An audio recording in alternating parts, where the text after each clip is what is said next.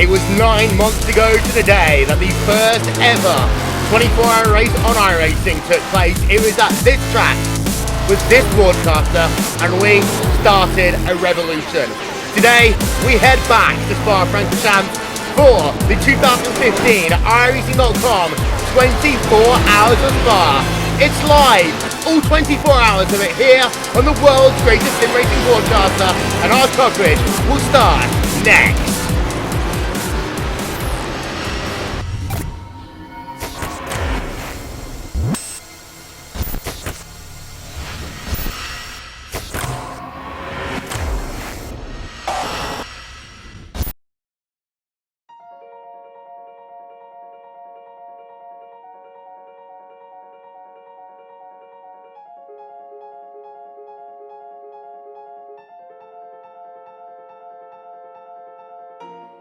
For iRacing to get Le Mans is huge. I mean, this is a unique event, a unique track where, half of the track is public roads, so you can never test on it, you never get experience on it, and it's 8 miles in length, 4-minute lap time in a GT car. So, even if you're here for an hour of testing, that's only 15 laps, and you're only gonna see the corner 15 times that day. The first section going through the Dunlop area is pretty unique. It's got elevation change and off camber. Then you go down Mulsanne into the chicanes, and the straights are unbelievably long. It's a tricky track, and every year I've come here, this being my 4th year, you learn something new every time. We've wanted to add Le Mans to iRacing for a long time, and we've really been working hard towards it for the last 5 years. But really, things only came together in the last week leading up to this race, so it was a real scramble to put everything together. The majority of Le Mans is public roads. So when they're preparing for the 24-hour race, it's really the only time that we can visit to laser scan and photograph the track so that we can recreate it in iRacing.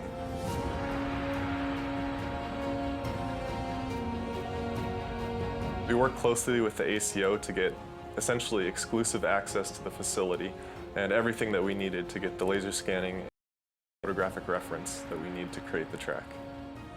We were very fortunate to be at Le Mans at the most important time of the year and gain that experience of being there. And we're going to really do the best we can to put that into our work and making sure that the Le Mans in iRacing is the best Le Mans, the most exciting and accurate recreation of the track possible.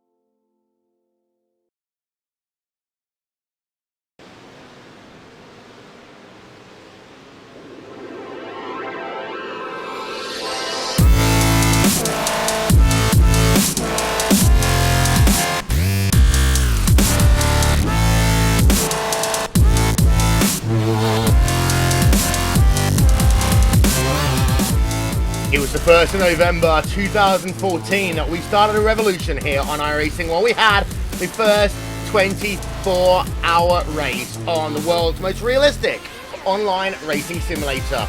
9 months on, we head back to Circuit Spa-Francorchamps, and not much has changed. This is still one of the world's greatest racetracks. It's still one of the world's fastest racetracks, and it's still a racetrack where over the course of 24 hours, drivers are going to have to be picture perfect for every single corner of every single lap. From the slowest corners on the racetrack, the big braking zones, at La Source and the bus stop chicane, they're going to make sure they can negotiate traffic. The fast sweeps of the Aérodrome complex, through Provence down into the Parking chicane, they're going to make sure that they keep their nerve, hold their line, and find lap time when it matters. Then, from the rest of the racetrack, they've got to make sure that they don't blip out of concentration. They remember where they are in relation to drivers in their own class and those in the opposite class, to make sure that they can bring their car home first in one piece, because if they do that, there's a good chance they can end up with a good finishing result. If they get it wrong, well, they could be spending hours on pit road. The chance of a 24-hour win dashed. As we head ourselves into the 4th round of the Endurance Championship, who knows what that will mean as far as the championship goes, as we've got some of the world's greatest sim racers once again doing battle here today. Pick out Command Sim Sport. They dominated here 9 months ago. They are looking for a repeat performance. You've got the Radicals Online team, one of the greatest endurance teams in all of sim racing. They also will be running in the prototype division. We've got ourselves some great other teams, people like Friction Racing. But then you look over to the GT team, and that is where you're going to have to see some great racing over the course of today. We've got ourselves, for example, like the Glacier Racing, who actually disqualified for a time difference back in November last year. They are looking to make amends in what is going to be a very close full GT field. And I'm going to say right now, that one will probably go to the last half an hour of this event. Good afternoon, good morning, good evening, wherever you are around the world, ladies and gentlemen. Welcome to the Ardennes Mountains. Welcome to Circuit Spa-Francorchamps here for RaceSpot TV's exclusive coverage of the iRacing.com 24 Hours of Spa. Our aerial coverage here today is brought to you by And1 Design, official graphics partner of RaceSpot TV, and our onboard coverage is brought to you by the iRacing.com forum app for Android. Download it now from the Google Play Store. Kicking things off, joining myself in the booth at this time, Rachel Whiteford and Brenton O'Brien. Rachel, I'll come to you first. We're 9 months removed from that fateful day back in November. We are looking once again for a fantastic race up and down the field in both of our classes. We are looking for something just a little bit special. Well, 9 months removed from a fateful day, we could be talking about a completely different story, but here we are talking about Spa Part 2. This time, the official race in the Road Warrior Series. Well, we've been here before. These guys have battled here before. We've seen the fights, we've seen the rivalries, and wow, warm-up's looking pretty exciting so far. Not much patience, and I think we're looking for a great race today and tomorrow. 24 hours of pure fun. We've got some big names that are back. Prototype field, the stars of sim racing. The GT field is no different. We have the champions, we have the famous faces. This is going to be amazing. He's one of those drivers. Keep an eye out on them. Marcus Hamilton, Friction Racing. They will be a factor over the course of this event. They are one of a number of very, very fast prototype drivers. Here's another one. The PRT LMP car, Mark Ertzel behind the wheel, kicking things off for that one. And we expect to see some big hitters in all of these classes. Here's another one. Intensio Miko in the number 1 Radicals Online car. And Brenton, when you think about this LMP division, I've mentioned 3 of the 4 names. Commander are the 4th, but there are 4 teams here who realistically could head themselves to the prototype victory lane in just a couple, well, I say a couple of stints time, 24 hours. Yeah, and thanks to Will and Rach. Good evening, good morning, good afternoon to you and to all viewers. And you're right, Will. You know, these are the class 4 of the field so far. There's no doubt. But this is a 24-hour race. Anything can happen. I'm expecting lots of things to happen. So, yeah, at the moment, the top 4, yep, they've got the experience. They've got the runs on the board. But let's see what happens during the race. Yeah, here we are then having a look at Amico as he heads himself down through Puan, one of the fastest sections on the racetrack. Well, ladies and gentlemen, we are a couple of minutes away from the start of this race, and if you're looking for the iRacing.com World Championship Grand Prix Series, well, that one is coming up here also on RaceSpot TV and on iRacing Live in a couple of moments' time. Here is what you have to look forward to as far as that one goes.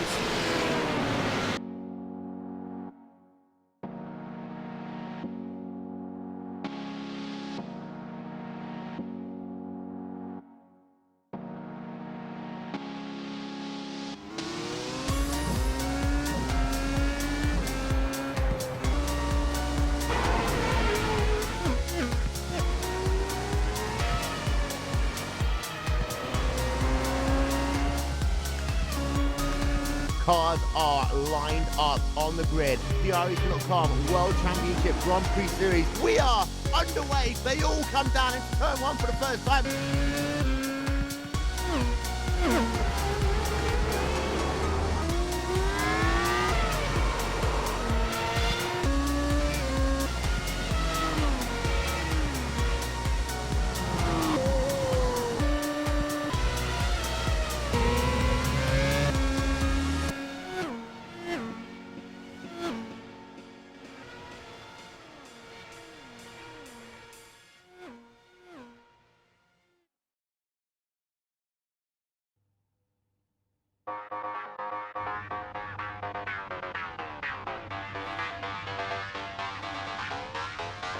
Welcome back to Spa, ladies and gentlemen, as we are getting ourselves ready now for the start of another 24-hour event. And here are how things look as far as your grid goes.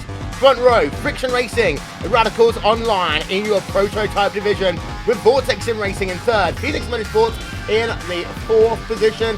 We head on back and you can see it is the number 28 racing team there in P number 5. P number 6, well, that is Pure Racing Team. Vortex Sim Racing, HPD 2 in 7th, and Apex Racing UK in P number 8. P9, Team T Racing Gold, with Dayco Motorsports rounding out your top 10. SDC Motorsports number 1 and 11th, GTL VRT Gold in 12th. We show you then the rest of your grid up on your screen. And you can see also what's happening as far as your GT division goes. It's a big field. I'm going to flick that one through your screen, but don't forget to be able to keep up with all of your favourite drivers throughout the course of this afternoon, this evening, and into the morning's event here. It's a big, packed field. As you can see, the drivers now heading themselves down to the start of this race. Here we can see a look at your field as they come down into the bus stop chicane. This is going to be one of your two biggest braking zones of the race. To ride it along board with Marcus Hamilton in the Friction Racing team. You can see that pace car going to head itself down on towards pit road. Ladies and gentlemen, let's get ourselves ready then for another 24 hours of racing here on RaceSpot TV. Pace car in, cars storming down in towards turn number 1. The green flag will be out momentarily. We are racing here at Spa. Drivers all heading themselves down in towards Air Rouge, heading on for the first time. They can see 24 hours on the play clock, and it's been an absolutely dominant start there by Friction Racing as they work themselves down in towards Air Rouge, riding on for the first time. We go back, and here you can see what's going on in your GT division. Too wide, Coanda Sim Sports bringing the field to the green flag. Spinner already down at last source, Rachel. One driver turned around, but keeping out of the way. That's going to drop into the rear end of the field, and that one there is Dave Trinity Reinhardt. Motorsports, Will. Yeah, that Dave. is, yeah, Dirk Reinhardt. He's got loose out of that corner, and there might have been some light contact. We're going to have a look quickly on a replay for you, but no contact for him. Reinhardt is getting a little bit too much power on early, and round he goes. No damage thankfully on that car, but he will be to the back of the field. Yeah, there we can see then all the way down to the rear. Trinity Motorsports, his number 60 car, Dirk Reinhardt. Very lucky though, he didn't catch anyone as he was able to keep it going. A little bit of a bruised ego and nothing else. All the other drivers though are heading themselves through their first lap. Well, we had ourselves one little bit of a moment, but everyone else is doing okay for the time being. It is Marcus Hamilton who leads the way out front. They can see the gap between themselves and Radicals Online and Brenton. It's interesting to note that that Friction Racing car bolted the second the pace car went on towards pit road. They didn't want to hang about, and because of that, they've got that early lead of about 1.4 seconds. Yeah, early lead, staying out of trouble, setting the pace. From there you can do anything, but let's face it, it's still so long to go. But again, we just talked about it before the race. That's the experience. They can set the pace. They know exactly what their fuel numbers are going to be. So yeah, a great start, a clean start. Just the one car I saw having that spin that we saw, and also one car starting from the pit lane as well. So good start all round. Apex Racing UK been battling it out early with the GTE White E racing car of Tim Fullerton. Actually going to have two wide, two deep in towards the bus stop chicane on this opening lap. Rachel, you get that first lap in the books. Now you can start breathing. Some of these drivers probably haven't taken a breath in the last 3 minutes, but now you know you've done one lap. You've got many more to go, but we know now you're on the way. Absolutely, Will. And there's some spreading out already happening, even in the GT field. And as long as that happens early enough and guys get into rhythm, they get separated out, we can go racing, of course. Let's start our first lap's the danger zone here, as we nearly have 3 wide there with the, I believe, New World SimSport machine into the bus stop chicane. That's Glacier Racing machine, I apologise. That was interesting, but they're going forwards. Jenny Hackner trying to make that position up, and he'll be up the inside for turn 1. Guys getting racy, but, well, there's 23 hours and 55 minutes left to go, so don't be too excited just yet. This GT field, it would be very interesting to talk about it as this race develops. You've got 4 different cars represented in this GT field here today. You've got yourself a 4 GT. Sorry? Yeah, and we got some dramas with the car number 01, Martin Carroll, SDC Motorsports, just losing it there on turn 8 at Lacombe. So some slight damage there. So issues there for the Martin Carroll car already. So hopefully things will be okay for him. I know they've put in a lot of practice this week as Australian representation, so they seem to be struggling a bit with a lot of lag and a lot of blinking issues at the moment, but hopefully that'll all settle down. Yeah, oh, we saw what happened there. That was down the run down in towards Lacombe. We just saw the back end of that incident. Two drivers making contact on the run down into Lacombe. There you can see the Simpit car heading himself down the SDC Motorsport 01 car of Graham Cow. Bit of a contact, losing the car there down at Lacombe and just nudging into the barrier. Now, it's interesting to know that the damage, they can repair that on these cars now. It's not as bad as it used to be. So have to pay attention to see what will happen to Carroll. He's now at the rear end of your prototype field. He's actually just exited Stavolo. Then he's working himself down in towards the bus stop chicane as we speak. Up to about 250 kilometers an hour. That car is damaged. You can see there's another car that's actually just gone off ahead of him. That is Howard McMillan there, who is just going to be worked past by the FTC Motorsports car. And McMillan is in the Apex Racing Group car. So we might see two cars. No, neither of them come onto pit road. That's an interesting one there, Brenton, because it did look as though that both those cars were a little bit off pace. Yeah, well, Daniel Benefield in the other Apex Racing car is heading into the pits now. He's got some damage to the front left there. Didn't see what happened there. Now, these guys, again, have put a lot of race practice in this week. Got a strong qualifying setup, we know that. So, probably certainly not what they want to be doing at this time. Racing such a long pit lane, the endurance layout. Just such a long time just puddling down with the pit limiter on.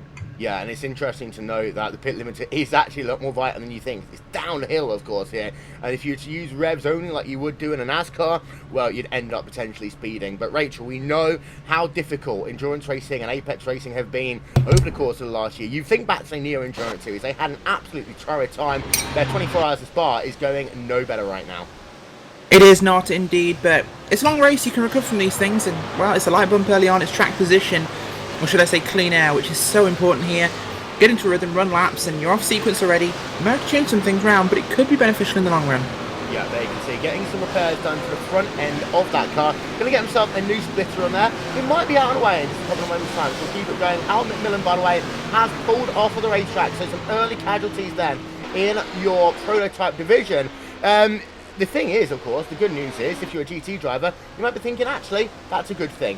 We'll have a look, though, at the battle for the race lead in your GT division. I said at the top of this show that this was going to be close, Brenton. Look at this. You've got yourself Sim Sports and the number 18 car, Marcus Lenderman, bringing the field to the green flag here. Patrick Beechler in second for PRT. Then you've got yourself the new World Sim Sport Moonshine team, Antti Bajada behind the wheel, Inex Racing's PJ Sturgios in fourth. Then you've got yourself the Radicals team with Sylvian Promenade in fifth. Then you go back, you got FTC Motorsports in sixth. You've got yourself maybe another 3 or 4 drivers who realistically can get themselves a podium finish here. This GT field is stacked. Yeah, it is. It is stacked with talent in it. Marcus Lenderman, previous winner of the Sim Racers Asia Championship, racing for such an unbelievably strong team in Coanda. We know what they've done in the past. But just here, and from 9 months ago to now, you'll see the emergence of the Ford GT. It's such a stronger car now, and a track like here, such a great flowing track for the GTs. I think that the Ford GT is the favoured car. That McLaren, it seems to struggle as the race goes on, but a fantastic start and a really, really quality field. Yeah, don't forget, use the hashtag iRacing24H on Twitter if you'd like to keep up to us over the course of this afternoon's event. We've had a couple of tweets already. One from Apex Racing UK, of course. We've just shown you how they're struggling in the early going. We also got one from Pass Left Racing, who are looking to actually make some passes on the right-hand side this weekend. They say should be exciting, indeed so. Pass Left Racing, one of the more favoured teams in the Endurance Championship. They've had themselves a great event so far in the ISO.com Endurance Championship. Having a look then at a couple of the other drivers in your GT field, and actually just having a look at a battle going on between AB Racing Silver with Ricardo Ferrer behind the wheel, and then you've got yourself the SRB Racing car of Artin Mayer running himself in P number 8 up through Eru Brady when they come. It'll be worthwhile at some point, Rachel, getting an onboard lap for each of the 4 cars in the GT division. They've each got their quirks, they've each got their benefits. The thing potentially to note the most is the fact that the McLaren, because they're having to run as much downforce as they possibly can, that will have an impact on their fuel number here today. It certainly will, indeed. Will. It's going to be an issue for them, of course, and we do know that cars will have very different performance in that field. We know the Ford GT, of course, is the fastest. It's going to be a lot like Watkins Glen. So it's got good high speed and good cornering. It's a stable car, easy to drive, so it's really one of the most suitable endurance cars for this field. The roof, probably the closest challenger to BMW. It's slow, but it's stable. And of course, with that front engine, it's the only one in the field with the front-mounted engine. It certainly makes cornering very different, which means on different braking and turning points of the cars, so that could be a factor in traffic when people are tired. McLaren, I think we can safely say it's the worst of the pile, but it's got issues in the high-speed corners, so like you say, they have to stack that downforce to make sure they don't loop it. And we get our first look of the day at Bessie, one of the other most favoured teams here in the Irish Common Joint Championship. Mad Cow Racing Bessie this time in the Ford GT, the most favoured car of the lot. Let's go back though and have a look at what is going on with Co-Randy Simsport. They are leading the way already, 1.2 seconds in your GT field, running now through towards Blanchimont. And we'll get our first onboard lap of the day. We'll run this one on board with Marcus Lenderman in that Co-Randy Simsports car. And Brenton, the first thing you'll notice is that this car is planted all the way around the racetrack for the slow corners and the fast corners. There probably isn't a better car to drive at this racetrack here today. No, there's not. This car's so well balanced, especially in the hands of an accomplished driver like Marcus Lenderman, just a young fella. But just every season, every year, just seems to develop that much more and more. But yeah, as we exit here, what are we, start of lap 5 now for the Ford GT here, and through Eau Rouge, just wondering if he can hand it flat. No, just having to lift there a little bit. But you know, it's such an experienced driver now for you. He's such a young fella. I think he's only 14 years old, but great to listen to down here on the Kemmel Straight. Yeah, now heading yourself down in towards Lacombe. It's that right, left, right-handed flick. And the first entry point here is very important. But then the second part of the corner is setting yourself up for the right-hander as you now head yourself on the short downhill run to Rivard. You want to brake as late as you possibly can here. The downhill braking zone can actually help drivers. You brake just so you see that curving left-hand side. It's a tight 180-degree right-hand corner. Got to be careful and power exit. Now you're down into this very difficult left-hander. It's a lot more difficult than you think. Now you go down, Rachel, towards Pouin and the Fanglish Cave. This is one of the greatest sections of racecourse in the world. Yes, it is, Will. It's a great section, and just high speeds, flowing, slow corners. It's a fun part of the racetrack to drive, and the drivers really get some good rhythm going. Certainly an exciting part of the track, and, well, there isn't much of Spa that isn't. But just wanted to bring you some facts, actually. Just had information from one of our favourite teams, of course, in this series, and that is Mad Cow Racing. We have a car off the track, one of the GT cars in the field, and that is the Falcon GP82 machine, off just before Pouillon. Yeah. We'll keep you just very quickly on board with Coanda just to finish off this lap. This is the exit of Stavelot. Now heading yourself down towards Blanchimont and Wentienne. You talk about whether or not you can do Eau Rouge Ranillon flat out. We'll find out whether you can do Blanchimont flat out. Up to 250 kilometers an hour. Pretty. Just the slightest of dabs there off the acceleration pedal. Now you'll notice that will change over the course of the run as well. Down in towards the boss up chicane will come Marcus Lenderman. That is a lap on board with them. And so we've got a couple of drivers in the wars in the early going. Now we had 54 drivers take the green flag here today. We've got Luigi Nespolino at the very rear of your field. Just trying to figure out how many people are not running in this race. We've got Howard McMillan all the way down at the very rear of the field in the V-Apex Racing Group car. Of course, we saw them off in lap number 1, lap number 2 of this event, going off at Blanchimont. They're down at the very rear of the field. You've got yourself, still got yourself everyone we think running in this event. Our timing and scoring is a little bit crazy. Don't forget, ladies and gentlemen, that live timing and scoring is available. Head over to racespot.tv/timing. That is racespot.tv/timing. As here we can see, down into traffic for the first time, and what a lot of traffic here for your overall leader, Marcus Hamilton, in the friction racing car, heading himself now down towards Eau Rouge, and this, Rachel, is where you've got to be very, very careful. Certainly, Eau Rouge is a real tough section of this track, and in the prototypes you really want to do it flat out, as wow, Falcon GP has spun again trying to get to pit road. But yeah, Eau Rouge, what a fast complex, done properly. It can be exhilarating, but it's so on edge. Get it wrong, and well, you can spit out at the top on Camel Straight. Look at that, three wide heading themselves down in towards Lacombe. And well, Friction Racing, they are no strangers to this, as they've now got themselves a nice number of these cars past. And let's have a look at the gap behind. It's up to 2.3 seconds. One of these things about endurance racing, you've always got to remember that you might gain some time, you might lose some time as a Radicals team, getting a little bit chopped off there by one of the New World Sim Sports cars on the exit of Rivage. As look at the absolute train wreck of cars we've got going on right now, Brenton. You've got yourself the Avanti Racing team. They're putting pressure now on Mike Newson, about for P number 3 in class. Yeah, this is an absolute gaggle of cars led on track anyway by Justin Rougier, experienced V8 supercar driver here in Australia, but it's just such hard work for this HBD. Like, these guys are still racing early on, and you've got the Glacier racing car there as well. So very, very tight, and this is going to really box up the HBDs, and they're going to have to be putting up with this for the next 24 hours. But so long as it all stays clean, I'm sure they're not going to have any issues. But already tight there between Nessie and I think that's Dunison. So the racing's on from such an early stage. Yeah, let's have a look on board then. This is with Nessie working himself on the outside of a couple of GT cars in towards Blanchimont. They come. Look at that, just diving inside, outside. One corner, Rachel, you can lose a second. You cannot get frustrated. And there are some parts of this racetrack where I call it the Road Atlanta syndrome, where you will just lose time. The more frustrated you get, the more you overwork your tyres. The more you overwork your tyres, the more time is going to slip away from you.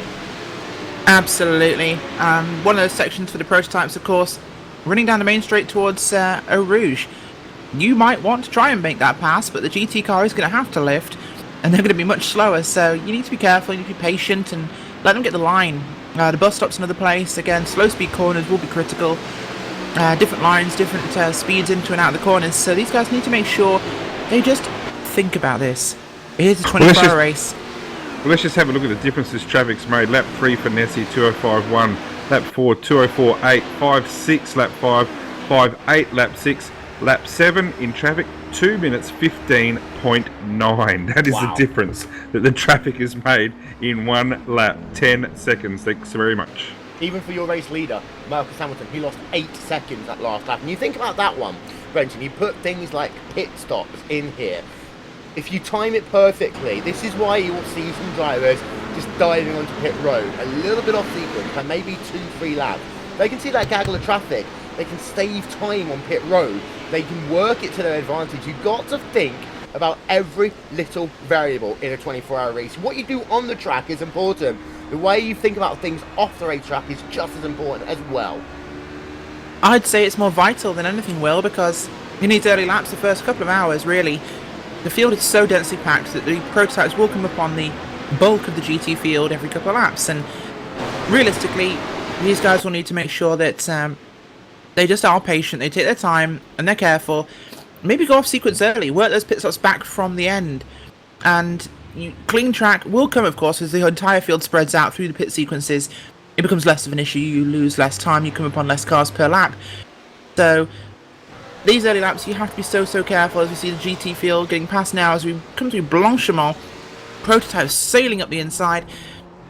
These guys chasing hard, they don't want to lose time in positions, but they have to remember this is a long race. Yeah, as you have a look who on board with your overall race leader, Friction Racing, Marcus Hamilton, 515 car, gap 6.5 seconds. That is a big story in the early going of this race, Brenton, because what that means is for the first sequence of negotiating traffic, Friction Racing have put 4 seconds over the Radicals and Line team. Now, we know that Amico generally starts this car off because he's very good at getting it through the first couple of hours. It'll be interesting to see who drives in that #1 Radicals car, because we've got some number of big names. We've got people like Matt Backer and Jonas Nakurian looking to do double duty here, because they're also running in the Ironton.com World Championship Grand Prix Series. But then you've got yourself a couple of other GT specialists in that team, and that is where I think Radicals might come back later on. They're a little bit struggling right now, because they've got to put a non-World Championship driver in to start this race because of time constraints, but later on that team might come back. This was an early message though from Friction Racing. Yeah, it is an early message, and with the Radicals you would think that Rosselli will be the guy taking over there. He's already logged on, so he's standing by ready to go should there be any dramas. But Oh, gee, what a tragedy not having a professional driver in your team. There's a lot of cars out here that don't have the professional drivers in their team. It's the team strength, it's the strategy, it's how you can play the traffic, whether you want to be aggressive or not. Can't see any point in being aggressive right now. There's such a long way to go, and as I said to my team, I'd rather lose 15 seconds in a lap than 15 laps. So, long way to go yet. Well, here we are. New World Simsport Moonshine's Antti Bajala working himself in the exit of Stavolo. He is right up behind the PRT car of Patrick Peachler. Now, these two drivers, Rachel, they have raced so often, as they can see. Marcus Hamilton just going past them on the run down in towards Blanchimont. But PRT's Patrick Peachler, of course, we see him in the STC Blue Cup, the STC Black Cup here on RaceSpot TV. New World Simsports Moonshine, well, they're endurance specialists. They have run in the Neo Endurance Series. They have run also in the RS.com Endurance Championship to mixed success. But you've got to keep an eye out on this Moonshine team. Here's the reason why. They're in the McLaren, which we thought was supposed to be the slowest of the lot. Well, it can be indeed, but we know this team is a very strong team, Will. We've got a lot of these big teams in the GT field that we really look forward to seeing, of course. New World Simsport, both their entries. Pure Racing Team have got 2 entries in the GT field. We look at the teams like WFC Chassis, CTC Racing, the likes of SRB Racing, we have Falcon, we have Glacier, we have Mad Cow, Pass Left Racing. Big teams in the GT field. They're all really good at what they do. Moonshine especially, they seem to have a knack with that McLaren. One of the team always runs the better car that season. In this case, the Ford GT. That's the opposite Ford GT team of New World Simsports. That's the 000 car. But the Moonshine team, they tend to run that McLaren, and they are pretty familiar with it. They're good with it. So they might have a setup here with stacked downforce. It will be safer for them in the long run because they will be able to react more to things on track with that downforce. So, if anything, this could be a genius stroke by them running split cars. Well, it's interesting to know that one point that you made there, Rachel, is that it's what people feel comfortable in. And we'll have some fans ask us, and we'll do an Ask Us Anything like we do every time we're in 24-hour mode. We'll have some people ask us, well, why doesn't everyone just run the 4GT?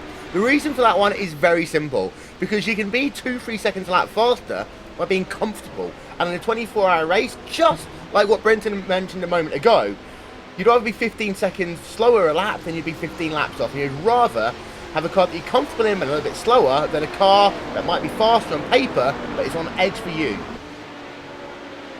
Yeah, well, that's right. I'm actually going to be interested in the lap times here of Marcus Hamilton. He's finally clear of all those GT cars. Sorry, we would have quickly changed subject, but now that he's in the clear, he's just got the other HPT of the Apex Racing, Daniel Benefield, struggling to stay on the lead lap after early dramas. So be really keen to see how much he extends out. It's already out to 7.5 seconds, if you don't mind. So really stamping some early authority here for Friction Racing. Yeah, the gap's actually just about to tick over to 9 seconds. They head themselves past the exit of the bus stop chicane. This isn't the start-finish line, of course. You get that one in just a couple of moments' time on the exit of La Source. You bring it all the way down. Let's have a look then at lap times. His best lap, a 204.448. His last lap, a 206.093. Heading himself past the start-finish line once again. And, well, the lap time there, say 206.0. So he's about 2 seconds slower than what he was at the start of this race. But after you get that first 20 minutes, first at 10 minutes of this race going here, it's always going to be a case of you're always going to have some form of traffic to deal with. Interesting to see how those lap times will stay. We'll be looking at the range of lap times over the course of this event as well. Last time by for Amico, he did a 207.632. Behind, you had yourself Mike Tanuson. He did a 207.298. So actually Phoenix Motorsports catching up to Radicals Online at the moment. Then you got yourself the Abernathy Racing Team, number 28 car. They running themselves in P number 4. Round number 5 is the Vortex Sim Racing HBD number 2 car, as their last lap time was a 209.083. Plenty of stuff to talk about here. Let's go back though, Rachel. Have a look in your GT division, because down in your back, it's very close right now. We're going to have a look on board with the driver of Mad Cow Racing, Bessie. They are right up behind Claudia Klimmer as they head themselves down in towards Lacombe. That is the Core Sim Racing car, and down to the outside goes the Mad Cow Racing Team car, and is actually going to make that path work. Yeah, they are the Mad Cow car of Bessie. Definitely going to make that one stick. Interesting seeing that car in a 4GT scheme this week. Used to seeing her in a BMW, but Bessie making a good pass there. Getting through one of the tougher sections of the track there to keep speed up. That corner feels so long when you're in the car. And down now towards Pouillon, and they will pull that gap out. So, success for Mad Cow. Yeah, and here's the PRT team number 2 car. Maximilian Beneke there working himself in the number 25 car. So we're just getting, just have a look at this last lap time. 2:21 for him. So we can see that up on your screen, a 2:21 last lap time. Actually, just a tenth of a second slower than his fastest lap of the race. Once we have the opportunity, ladies and gentlemen, we're going to try and get a word with team principal for the Radicals Online organisation, Andy Kay. Andy, well, I have to say, probably one of the biggest weekends in the history of your organisation. You've got yourself a number of drivers running in the Aizen.com World Championship Grand Prix Series. You've recently signed Kazuki Omishima to your team, and then you've also got yourself cars running in this, the Aizen.com 24 Hours of Spa. Yeah, there's an absolute load going on right now, and it's hard to follow exactly which stream to follow. We've got 4 streams with the WCS going. We've got obviously with you guys running 2 streams. There's 6 streams in total we're trying to follow, and a lot of cars on track at the moment. We've got 9 drivers we're trying to follow and help out in TeamSpeak as we can.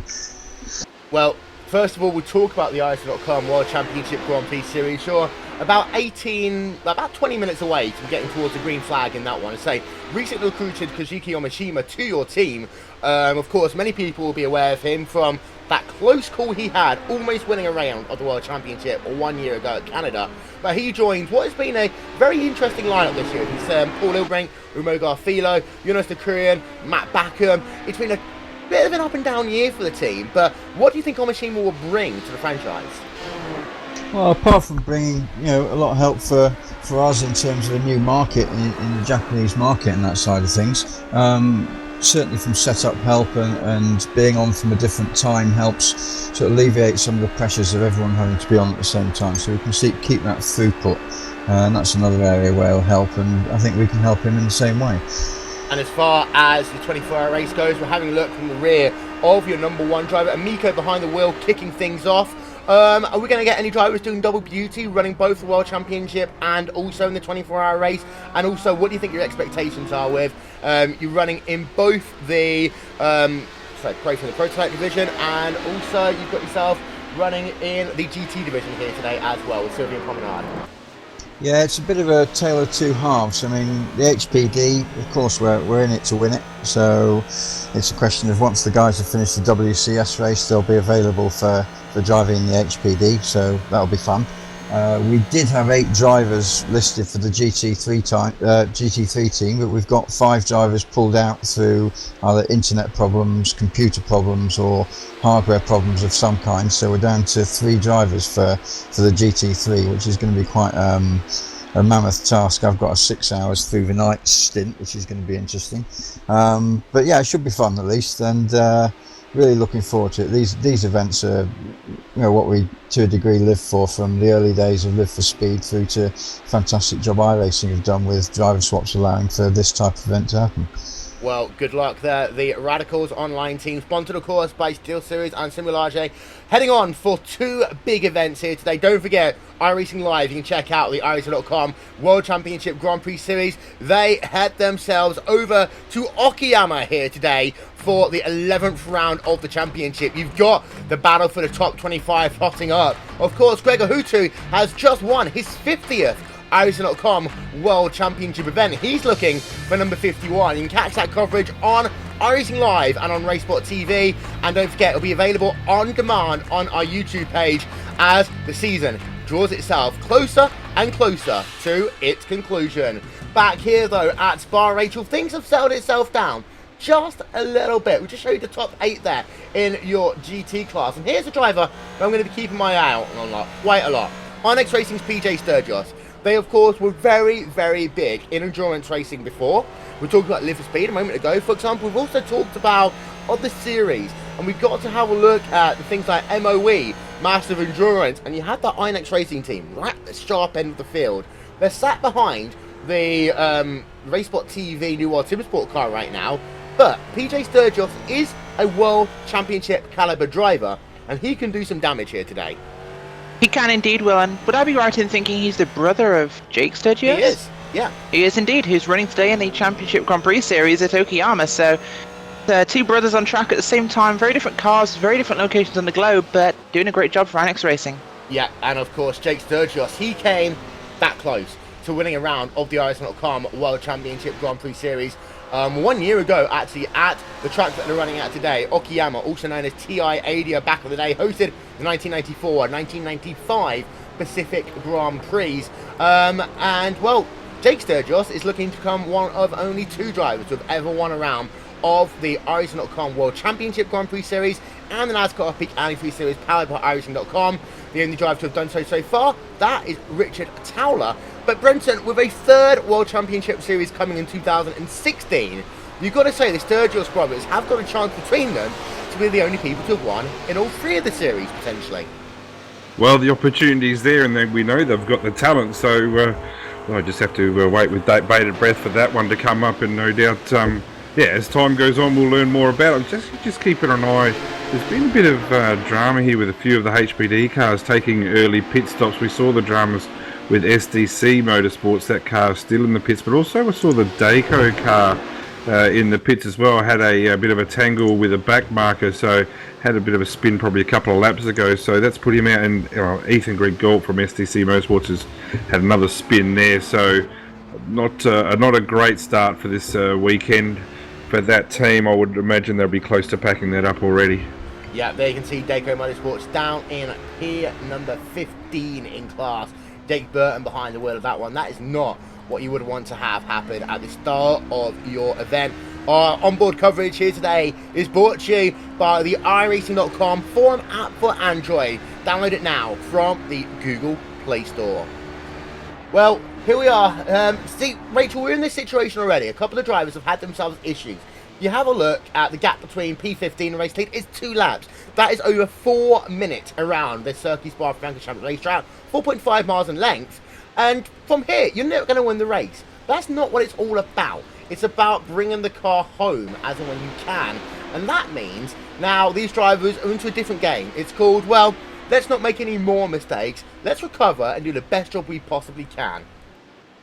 You never know, Will, because sometimes being out of the way like that can actually be an advantage. If we have a big incident or if other cars are to make mistakes and have problems, then you can work your way back up the field. So you might not have the chance to fight for the win, but you can still make a lot of places, and finishing these races, even at this level, is an achievement in itself.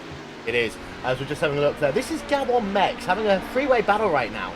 And just ahead of him is the number 28 car, with Nessie still behind the wheel of that one. And then you've got the Vortex Sim Racing HPD2 team, Christian Theo Soot behind the wheel of that one. Of course, Vortex Sim Racing, another group of people to have drivers running in the iRacing.com World Championship Grand Prix Series here today. We'll keep you up to date with how they get on themselves a little bit later on here. As well, that Abermanachi Racing Team car, number 28 machine, looking as though it's just sat there, not doing much too early. And it is already a time where we can talk about fuel here, Brenton. Because some drivers will want to try and get themselves a little bit of fuel saving done when they're in this position. Yes, we're only 32 minutes into this event, but every lap of fuel could be the difference between making a pit stop, an additional pit stop at the end, and that can save you 2 minutes if you don't have to do that.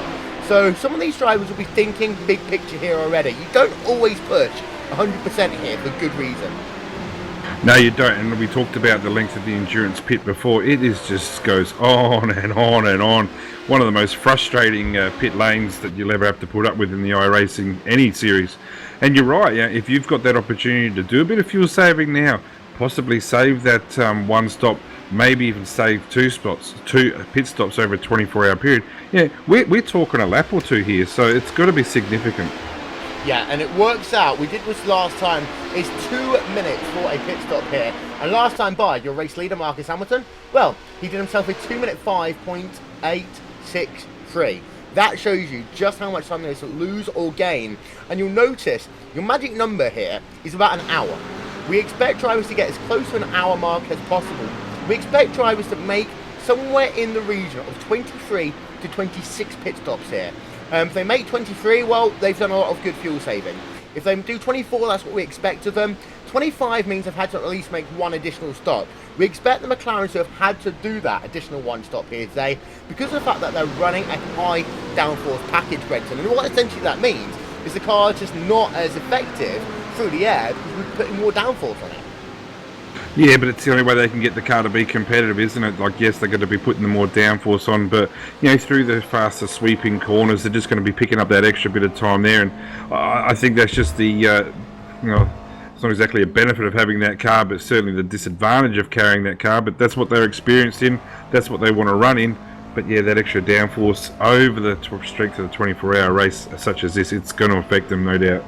Well, and that's, Rachel, one thing we need to keep an eye out on in your GT division. How far can each car go on a tank of gas? If they can get to the hour mark, happy days. If they can't, well, that's where things start getting more and more interesting. The gap between your P2 and P1 in class isn't 96 seconds.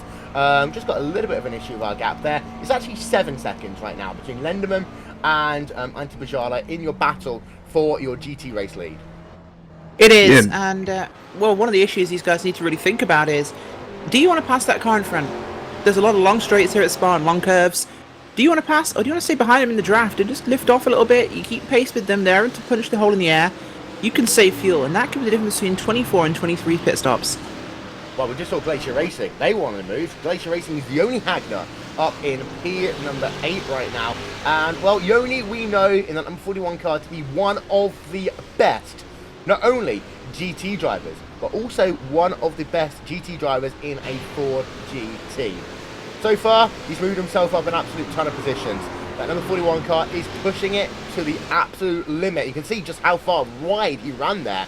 He's now on P number 8 in this event. And, well, he just having a look to see how far he is. And he's not that far behind your race lead, Brenton. He's only about half a minute right now behind Lenderman. If he can keep pace like this, there is a chance that he could well be in the picture by the time he hands that car over to, well, either Yoni Backman, someone like Ricciardo in about 3 hours' time.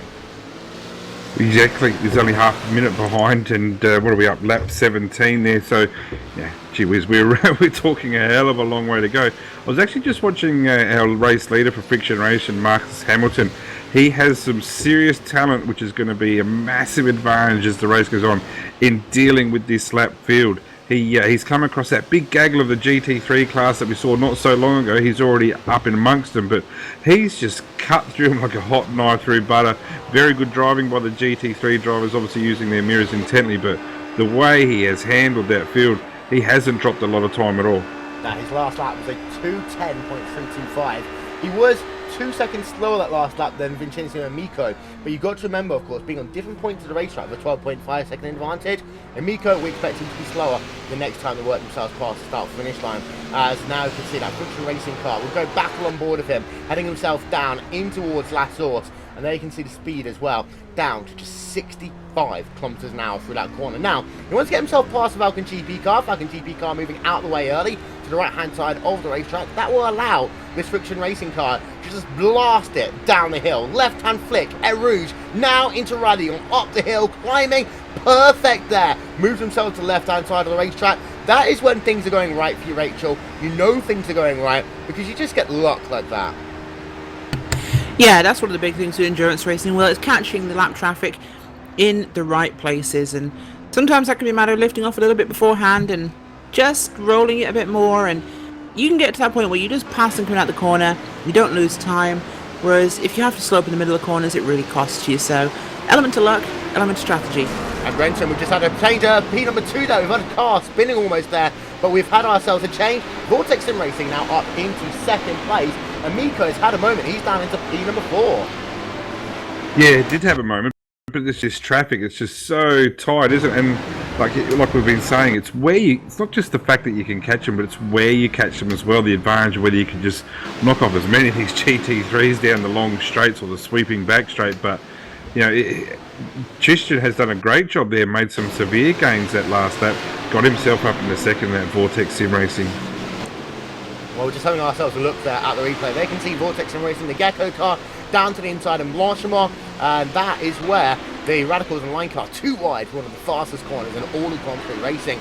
And there you can see the Gecko car, and then another driver. You can see Miko there, just a little bit off balance. He's trying to work himself past the lap traffic there, the Glacier Racing car. He chose the right-hand side, and, well, turned out to be a slower one for him. He loses 2 positions in the space of 1 lap, but it's that thing we always talk about. Frustration can be a big one. You don't want to get yourself too frustrated too early, otherwise well, things can very easily go wrong for you in a heartbeat at this racetrack. So we're getting ourselves now close to 40 minutes scored complete here in the RaceSpot.com. 24 hours of Spa, and it's worth noting as well that this is the 4th of the endurance races so far this season. We have of course had ourselves the RaceSpot.com 24 hours at Daytona. That kicked things off. That was won by Twine the Simsport. Then we had ourselves the 12 hours of Sebring, the 6 hours of the Glen. This is the 24 hours of Spa. After this, we've got ourselves 3 events left to go. We've got ourselves the RaceSpot.com Petit Le Mans, the Bathurst 1000, which I know Brenton's looking forward to, and then we finish things off at the greatest racetrack in the universe, Brenton, which is of course the Nordschleife. Hard to argue with that, but the Bathurst 1000, everyone's looking forward to that. I'm thinking there's going to be an issue there that hasn't been raised too many times. They're expecting drivers to run 1,000 Ks, 6.5 hour race solo around the wonderful Mount Panorama track, so expecting that to change to a team event. Haven't heard anything yet, but yeah, a fantastic track. We know what iRacing are doing, and they're to be congratulated getting these tracks, these unique tracks, to us on this service, and that's why it's so popular right now, and it's why it keeps going forward. Yeah, and it's also worth noting as well, we've talked about the RaceSpot.com World Championship Grand Prix Series, the plethora of racing teams and drivers that are investing into this RaceSpot.com service. There we can see an absolute gaggle of cars. Rachel, the big news came out the other day, of course. Max Verstappen, driver for Scuderia Toro Rosso, signing sim racing wise with Team Redline, who build themselves as the world's greatest sim racing team. Well, they are the home to Gregor Hutu, Alexei Siakola, Oli Pekala, some of the strongest guys in the series at the moment, and well, joined by Max Verstappen. That's a big coup for that team and sim racing in general, that we have a Formula 1 driver on one of the premier sim racing teams who actually wants to take part in sim racing. So it's incredible, really. We know he's been working with Atsi Kirchhoff, who runs simulator training for real world drivers. Atsi, of course, part of that Redline team, so it's the link there. But this will help, I think, push sim racing forwards as being closer to exactly the real thing. Indeed so. Just having a look there. Well, can I add further to that? We were just cutting in there. Strong rumour here in Australia that one Mr. Daniel Ricciardo has been asked to join a team in Australia as well. I'm not going to let that on yet, but hasn't. Well, we've had early answers. Apparently, this team's had early answers, but yeah, just watch this space. Something might happen, might not, but things are on the move there. Just even if it's an ambassador role. Well, yeah, and that's the thing, is that we've had a couple of drivers over the course of the history of iRacing be ambassadors for the service. The thing about people, of course, like Dale Earnhardt Jr. that started things off. Dan Weldon used to promote iRacing.com back when he was alive in 2010. In fact, many IndyCar sim racers got into iRacing because of commercial after commercial after commercial on the iRacing.com service that was on the IndyCar live web stream. But you've had different people over the course of the years. Don't forget the Gears, and don't forget McLaughlin. Yeah, indeed so, as we get more and more of them over the course of the years doing so. So we see that, just having a look down in your GT field, Joni Hagner has moved himself up no, he's still in P number 8 right now. The gap between himself, though, and the car ahead, well, that's STC Motorsports, which is 7.2 seconds right now. One of the things that we always talk about, Rachel, is the amount of time lost by LMP cars as they work themselves through traffic. We very rarely talk about the amount of time lost by GT traffic as they have to kind of work with the LMP drivers to try and not end up careening off the racetrack. Well, yeah, they have to, of course, well, they will lose time by doing that, but again, at the same time, they can gain against other GT drivers. Got ourselves an incident on the racetrack. This one is the V-Apex Racing Group car of Howard McMillan. This is not the first incident he's had today, so we're going to get ourselves a replay of this one for you. Let's have a look, see what happened to Howard McMillan, the V-Apex Racing Group car, heading himself through Rivage, and it's a corner just after Rivage, actually, which is where he has this incident. It will be probably the same one we see all the time, just pushing. Actually, no, he lost it very early in the corner there. We don't often see drivers do that one. Some big damage to the right-hand side of that car, though, Rachel. He and that number 22 car will be heading themselves back on towards pit road. Yeah, expect they will be. That's got to be gutting for that team. They've lost a lot of track position and time, 2 laps down at the moment, and really unfortunate for those guys. Not the way they wanted to start this race. Well, just having a look there, we can see them bringing their car down the back straight away. They are still going. They are still pointing kind of in the right direction. That is the important thing. As we go back on board, we're just having a look at the wheel angle there. It does look as though that he's a little bit slower, being a little bit more careful through Blanchimont. Well, Harriet Million has already had himself an incident in this event here, Brenton. First rule of racing, endurance racing, is don't damage the car. The second rule of the endurance racing is don't damage the bloody car. Yeah, Red Rule 1, and you're right, he was the probably the first of our HBDs to have some drama. STC Motorsport obviously had their severe drama, but you don't want that, and it just shatters the confidence, not just of yourself, but the team. The motivation drops already type thing, and you look at the clock, you think, what are we doing? So hopefully things will pick up for them as the race goes on, but that really just then, that mistake there, just looked like he was fighting a losing battle there, and turn 11 there, so maybe should have backed off instead of trying to fight what was going to be ultimately a mistake that's put him in the wall. Yeah, and he's actually just grazed the wall as he works himself down pit road towards the start-finish line, as Friction Racing do still lead this event, for those of you wondering why it's changed on top of your screen, but the Apex Racing Group car down on towards pit road, and it's worth noting that most of these teams will have 4, in some cases 5 drivers running here today, and this means that we have to do something we call setup compromise.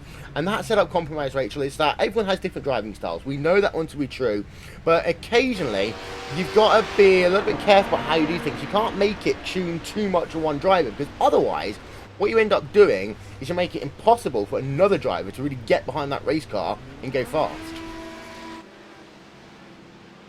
Yeah, you got to find that happy medium ground there that both of you or all of you feel comfortable with and can really handle.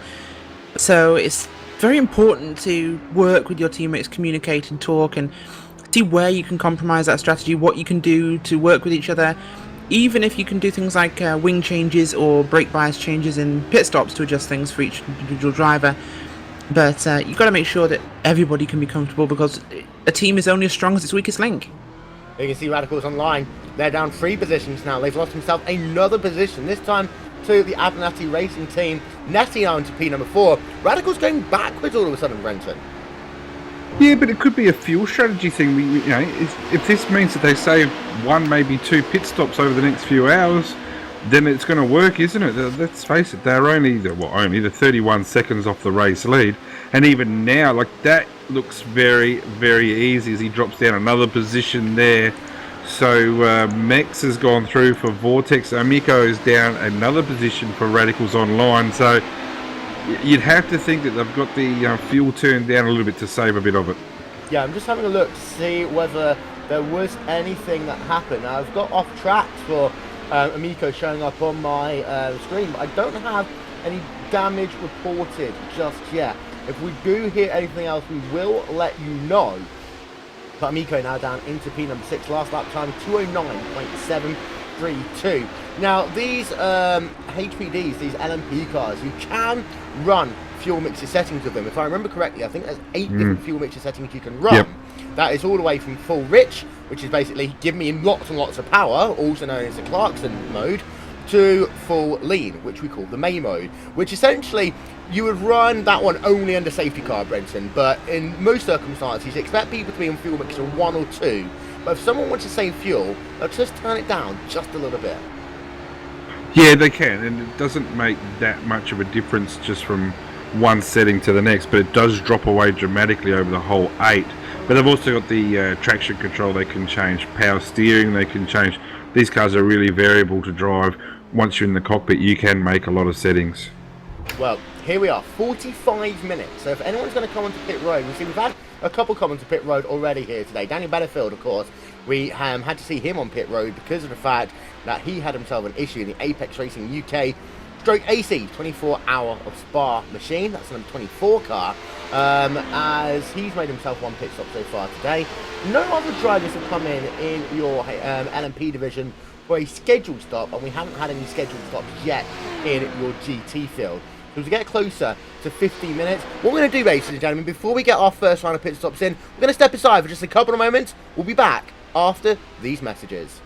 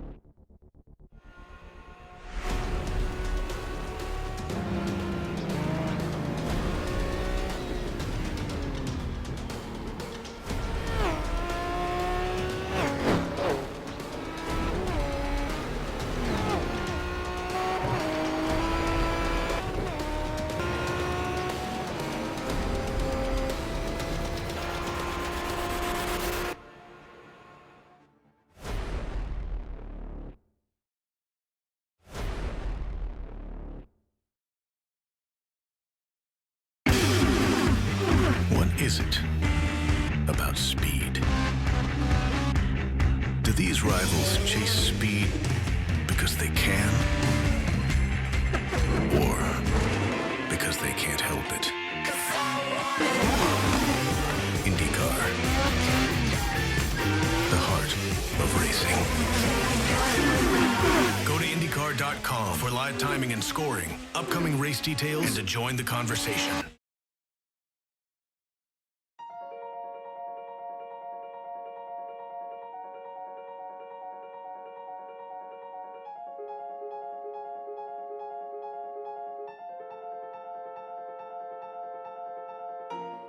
For iRacing to get Le Mans is huge. I mean, this is a unique event, a unique track where, you know, half of the track is public road, so you can never test on it, you never get experience on it, and it's 8 miles in length, 4-minute lap time in a GT car. So, you know, even if you're here for an hour of testing, that's only 15 laps, and you're only going to see the corner 15 times that day. The first section going through the Dunlop area is pretty unique. You know, it's got elevation change and off camber. Then you go down Mulsanne into the chicanes, and you know, the straights are unbelievably long. It's a tricky track, and you know, every year I've come here, this being my 4th year, you learn something new every time. We've wanted to add Le Mans to iRacing for a long time, and we've really been working hard towards it for the last 5 years. But really, things only came together in the last week leading up to this race. So it was a real scramble to put everything together. The majority of Le Mans is public roads. So when they're preparing for the 24-hour race, it's really the only time that we can visit to laser scan and photograph the track so that we can recreate it in iRacing.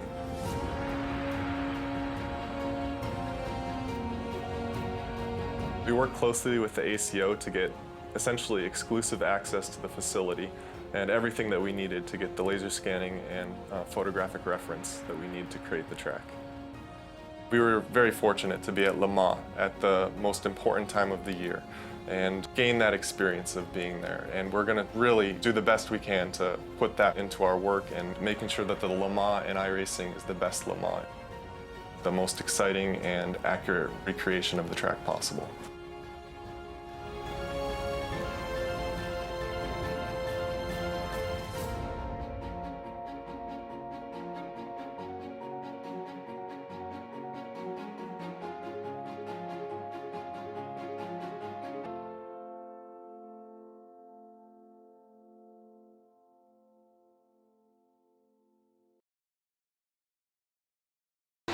Welcome back to Spa, ladies and gentlemen, as drivers continue to pound laps around this majestic, beautiful 4.5 mile racetrack. As there you can see, your overall race leader, Friction Racing, Marcus Hamilton, still leading the way. There's your play clock.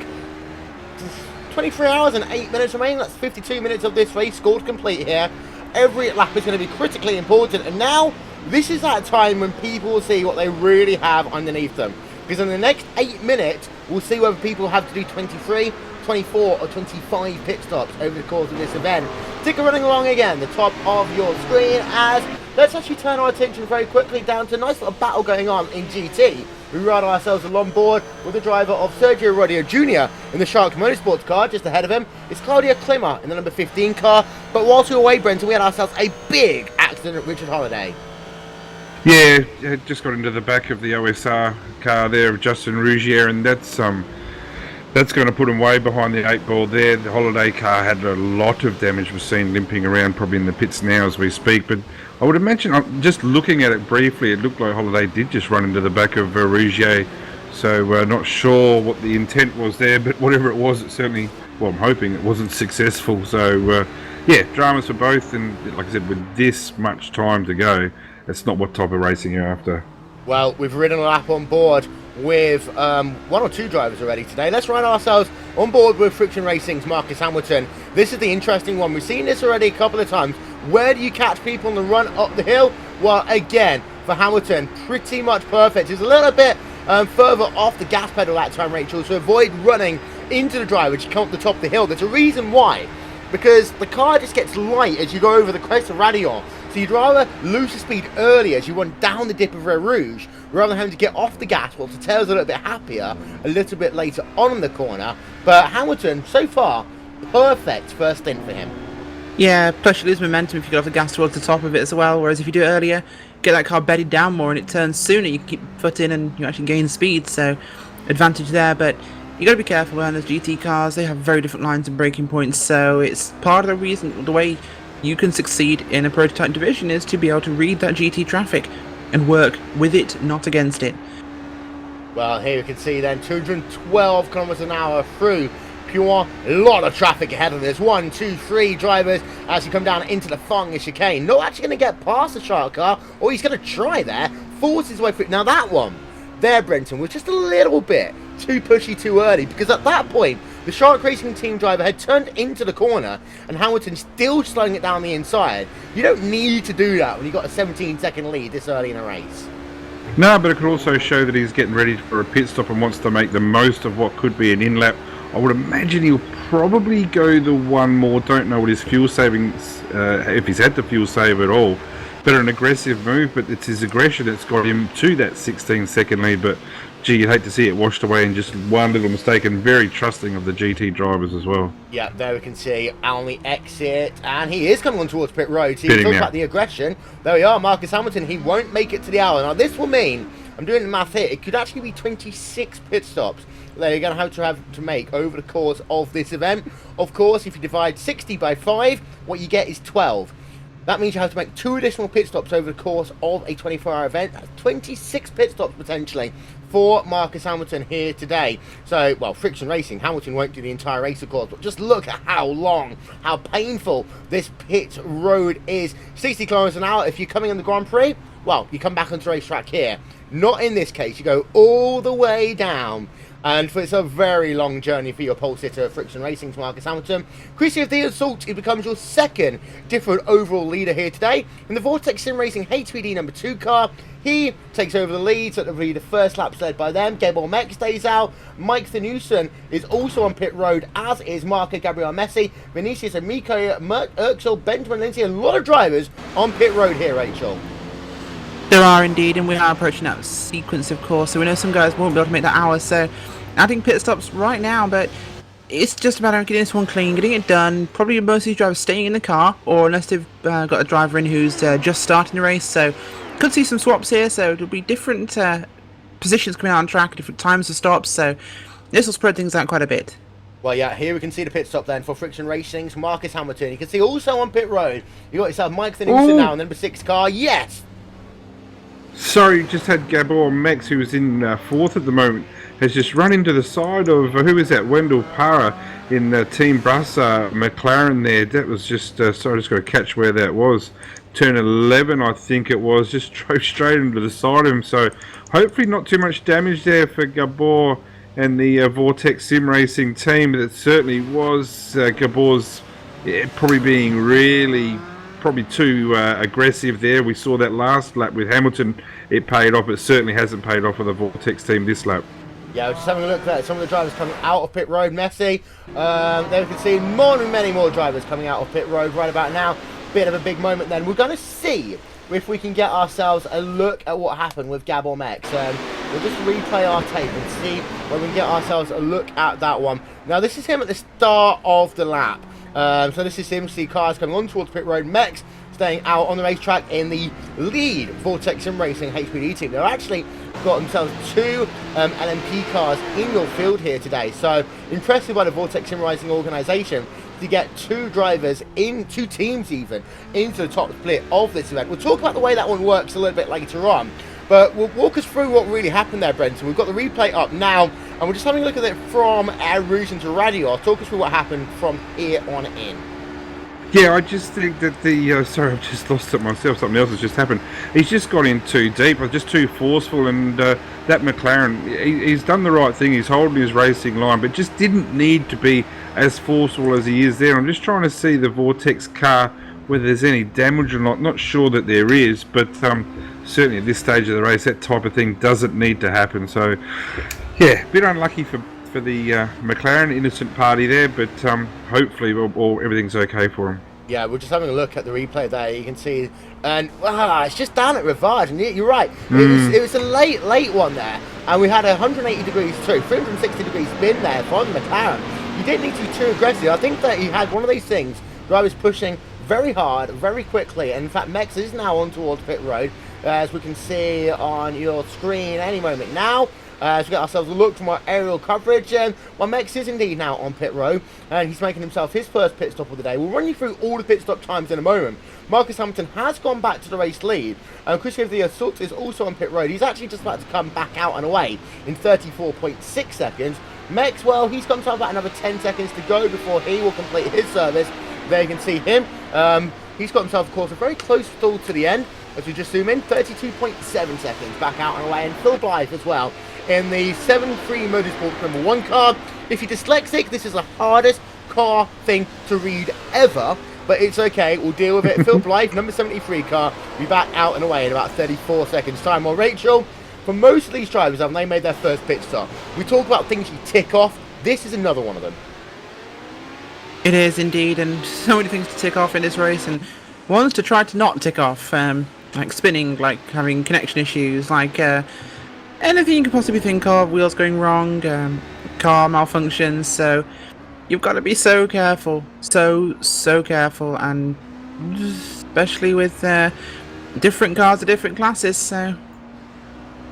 Well, we're just having a look on board there. The TNT racing car, Benjamin Lindsay behind the wheel of that one. Of course, normally you see him on iRacing.com duty. As we just see there, Marcus Lendman still leads the way. None of your drivers have come on towards pit road yet in your GT division. That is an impressive feat by them. That means actually that Anti-Pajala, the pit stop concerns we had, they don't apply. As hour number 1 is now complete of the iRacing.com 24 hours of Spa.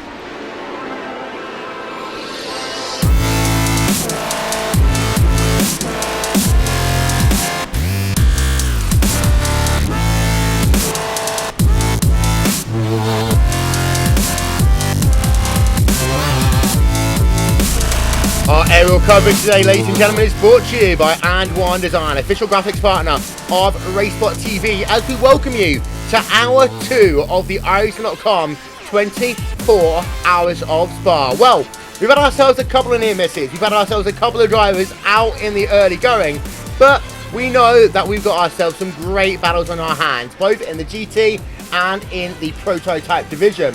This driver leads away as far as GT goes. It's Marcus Lenderman. In what is shaping up to be a great battle, they have pulled out now 11 seconds over Inex Racing's PJ Sturgis. But that battle is one that will go on for quite a while, as we've actually just had ourselves Anti-Pajala head himself on towards pit road in the McLaren. So we expected maybe Pajala would have to struggle to keep that position. He does actually make it to the hour mark without any issues. But then after that, the New World Team Sport Moonshine car ran out of gas. He has to now come on towards pit road. It'll be interesting to see what will happen here from that New World Team Sports team. Well, hour number 2, this is where things get really interesting, because now the field's been allowed to settle. We had the chaos of the first hour. That's all done and dusted. But now we get down to business. It's not a sprint race for another 22 hours. But for the time being, it's about moving forward towards that final hour, towards that final pit stop. For those of you doing just 2 stints, well, this is it. You're halfway through your first stint. At some point soon, you'll be handing over your car to another driver and hoping that they will do as good a job as you, maybe even better. For Pajala, as he brings that car towards pit road, this is doing that first pit stop we talked about for the HPD drivers just a couple of moments ago. Making sure you don't overshoot, making sure you don't speed, making sure you keep it all together on the way in and the way out. Pajala, so far, so good for him. But we expect an absolute ton of pit stops to take place in your GT division over the course of the next 5 to 10 minutes. Will Vincent, Rachel Whiteford, Brenton O'Brien here to welcome you to hour 2 then, here on RaceSpot TV. It's been a good first hour, Rachel. Hour 2, well, that's going to be even better. Yeah, absolutely. This race is kicking off in brilliant fashion, and we've had some drama early on, we've had some excitement, and just watching right now as New World Sim Sports 000 car fights to take on the Pure Racing Team number 2 machine. Well, pretty much the same time as their New World Sim Sport Moonshine machine was fighting with the other PRT car, but they're just coming off pit road well. Yeah, 53.6 second stop there for the New World Sim Sport car. And I'm actually going to work ourselves back on board with Pajales as he comes out, because this pit exit is a lot more difficult, Brenton, than anyone ever gives it credit for. It's a blind crest uphill on the inside of Radion, and then you've only got yourself one lane to pretty much merge onto an incredibly fast part of the racetrack. Yeah, and the cars coming behind are coming hard, aren't they? And the last thing you want is a couple of battling cars going through Eau Rouge, coming out side by side, coming across traffic who've just come out the pits. You know, they've got their best intentions. They got the white line, don't cross that. But there's always at some stage some drama with a car coming out of the pits, and I've got no doubt over the next 23 hours something's going to happen there. Well, here we are. You can see we've got ourselves, for us, Quanta Sim Sports, Marcus Lenderman on towards pit road. So he gives over the Class E for the first time today to Inex Racing's PJ Sturgis in the number 9 car. Nice little extended camera shot there for that Quanta Sim Sports car. He comes in.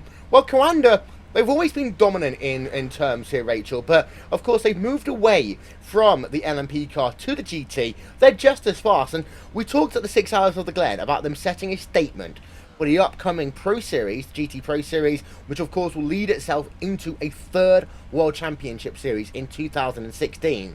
They continue to make that statement in the first hour of the 24 Hours at Spa. They were so dominant when we saw them 9 months ago. Now they've just got to do it once again, because that way they really will send the world a message. Yeah, absolutely. And I think they can and will. Maybe not this race, maybe not the next one, but it will happen. These guys are strong. They have incredibly good performance and consistency. And, well, they're one of those sort of teams I think we will see in that GT3 Pro Series. They have the legs. We've also got ourselves Patrick Pietler, Pure Racing Team car, on pit road, making himself a pit stop. Sylvian Promenade making him pit stop as well in the Radicals Online car. Pit stop time for Lenderman, just ticking closer towards a minute right about now. He's out and away in 55.7 seconds. Patrick Pietler will complete his service in a moment's time. To give you a comparison, by the way, we've had ourselves Johnny Batman into the Glacier Racing car. That was 60 seconds. So you lost yourself about 5 seconds there with the driver change. When I have a look at the pit stop time for Antti Pajala, that was comparable to what Lenderman did. In fact, it was 2 seconds faster, which is an interesting point to note.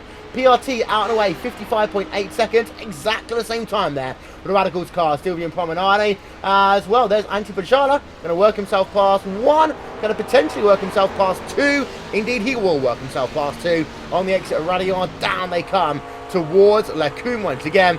Pajala back up a couple of positions, but has lost himself about 4 or 5 seconds to Marcus Lenderman in the sequence of this pit stop. So that one continues to develop, but I'm intrigued here. We've had ourselves a couple of drivers going very long into this first stint. 1 hour and 5 minutes there, Brenton, for PJ Sturgis. Of course, it's it's very small pace lap here, so you don't use as much fuel as you normally do. But if you can do 1 hour 5 stint times, that will bring you down to 22 pit stops here today. Yeah, I was actually just about to mention that. There's a significant difference between those who pitted, 3-4 laps ago and, like you said, with Sergio just pitting then. And that's just got to put a heavy advantage on the teams that can have that potential to run fast and run long. And, as we said with the extended pit stops here, what an advantage that would be to have. But we've also got a great little battle here between Benjamin Lindsay in 6th and the Radicals Online car down to 7th now, but putting a bit of pressure on the TNT Racing Gold car of Lindsay now. Yeah, I'm a little bit surprised about this car, and I'm not sure if they got damage at all, whether they're just trying to work a strategy right. Ourselves actually on board with Amico right now as they head themselves out the bus stop chicane down towards the finish line and turn number 1 again. But Rachel, I'm really confused what's happened to this Radicals Online car over the last half an hour. I'm wondering whether we need to have a chat with Andy Kay at some point to see whether or not they did get any damage, see if there's been anything reported from that team, because I don't understand it. Yeah, it's strange that they're dropping off so much, and it's not really what we expect from those guys. And just watching the Brazil Power team from the DT field hitting pit road, but yeah, the Radicals Online team, we do normally expect a far stronger run from them. They're sitting P7, which is unlikely and unusual. Vincenzo Amico could be having a slightly weaker run, but not sure with that. He's certainly not perhaps at the speed we might have expected from them. Yeah, and it's not fuel saving either, Rach. Both of these guys pitted lap 27, so maybe if they're off pace you could say they were fuel saving, but it doesn't seem to be in this case. So Yeah, it could be something a setup that, the race weather, we've got the track temperature at 44 degrees, the humidity is 55%. Maybe they just haven't set it up for this weather, don't know, but they do seem to be struggling and off par for where they normally are. Well, we don't normally see mistakes regarding weather from the guys at Radicals. They are a consistent and very impressive team, and they're being caught now by the Vortex Sim Racing number 13 machine behind them, driven by Gabor MX, and they've got the TNT car ahead. They just don't seem to be going anywhere. They're being caught. This is unusual and unlikely. Although anyone who watched the last round of the IS.com World Championship Grand Prix Series that took place 2 weeks ago will notice there actually most of the Radicals team, with the exception of Matt Backham, did struggle with the dynamic weather. So there are times when they do get it wrong. And we talked about the way that, Brenton, that you have a setup that you have to work between maybe 3, 4, 5 different teammates.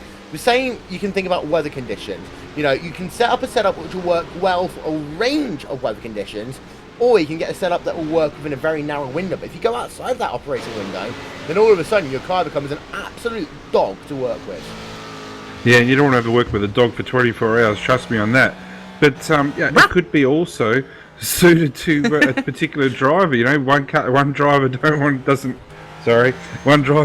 want to be have too much oversteer. One driver doesn't like too much understeer. There's got to be that fine balance, and if you don't get that balance right with these cars, they fall off a cliff. But we also have to put it in perspective here.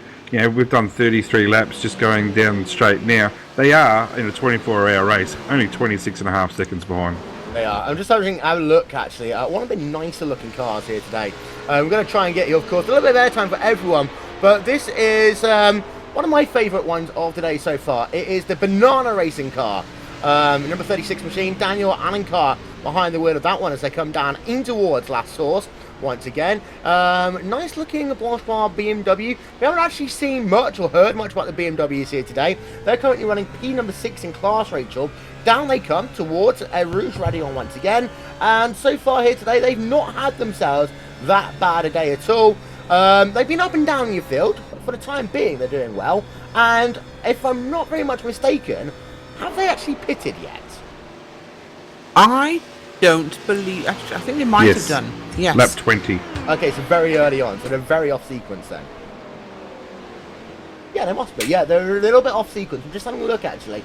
And they have run 10 laps in this stint. Pit stop time 43 seconds. Actually, yeah, 3 seconds. 10 laps into the stint. So I answer my own question, and I ask a question, I get it wrong, and I figure out the answer. But Rachel, good looking out, and this is what we love about endurance racing as well. Seeing some of the crazy designs that some of these people come up with that always seem to entertain us. Of course, nothing will ever come close to what we saw at Daytona, because we started a revolution there. But here today, Banana Racing, I think they might well, along with Daisy, become two of the fan favourites. I think that's a definite certainty. Banana Racing's a pretty nice paint scheme, and I love seeing the work these guys come out with, and the banana on that car is spectacular. Definitely a big fan of Bessie. Bessie is an incredible car. Just actually want to take a moment, guys, whilst we're in a bit of a lull, to talk about something. I was passed some information by one of the Mad Cow Racing guys, that is Richard Aylward, and he told me that we've seen this in a few of the 24-hour races, in the 12 hours and the 6 hours. We've seen Bessie. What is Bessie? Bessie is actually a famous Tasmanian cow. The cow was shown at agricultural shows by a group of dairy farmers, of which, well, 3 of them are the drivers in this team. So Richard, Fabian and Stevenson, and Jefferson as well. They're well known for breeding Frisian cows, and they bred some of the first cows in Tasmania with larger udders and to increase milk flow rate. So there you go, industrial farming. Bessie the cow is actually a real cow, and she is being shown on track today by currently Scott Gray. You're from the interesting part of the world, Brenton. Of course, we're not allowed to talk about cricket, but we can talk about Tasmanian cows. We're an international broadcaster. We're going to be professional. I'm not. But we will talk about the tool, Brenton.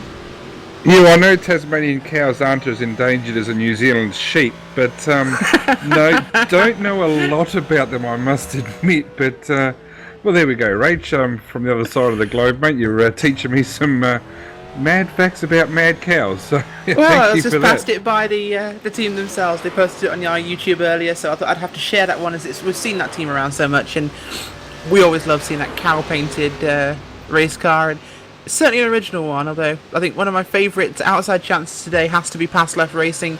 Those guys always a feature of our Top Split broadcasts, and they're always having a good go. And at the moment, it's Norbert Rebelski, and he's sitting down towards the back end of your field right now with the CTC1 machine. They are actually in 28th place in class. Close enough for a quick calculation. Yeah, it is. The number 93 machine, there we can actually see them pass left. Now, they did actually say that they were considering passing on the right-hand side. Oh, risky for them. Yeah, which might be the reason why they're struggling a little bit. So we can actually zoom in on that number 93 car. I do have to ask the question whether that cone is being ripped off from VLC, because it does look incredibly similar. I do like the arrows that they actually got on that car, the pass left. Just in case you can't get your left and your right going, well, we know exactly how it is. Although, if you're having a look at it from the rear, it's actually a little bit misguided, so I've got to bear that one in mind, but you know. Pass left Well, they racing, did ask for the 1929. arrows, just to make sure everyone knew which direction they were going in. Of course, if you look on the roof, you'll see Digital Orchid Motorsports Graphics sponsorship on that machine, which might be my company, but that code is do you want not to say ripped that off again? from VLC. I do actually. That's Digital Orchid Motorsports Graphics, my company. But if that cone is not ripped off from VLC, I actually drew it by hand. So they have some original Rachel Whiteford artwork on that machine. And once again, if anyone wants to know what graphics company that is, That would be Digital Orchid Motorsports Graphics. there we are, ladies and gentlemen. Yeah. No free plugs here on RaceSpot TV. I'll pay for that one later with extra hours. It on is air. simply amazing how far finger painting has progressed through the years. It has, also- yeah, I know. The car number 20 has just gone off as well. Sorry. Just got to see what's happened there. The Ford GT down in position That's 45 Robert overall. Rouge. Yeah, so just the Evolution Racing Australia car of Ben Smith going outside. I'm just seeing, was there a net code there? Just have to have a look, see if there was actually any contact there. We're just having a look Yeah, on board definite with it. net code there. Yeah. Just trying to figure out, actually, we're having a look on board, and this is down through, there we are, through Lacombe, and Robert de Rouge. And it was actually, we were just about to talk about the fact that, of course, this is just one of many, many, many events that we bring you endurance-wise here on RaceSpot TV. We are proud to announce, we actually see there, just a little bit wide at Rivage, a little bit wide at Rivage. But it is worth noting, of course, that we are proud to announce the return, ladies and gentlemen, of the Neo Endurance Series coming your way this autumn. The Neo Endurance Series, one of the world's most well-known and respected endurance series, that will be coming your way this fall here on RaceSpot TV. As you saw there, a replay of the incident with Robert de Rouge, but also we are going to be bringing you also the Gathering of Tweakers Endurance Series, which is the official feeder series for the Neo Endurance Series. They'll be having their second season. Both of those series will be here exclusively on RaceSpot TV. As well, we're about an hour and 15 minutes now into today's event, and just having a look up and down your field, we've got ourselves a couple of close battles going on. I'm having a look at this one with Gabor Mex actually, Brenton, battling it out with the Radicals Online car. Just wondering whether or not Amico's picked up the pace yet or not. I'm not quite sure, but Mex last time by 4/10 faster than Amico. Yeah, sorry, mate, I've actually just been... Sorry, I'm going to change subject here again, Will. That Evolution Racing Australia car is having some severe netcode dramas. He's lost his front nose into the bus stop there, apparently supposedly having touched the back of Justin Rougier's car, which we saw in dramas before, the car 351, but just looking at it, they're not even close to each other hitting, so there could be some issues out there for the ERA car of Smith, which has done a great job getting itself up to 10th. But that's going to require a pit stop now. That's got no front nose. But at least with the new update of this car, I'm pretty confident that the nose can be replaced. Yeah, and what you can see, ladies and gentlemen, for the first time here today, we will bring the NFL Epic pen out. You'll notice that there should be a wing kind of somewhere around here, but there isn't. So that's one of the things that they are going to have to bring that car on towards pit road. Still working itself past a little bit of traffic. But Rachel, again, for the Evolution Racing Australia car, they do want to get themselves as far through the race without making an incident. If you are going to make an incident, make it early, not late. Well, yes, exactly. If you can do it early, you can make sure you make up those laps, and wait for the people to fall off the track. So if you're going to crash, do it early. That's my pro tip for this 24-hour race. Yeah, we should see that. Just going to go back to some big action going on right now. Freeway battle, P2, 3 and 4 in your prototype division. Christian Diosut in second. Third place, Mike Van Newsom. We're looking on board the driver fourth in line. That is the Abandonati racing team car of Marco Gabriel Nessi. This is a great little scrap going on, Rachel. Your top, well, 2 of your 3 podium positions here. And, well, Theo Zult in the Vortex Sim Racing HPD2 car. That last time by, about a second faster than Mike Van Newsom. But this is a very close gap. Phoenix Motorsports in third. Of course, normally we expect Phoenix to be stronger in your GT division. And then you've got yourself Abernathy in P4 in class. Yeah, that class is certainly becoming quite an interesting run at the moment, and getting tight with GT cars right now as they get past one of the 4 GTs there. I believe that's TNT Racing's machine, as Abandonati follows Phoenix Motorsports through. So this one's certainly hotting up there. We've got an actual battle on track in prototype field. It is for third position, funnest up on the podium right now, but podium's a long way away with just under 22 hours and 40 minutes remaining. Woohoo! Only. You can actually see, by the way, that is a RaceSpot TV logo on the back of that car. We had a joke It is. back, and as you see, Abernathy's actually going to dive it down to the inside. As they work themselves 2 wide, 2 deep. Out they come. 3 wide, almost 4 wide here. 4 wide. Wow. Bloody hell, guys. And there we are. Abernathy actually gets the position done there. That, you don't see 4 wide often at Spa, but when you want to get yourself into a podium position, that was incredible to see that, Brenton. Yeah, it was incredible in such an early stage, but so clean. And that's what we were talking about before, just got to be able to trust those drivers who are around you. So, you know, congratulations to them. The job got done there. And if you do want to get on the podium, that's the type of thing you do need to do. Yeah, it's still a long way to go, but, you know, putting that presence in. And what have we got here? Utsul has gone real hard here. I'm just trying to think. Yeah, another position changes there. Hang on. We'll just have a look back to that in a moment, because it's interesting to note Theo Zulch actually, that last lap, whilst they went 4 wide, he went from being within a second of that battle for P3 and 4 to being 3.5 seconds ahead. Is what a couple of corners of side-by-side racing can do there. Vortex Sim Racing get to breathe for just a couple of moments, Brenton. Yeah, there will be just a couple of moments too. It won't be long at all. But things just seem to have settled down that little bit. And looking at the front, our race leader is just dominant with Hamilton. He's over 24 seconds ahead now. But he did take that earlier pit stop, didn't he? So that could be the type of thing that, as the race goes on, we have to keep our eye on that as to how many pit stops he takes compared to the rest of the field. Having a look, battle for P8, P9 in your 4GT class. Yoni Backman in the number 41 Glacier Racing car, and the Red Devolution Racing 4GT with Sven Demel behind the wheel, running itself along board with Demel right now in the Red Devolution Racing car. And interesting to note that actually Glacier haven't gained much since we've had Backman behind the wheel of that car. In fact, they've actually fallen back a little bit, Rachel, which is something that we didn't expect. We've got the IRDK Endurance car of Gunnar Moore right now in P number 7. And they've pulled away from Backman. They have indeed, so things are not going to plan right now for Yoni Backman. That's not what they'd want to see happening with that car. Yep. The Glacier Racing, Glacier TV sponsored car running themselves in P number 8. Down they come in towards the bus stop chicane.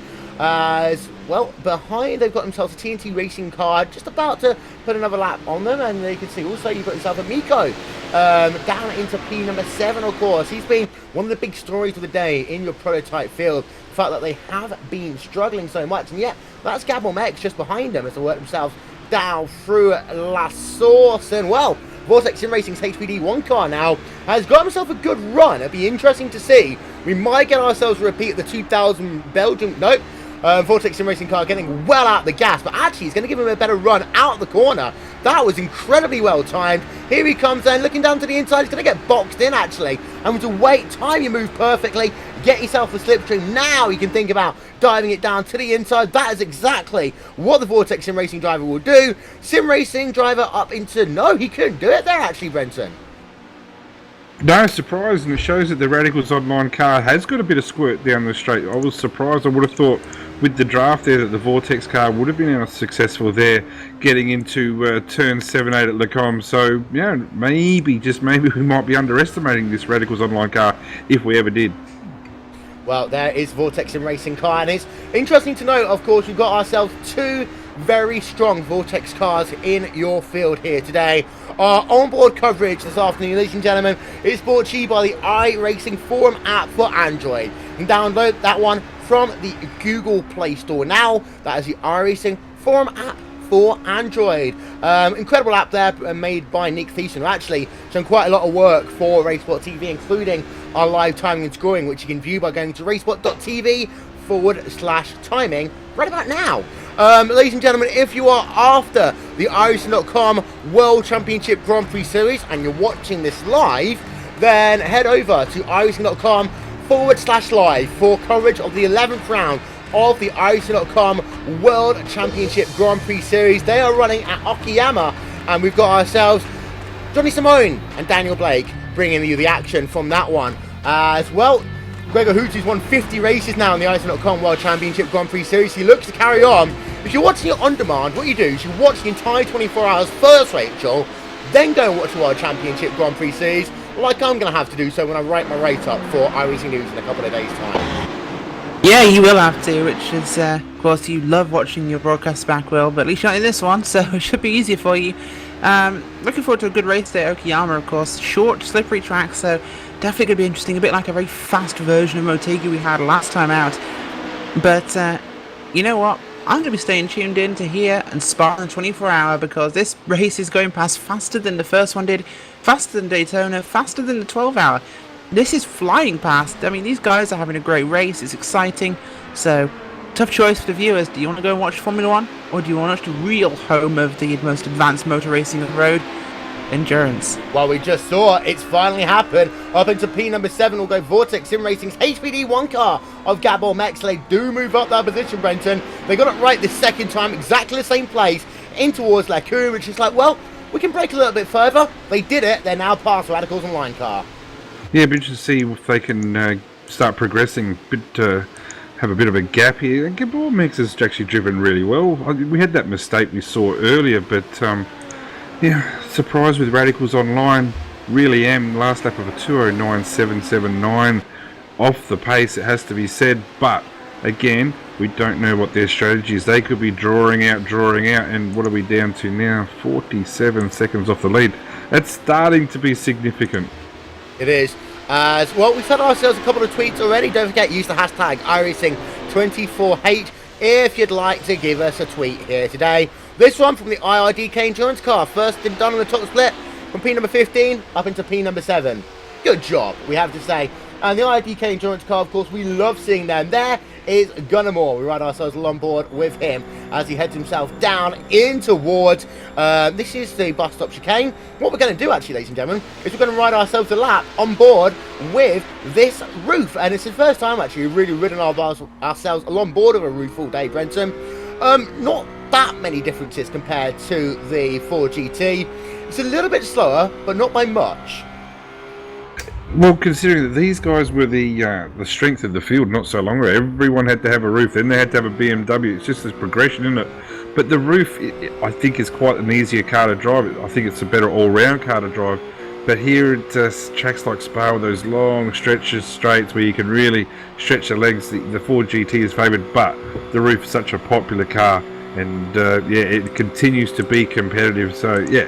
Looking forward to it. I'm just trying to catch up. I just thought I saw a bit of an incident there before. We have lost someone. We have lost someone somewhere in your field. That's what I'm looking at. Because Gunnar Moore just moved himself up into P number 6, Backman into P7. So we have lost someone in your top 5 or 6 drivers. Yeah, Mike. Yeah, the Phoenix car has dropped down. Just trying to see if he's made a mistake there in the car 6. Doesn't look like there's any damage at all, but I'll just have a chase of that and I'll get back to you if there's a mistake. Yeah, we keep it on board then with Gunnar Moore in the IRDK Endurance car as they work themselves now down towards Pua. I just love this section of racetrack so much. Underneath the Vodafone Bridge they come. Just listen to the engine notes that come into the corner.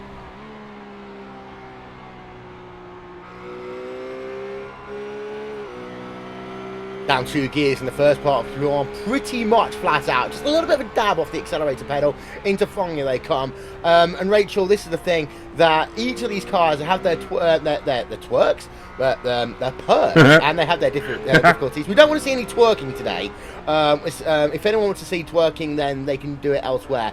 But Gunnermore exits Stavolo now, Rachel, down towards the bus stop once again. Not a bad lap by him. His last lap time by 2:20.8. That's about a second of his best of the day.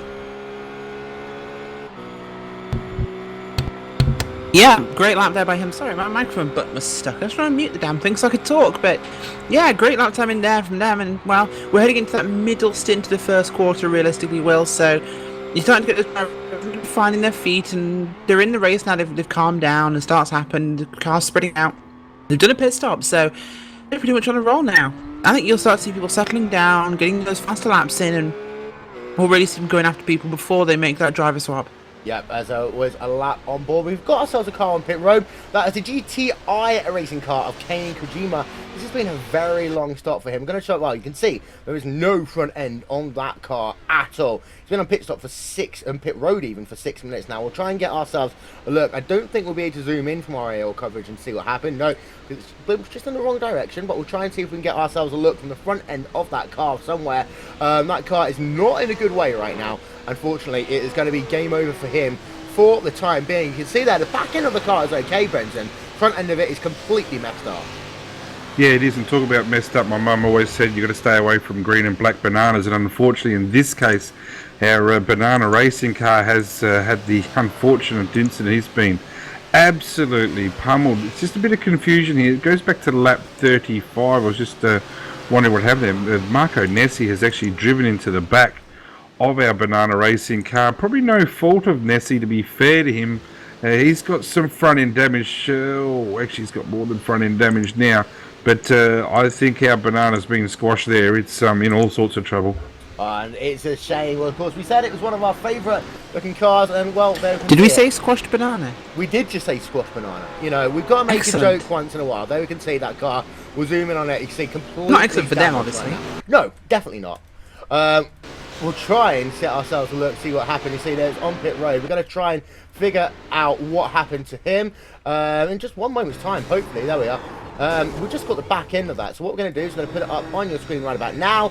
And, well, it's going to be a shame because that number 36 car was doing well at the start of this event. It's just all gone a little bit Pete Tong for them last, well, 10 minutes or so. Well, that number 36 car, Rachel, we did expect some good things, maybe a top 10 finish. Now, Will, long time actually, pit road. Sorry, just got information that GTE YE are back in the pits. Yeah, they've had GTI. Sorry, they've had to come back in now. They've had damage on that car. They've lost the front end. In fact, they're swapping James Aowen out for Kane Kojima, and big problems for that team. They will be dropping down the order. Yep, as we're just getting ourselves a replay of the Banana Racing team car. And, well, this is the run down towards Lacombe, as we saw there. And just trying to figure out what happened to that Banana Racing car. Big issues for it. And it is now... that's a huge incident, actually. We get that on the replay. And that was the Abenati car, turning the car upside down, around, flipping up. And that was a huge wreck there. And, well... the Abenati car, that was, I'm not quite sure. We need to get ourselves another look, but Banana Racing, game over for all intents and purposes. For that reason alone, Brenton. Yeah, that car's an absolute mess. It's gone to all sides, and you'd probably be safe to say that is a banana split. Oh, come on. That's our third joke we made you about stole bananas. that from me on YouTube. Yeah, there we are. Ladies and gentlemen, thank you very much as well to all of you that do keep in contact with us throughout the course of these 24-hour events. We do go a little bit crazy at times.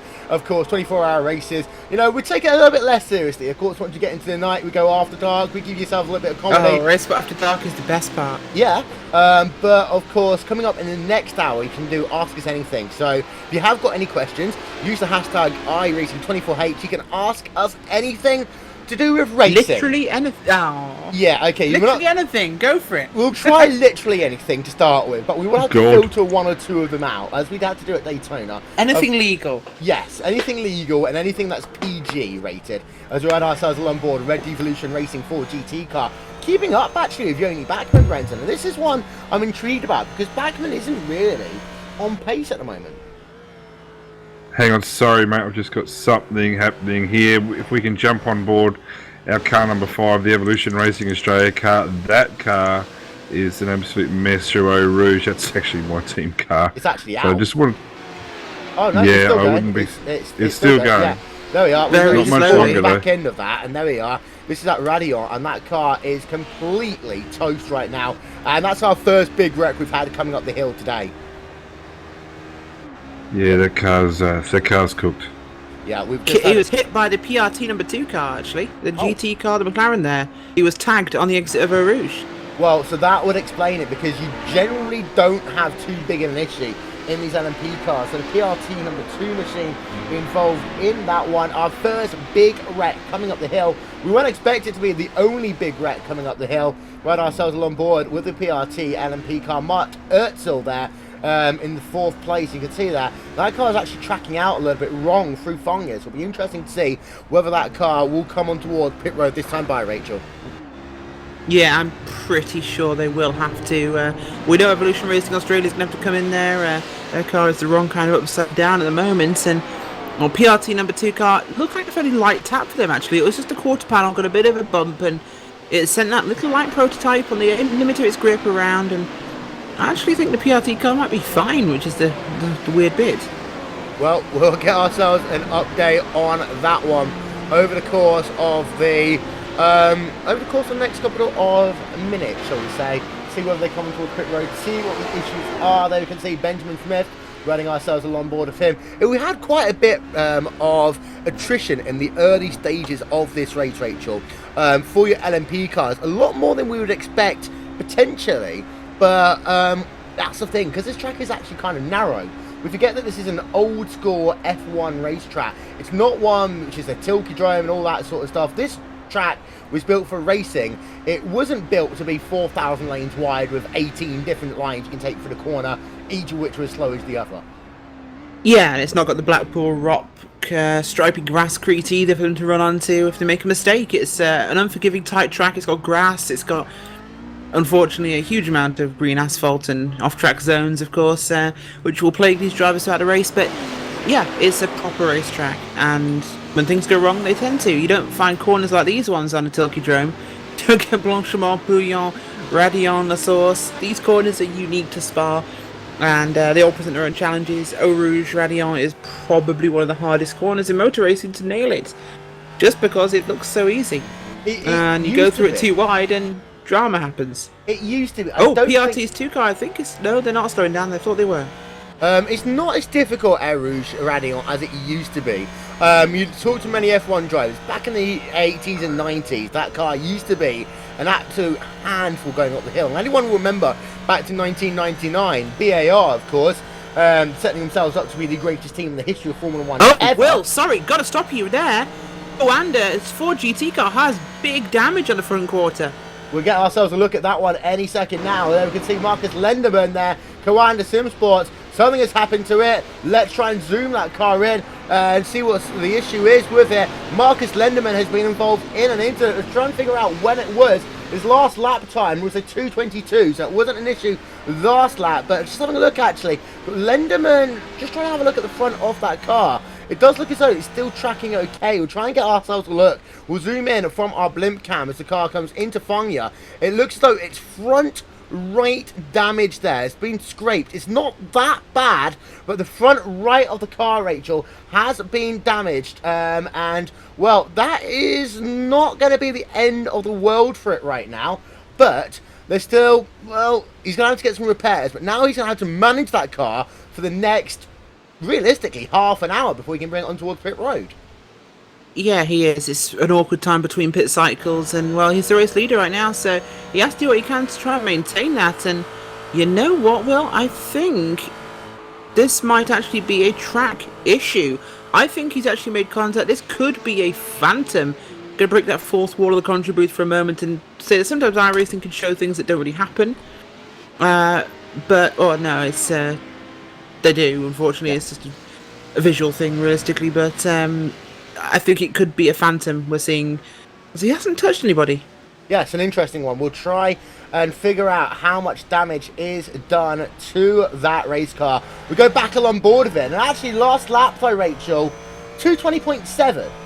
So it's not that bad. Oh, actually, Will, I have it. It's on lap 40 in the bus stop chicane. He's running into that corner with the number 40 prototype car for Motorsports, and the HPD up the inside doesn't really. Well, the HPD goes straight into the side of that Coanda for SimSport car. Yeah, so another incident involving prototype and GT drivers at the early stage of this event. We're going to try and see whether we can get ourselves a replay of this one. This is them heading themselves. Let's have a look, see where we are right now.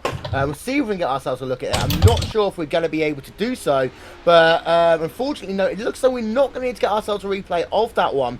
We can just see the back end of it, actually. But thankfully for Lenderman, he is still leading the way in class right now. So it's not the end of the world as we have ourselves a look on board with your overall race leader. That is Friction Racing's Marcus Hamilton, who right now has himself a gap of 30 seconds over the Vortex Sim Racing HPD 2 car.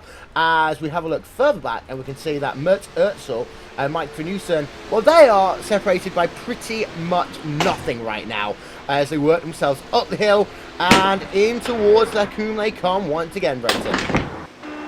Yeah, it's been a bit of a tough stretch the last few minutes. Just had a chat with the Evolution Racing Australia guys. They got 16 minutes of repairs before they think about parking at 1 o'clock here in Australia.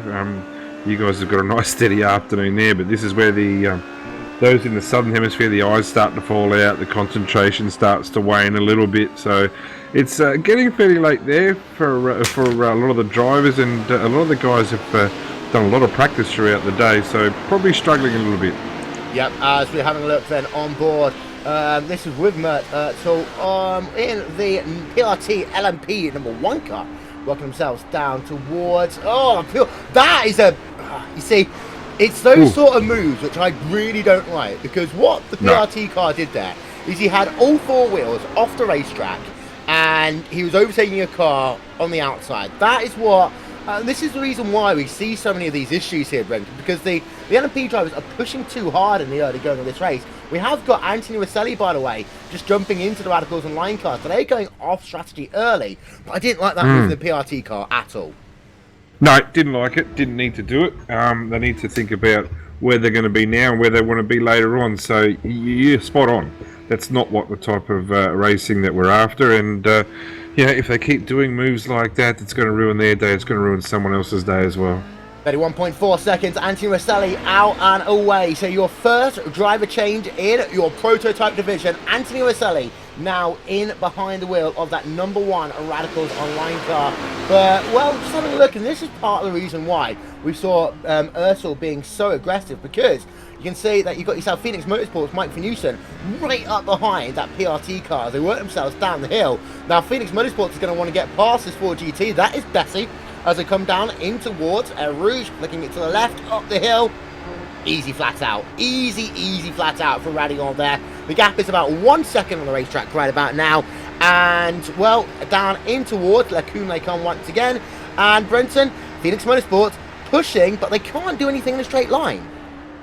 No, it's obviously it comes down to setup, doesn't it? And also whether they might have a bit of damage there. I thought they were involved with an incident before where they might have a bit of front end damage. It doesn't look like there does, but it just seems to be slower in a straight line. But I would imagine they're trying to keep it easy in this part of the course we're at now, trying to be able to save their tyres for the longer runs, because there is a chance that the tyres do go off. But no, they're not getting the job done. And that Pure Racing Team LMP is just a rocket in a straight line. Yep, let's have a look. Just a battle going on Patrick Peachler right now from one PRT to another PRT. This is a Pure Racing Team GT car battling it out with Antipajana right now as they head themselves down in towards Blanchimont. And slowest corner of the racetrack coming up. Two slowest corners on the racetrack coming up. PRT potentially going to look down to the inside. They're going to break a little bit later as they come down. RaceSpot TV, new Team Sports car, can't do anything there. There is Anthony Rosselli going past as they work themselves down the exit of the bus stop chicane, and the PRT car deciding that he wanted to go a little bit off-road driving there, Rachel. Yeah, it looks like he does. Well, off-roading at Spa will happen a lot for these guys. It's a track that kind of encourages you off the road, but gotta make sure you try and keep that one on the racing surface. You want to actually try and finish. We've also got a very close battle going on. This is one that we've actually seen for pretty much the last hour, actually. Red Devolution Racing 4GT versus Glacier Racing as they head themselves down in towards the bus stop chicane themselves. We're going to just run through your top 8 in each of your classes, ladies and gentlemen. Friction Racing leading the way in your LMP class from Vortex Sim Racing HPD number 2. The gap though, well, it's big. It's about half a minute right about now. Avenatti Racing Team, they are in P number 3. They almost were out of the race though. They had themselves an incident down at Lacoon. PRT LMP, we saw them of course made that very questionable move on the outside down at Pure. Then Phoenix Motorsports in 5th, TNT Racing Gold in 6th, Vortex Sim Racing and 7-3 Motorsports number 1 rounding out your top 8 in your LMP class. Then in GT, well, Coranda Sim Sport with a 10-second advantage over INX Racing. That one has stayed as is the last 20 minutes or so. We'll talk about that one again in a bit. NWSS Moonshine, they're in 3rd, PRT in 4th, then Radicals Online, IRDK Endurance, Glacier Racing and Red Devolution Racing 4GT running out your top 8. Whilst we have the opportunity, ladies and gentlemen, before we get ourselves into our second round of pit stops, we are going to step aside for a moment, but for the first time here today, we're going to take you RaceSpot TV side by side, and we'll be back after these messages.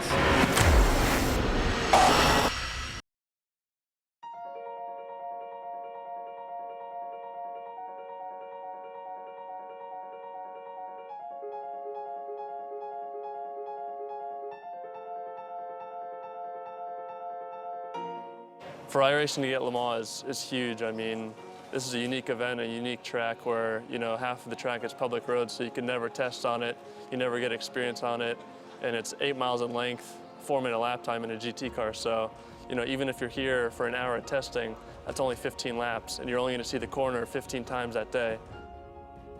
The first section going through the Dunlop area is pretty unique. You know, it's got elevation change and off camber. Then you go down Mulsanne into the chicanes, and you know, the straights are unbelievably long.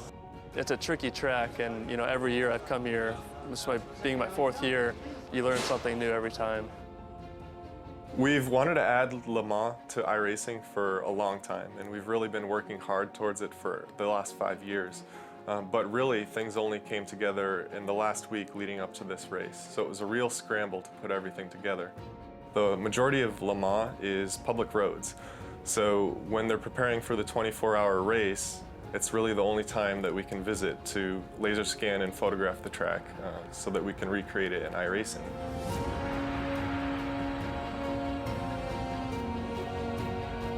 We work closely with the ACO to get essentially exclusive access to the facility and everything that we needed to get the laser scanning and photographic reference that we need to create the track. We were very fortunate to be at Le Mans at the most important time of the year and gain that experience of being there. And we're going to really do the best we can to put that into our work and making sure that the Le Mans in iRacing is the best Le Mans, the most exciting and accurate recreation of the track possible.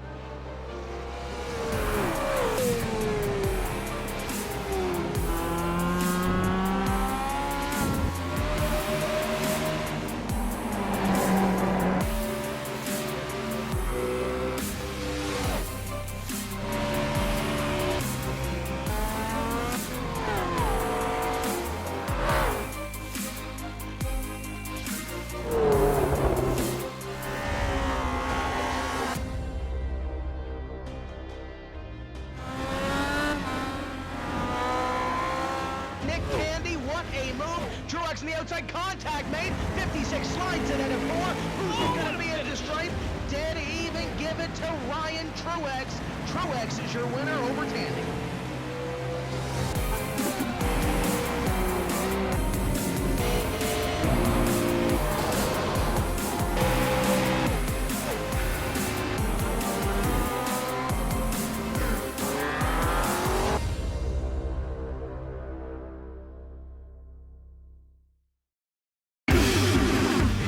What is it about speed?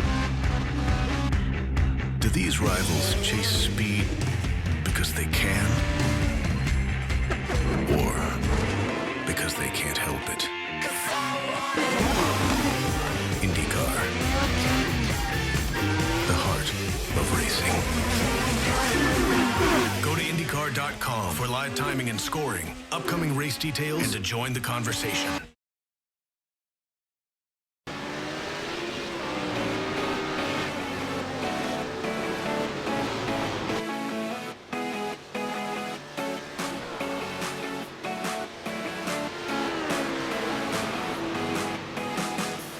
Welcome back, ladies and gentlemen, to RaceSpot TV. As we can see, just coming into the GTL VRT Gold car, you've got Solomir Jaworski in the 012 car. Closing out then our second hour, and ladies and gentlemen, welcome to Cam Walsh. Hi everybody, I'm a little late, but I think there might be a little bit of a race left, Will. Can we say that again? Because actually no one could hear you. Nobody can hear me. Why Now couldn't they anybody can. hear me? Now I can't. Oh, am I just quiet? All right. Yeah. What I said was that I know that I'm late, but I have a feeling there's a slightly longer for this race to go. Yeah, only 22 hours and 10 minutes. It's not that. Plenty of time. Yeah, you know. According to one or two commentators, we're almost into sprint race mode. So, you know. I'm never that person to live that one down, just for the record. As having a look from the rear then of Antti Bajaj. This is a great little scrap, Rachel, that we still got going on for our New World Sim Sports Moonshine. And also Patrick Peachler, BRT. It is indeed, and Patrick Peachler doing a good run there in that car for the racing team in their McLaren. They're actually behind, once again, New World Sim Sport Moonshine. This could be a race-long battle between those two teams, fairly even on pace for those guys.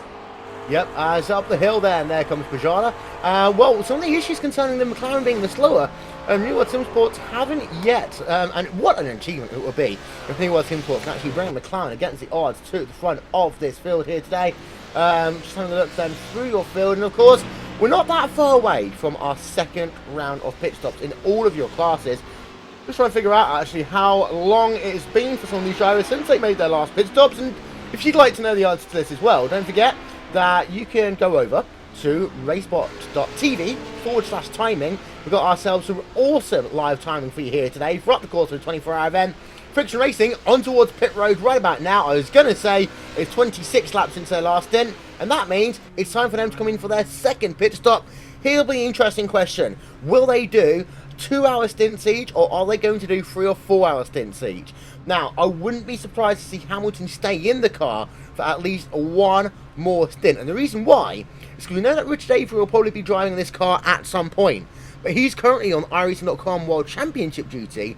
Therefore, he'll probably come into the car maybe tomorrow morning. We've got to make sure, I think, you've got to give all your drivers enough time to actually make a difference, but simultaneously, you don't want to keep someone in the car for too long in the graveyard shift. So I expect Hamilton to stay in the car, Cam, for at least one more stint. Well, it's going to be a battle of figuring out who wants to drive when, and not only for the betterment of the car, but for the betterment of all the drivers, such as how a 24-hour race goes. So we'll probably do one more stint, and then they'll get their rotation going. Everyone's just getting comfortable right now. I know it's weird to say that like a couple of hours into a race, but you really got to get comfortable and get into your rhythm. Well, on towards pit road then, Rachel, and this is Hamilton looking as though he's staying in the car, but these 30 seconds, I mean, you do NASCAR racing, and a pit stop in NASCAR will be about 20 seconds. In an LMP car, it's about 35 seconds, and a GT car, it's about 50 seconds. Take us through the emotions of those 25 seconds, because really you can't do anything. You get a time to reset, get a quick drink, and that's about it. Are we talking time in the pit box, or are we talking pit time box. from pit road entry? In the Well, pit in box. NASCAR, it's more like 11, 12 seconds in the pit box, where you go up on one side, you get your left sides, and your right sides, and you get your left sides, and you're getting fuel, and you're away pretty much instantly. Whereas these cars, it's a lot slower, so you do get a moment to kind of sit there and wait. You're watching that timing ticking, you're looking at your relatives, seeing the cars behind you gaining on you, so it's a very nervous time, especially under green flag conditions, which this is, of course, in most road racing on iRacing.com. And you are constantly worried about where you're going to come out. Of course, teams will be looking at the gaps, and you want to an extent, you want to run the fuel you've got to run to a strategy. But at the same time, you don't want to stay out unnecessarily long, because you could be losing time on old tyres, and light fuel can make the car handle differently. So you really want to make sure that you not only come out in clean air, but you actually run the optimal number of laps to actually keep the pace up. You can run too long, and you can save fuel too much, and of course Friction had a great stop there. They come back out a little bit of GT3 traffic, but not a huge amount, as they actually get blocked there in Pouillon by, I believe that is the number 77 GT machine of that is Authentic Races team. So a little bit of bad traffic there as they come up behind the PRT1 car and the Moonshine New World SimSport machine. So splitting those two cars that are racing hard for position now. Optimal passing there for the the Friction Racing machine. So they get away cleanly and now have a good lot of empty traffic ahead of them. And good stop and away. So yeah, pretty good cycle for them. PRT, LMP car, Mert Ertzel currently on pit road. We've had a couple of driver swaps. Phoenix Motorsports, Mike Venusen out of the car, Julio Olenius into the car. TNT Racing, Benjamin Lindsay out, Hugo Preto is now in behind the wheel of that one. As we've also got Christian Theodort, so they say, on towards pit road.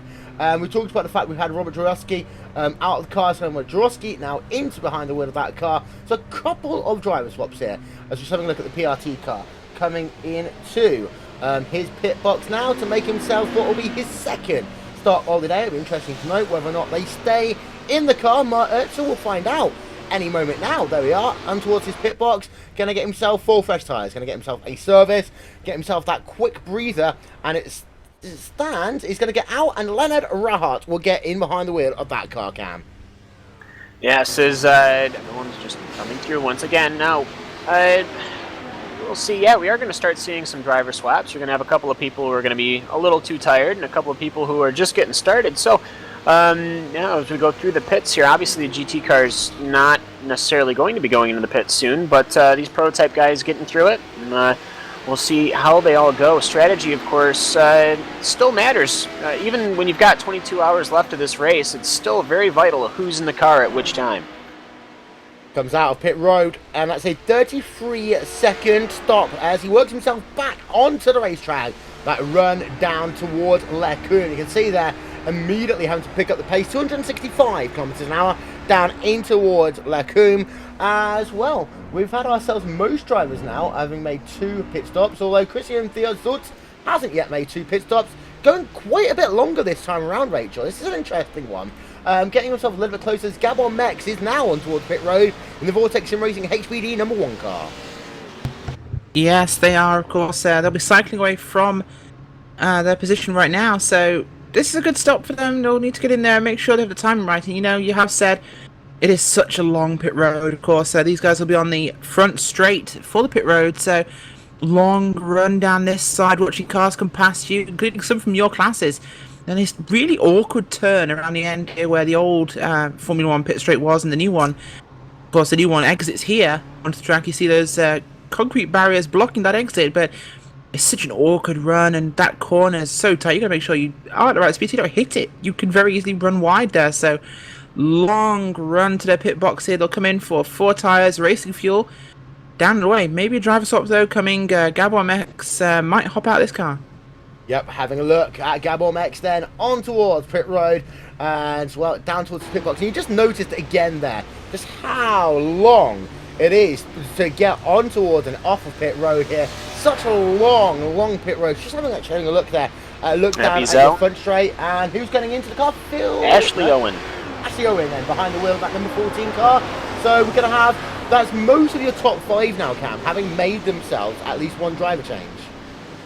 Well, it's good to get everybody in the car. You'd hate to be in the car and have people that have been practicing this entire time without being able to get in the car, but also you do want people to start getting comfortable with other cars on track. Yes, you can practice, but it's very different when you've got over 54 cars on the track at one time. So with that, Ashley Owen is going to be taking that Vortex Sim Racing HPD #1 car out back onto the track.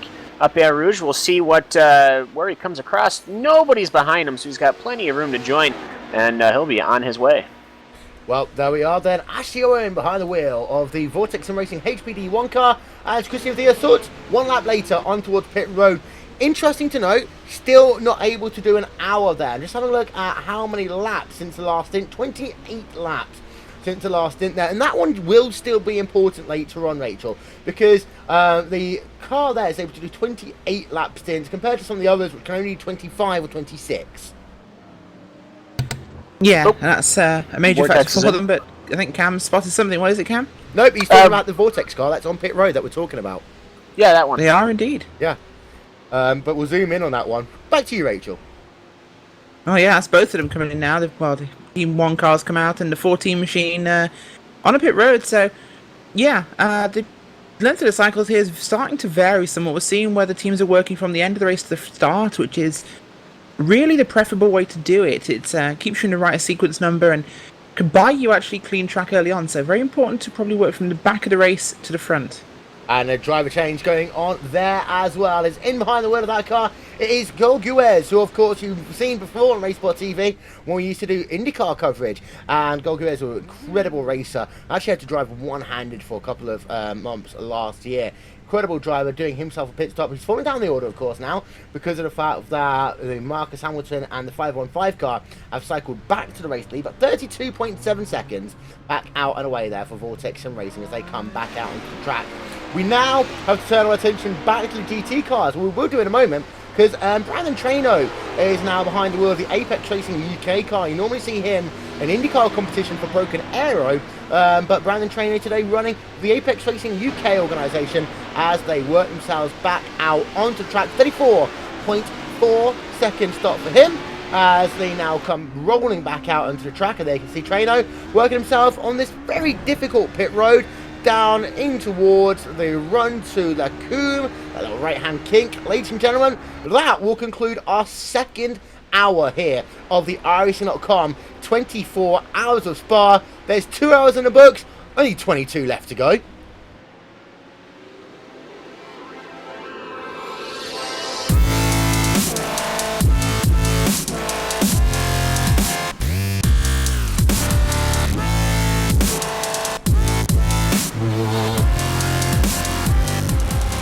Well, welcome back, ladies and gentlemen. We are now 2 hours into the iRacing.com 24 hours of Spa here on RaceSpot TV as Marcus Hamilton continues to lead the way in terms of your prototype division. Marcus Lenderman, well, in the last hour he had himself a close call, getting himself a little bit of side damage, but he still leads the way. The gap, though, has come down by a second the last couple of laps. Inex Racing's PJ Sturgis 9.1 seconds back as we now bringing you into our third hour of this iRacing.com 24 hours at Spa here on RaceSpot TV. Will Vincent with Rachel Whiteford and Cameron Walsh. For those of you looking for coverage of the iRacing.com World Championship Grand Prix Series, you can catch that one on iRacing Live. As what we're going to do for just one little bit later on is we'll get an update from Dan Blake and Johnny Simone as to how that race went. In the time being, though, got ourselves a nice little battle going on. Patrick Peachler, by the way, has been able to get himself ahead of Antti Pajala as we're having a look actually on board with Pajala. And Pajala now out of the podium position for the time being. And Peachler has moved himself up into P3.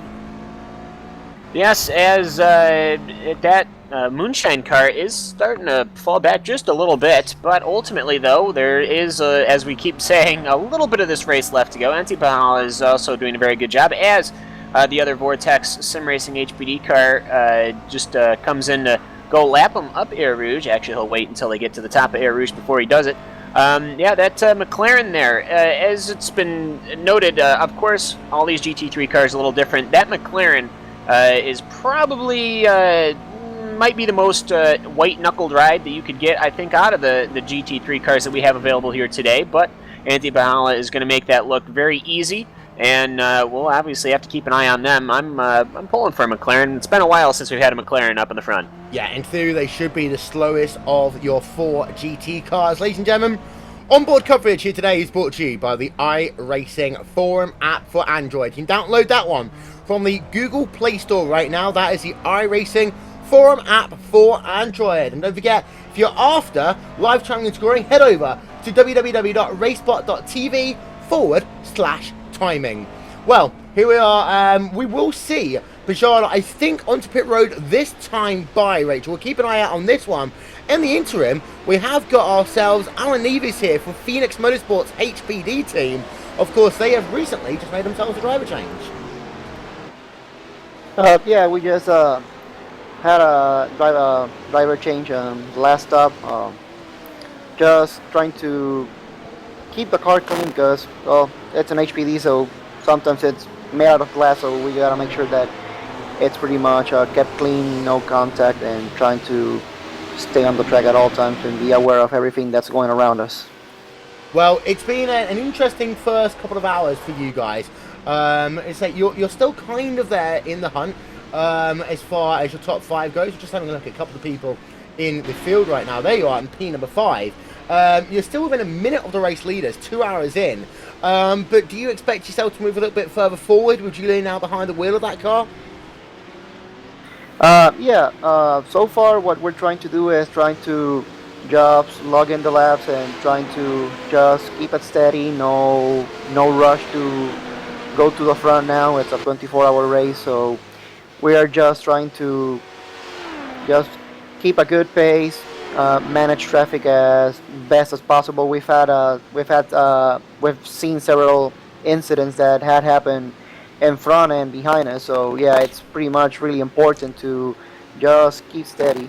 I will, after Julio, I will get into the car for 2, maybe 3 stints, kind of depends on what we're planning on doing, but yeah, it's pretty much trying to just keep it steady and see where we are closer to the end, and then we can go for more positions if necessary.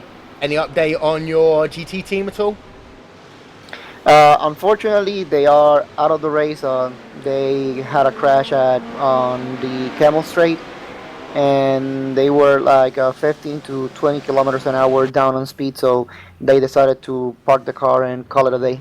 Well, that's a shame that one Phoenix team riding the top 5 in your LMP division, the other in the GT, unfortunately out in the early goings. Luigi Nespolino behind the wheel of the Team GT car. There's some issues, I think, to that car. He's weaving down on pit road. Thank you very much, Alan, there for the update from Phoenix Motorsports. But you don't normally weave too heavily like that, Cam, unless there are some issues. Team GT, this is going to be interesting to keep an eye out on it as it heads itself down towards the Coombe. Thankfully, no one immediately behind him. Yeah, just giving it a little hello, good evening, as yeah, it's just very weird to see that. Maybe he's just seeing where they have the steering or where they have the brake bias. Maybe giving the brakes a couple of blips just to see what they do. As of course, when when you're, excuse me for a second. We'll come back to Cam in a moment. The Fritos is trying to kill me. There we are. Actually, all right, before we go back to Cam, sorry. Oh. Go on. No, it's all I'm saying. The different drivers obviously are going to have different brake bias points, so perhaps he was testing that. But yeah, very weird. Unless maybe they made contact on that outside retaining wall at the first turn, La Source. Of course, which you have to take, which we already talked about. Of course. Yes, Rachel. Yeah, indeed. So I'm just going to quickly ask the first 2 questions we've had in RaceSpot's Ask Us Anything session.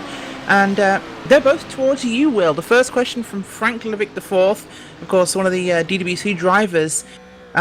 He asks, firstly, do you carry emergency tea packets on you at all times? And secondly, briefs or boxes? Boxers. In fact, there's a little bit of a tea. I've been on TV. Do you keep your tea in your boxes? No, I don't. I've actually, there is a clip of me talking about my underwear choice on national TV, which was interesting. I was filmed in Birmingham, and so boxers on that one. And I do have a drawer at work full of an accoutrement of tea. I've got about 8 different varieties, from your standard breakfast tea to Earl Grey to Darjeeling. I don't go down the Lapsang Souchong route, but then I've got a variety of green teas and fruit teas as well. I generally have a couple in my bag, just in case as well. There you go, Frank. That's your question answered by the one, the only, Mr. T. Vincent. Yeah. Or is that Will Vincent? I Well, can't quite tell. Who knows? But INX Racing, they are still about 10 seconds behind Commander SimSport. This is an interesting one. Trying to figure out the stint laps here. And we are looking right now at 26 laps for Commander SimSport, 25 laps at INX Racing. We expect maybe Commander on pit road in the next lap or two, Rachel. Yeah, we really should, and that will be a second stop for that team, and hopefully they can get in here and out with no problems. Looking like it could be a driver swap on this one, so looking at about 2 hours per stint for most of the big teams here. Well, there you can see, gap has actually come down by about another second this lap or so. So we'll keep an eye out on Commander, see whether they are going to come on towards pit road. We ride ourselves on board of him. That is Marcus Lenderman now, just flicking himself to the right. And that car is indeed coming on towards pit road. So it looks as though we actually know what we're talking about for once. My God, really? Us? I know. So that we can have a look. Don't worry, I just got here. There's plenty of time to screw that up. Oh, of course we have. So here we are. Got ourselves Patrick Peachler in the PRT car will stay out. PJ Sturgis will stay out. So once again, Lenderman on pit road a lap before his competition. Cam.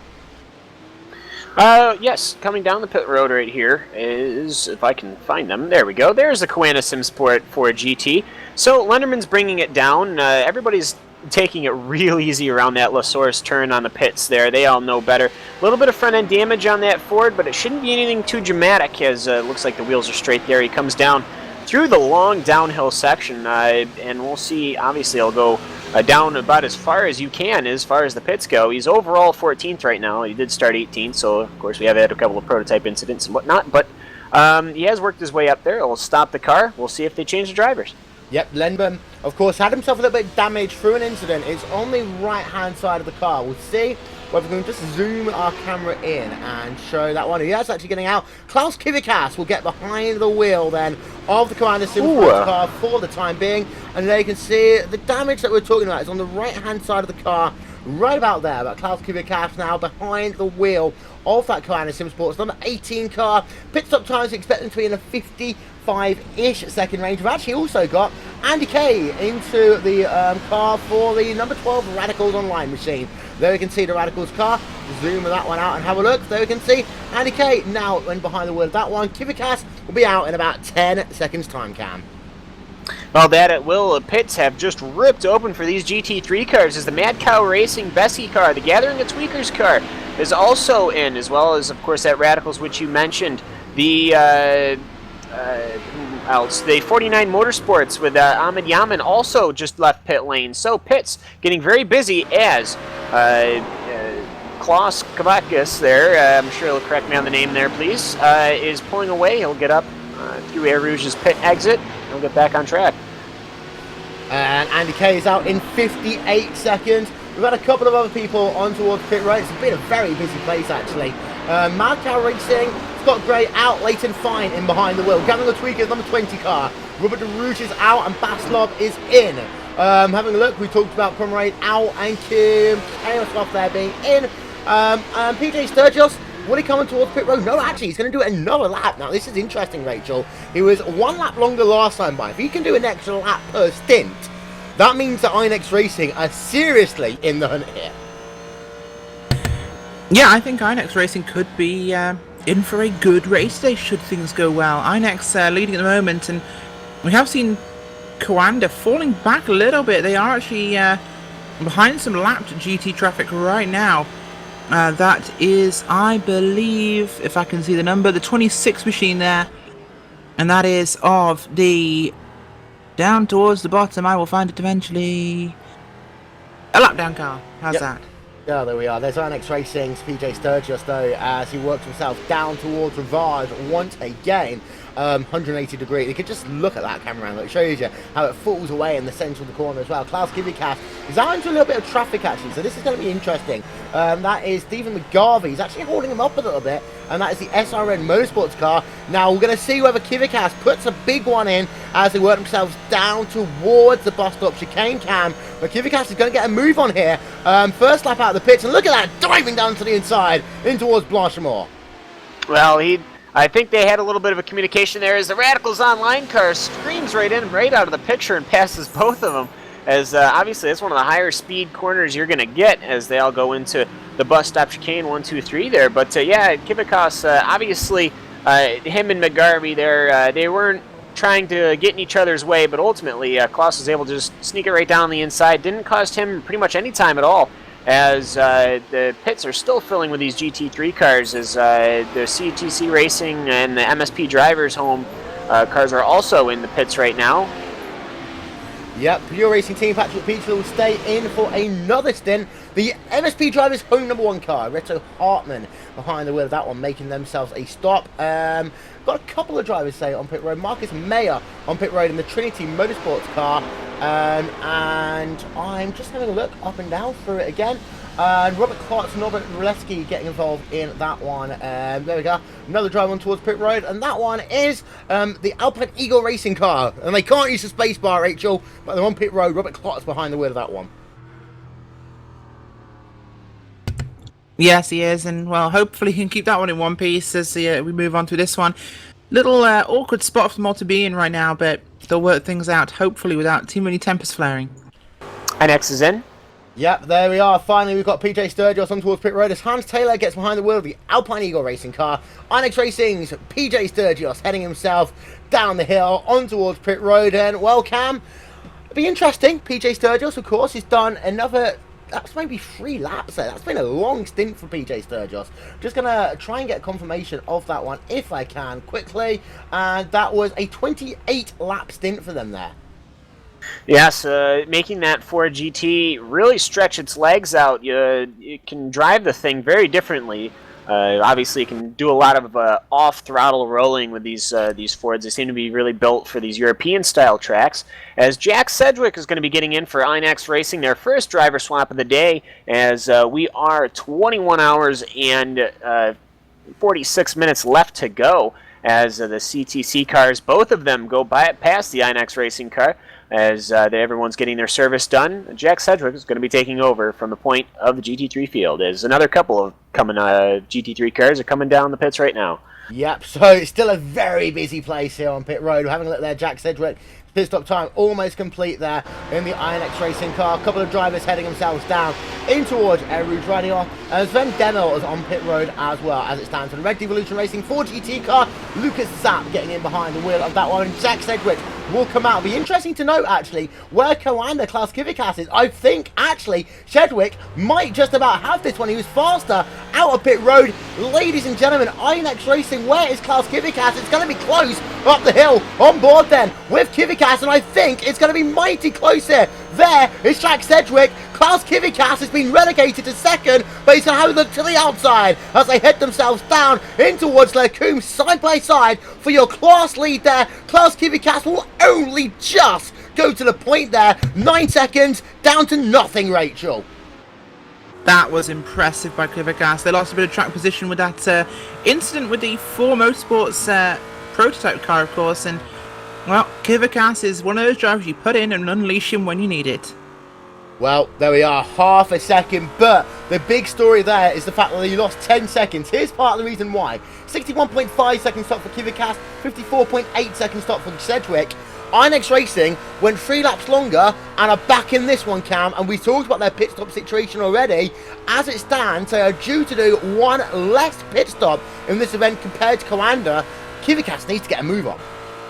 Well, that they do. If they're going to continue to try and push the lower lap times, as Coanda seems to be doing right now, they are not going to be winning this race. Of course, we don't know that anything can happen. There is a ton of time left to go. But we'll have to see. Coanda might just have to stay right on the button for the entirety of the race. And also, we did have an HBD that probably already had a crash earlier on, as it was many laps down, but the Evolution Racing Australia GT1 HPD did bean it coming off of Air Rouge, and I believe they're done. Indeed, so they can see them on pit road. SRN Motorsports back out and away. Pit stop time for them, 55.8 seconds.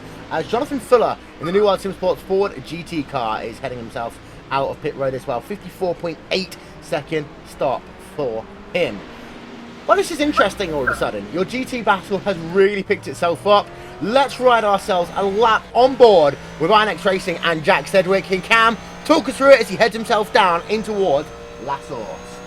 Alright, now in the Ford here, this is going to be a very off-throttle corner. You got to get on as slow as you can, as the rears will kick out on you. As you can see, the Quanticar just snipping a little bit, as they will head all the way down to Air Rouge. You're probably going to downshift one gear, coast up the inner part of Air Rouge, and then get back on the throttle through La Source. You can see the Quanticar flicking his brakes just enough to get the nose turned. As they'll head down the long Kemmel Straight here. There is going to be a little bit of traffic up ahead in the distance. That is, I believe, lap traffic, so we'll have to see. As they are closing rapidly on that lap traffic, they might even catch them coming into the Lake Holm complex. The INX Racing, you can hear the engine come off as the Quanticar is going to stay right up ahead. Doesn't want to get too close to uncomfortable to right now. No need for slicing and dicing, as INX is probably going to enjoy saving the fuel. They're going to head now for this long right-handed carousel. I don't even know if that's the name of it, as they will come upon a damaged BMW car, as the Quanticar is still getting on a throttle just a little bit earlier, and it's on the brakes a little bit earlier too, as the NX Racing car tracks way out. When you do know you mess it up, you don't try and save it, you just track out and take the 1X. So they'll come in through one of my favorite corners, a very long left-hander. You get on the throttle just enough to get the wheels going, and then try and mash it as soon as you can, as the Quanticar was able to do that much better than the INX Racing car of Jack Sedgwick, and Sedgwick even sliding a little bit, of course, those tires still coming up to temperature. So that Quanticar able to pull away just a little bit on those warmer tires. They'll brake heavily to go to this very sharp right-hander, which sets you up. Yes, Zoe, you have a squeaky toy, I know. As she only does it when I'm talking, as you'll come off the other right-hander, you'll try and get on the throttle as soon as you can. And the Quanticar was able to pick it up just a little bit earlier. That Quanticar might actually be getting a little bit of draft through as they go through the final section here of Spa-Francorchamps. So you're going to kind of mash the brakes, go down a gear sometimes. INX Racing's Jack Sedgwick does not, as they'll head to the bus stop. Now, your bus stop, you have your braking point locked into your brain, as the lap cars are actually going to go too wide ahead of this Quanticar, and that Quanticar is actually going to get held up on the exit. If INX Racing can get a good exit, they'll set them up for La Source, and they'll be nose to tail once again. Well, here we are. That was a lap on board of Jack Sedgwick, and this GT battle is going to get very, very interesting. Rachel, as far as your LMP division goes, got ourselves Hugo Preto versus Bill Blythe. This is the battle for P number 8 and 9 in class. This is, as far as I can tell, the closest battle we have. It is indeed, and Harmony right now, of course, things spreading out in this middle of the start of the race, so we could say the end of the beginning, but it's, well, spreading out somewhat, but it's going to get interesting right now with those two cars, and kind of hoping that they remember there are still many hours left. I'm not sure how many we have got left. Is it 21 hours and 40 minutes? I think it is. Yeah, thereabouts, give or take 6 seconds. Pretty much perfect there. But there we can see this is Hugo Preto in the TNT Racing Gold car. We will in the next 20 minutes, ladies and gentlemen, give you an update on the Irishman.com World Championship Grand Prix Series situation, let you know what went on there today. And don't forget, you can catch that one on demand on our YouTube page. As soon as that's finished, we hope that you're going to spend your entire day with us here on RaceSpot TV, into the evening, back into the morning. And the way it will work is we'll be with you, this team, for at least the next 3.5 hours. And then you'll have breakfast with RaceSpot from about 8 o'clock tomorrow morning, myself and Rachel, as we bring you down towards the end of this event. Hugo Louise and the gang will be with you throughout the nighttime shift. And it'll be crazy to go through the night with him as well. And just having a look through your Probably field. going to be me. Yeah, probably. We got Johnny and Brenton back as well. Just having a look on board, actually, with Shark Motorsports, Renan Azero. He's battling out with Leighton Fine. What's that name? Leighton Fine in the Mad Cow Racing Bessie car cam as they work themselves down through Rivage. Yes, we've still, if you haven't been following us all season long in the Road Warrior series, which why haven't you? We have been trying to, as actually, I'll have to stop my joke there, as somebody has gone off. It's the Evolutions Racing Australia car. They were once again on track. They just had a spin, didn't contact anything there. I'll have to just double check and make sure that they didn't touch anything. No, they did it all their own. Okay. So that Bessie car, we've been trying for the better part of, at this point, I would almost go on at least over 20 hours of racing, trying to figure out why it's called the Bessie car. We know. But you missed it. We do know. We did actually explain I missed this. it? We talked about it. What happened? And Bessie has very big udders. That's why Bessie's famous, apparently. Yeah. So, there you go. That's not dodgy at all. We haven't started RaceSpot After Dark yet, folks. Don't worry. No, it's We're not. talking about a cow. I'm looking outside. Yes, it's daylight out. We can't talk about these things. Yeah. But yeah, if you missed that one, if you hit the rewind button, you might find it along the way. We'll talk about it a little bit later on. Hugo Preto, by the way, dropped about 2 seconds back from Phil Blythe in the last lap or so. So that battle's down. But Cedric, right on the rear now of the driver of Klaus Kivickas. Two of the greatest going toe-to-toe here. Inex Racing versus Coranda Simsport. We've talked about this one already, Cam.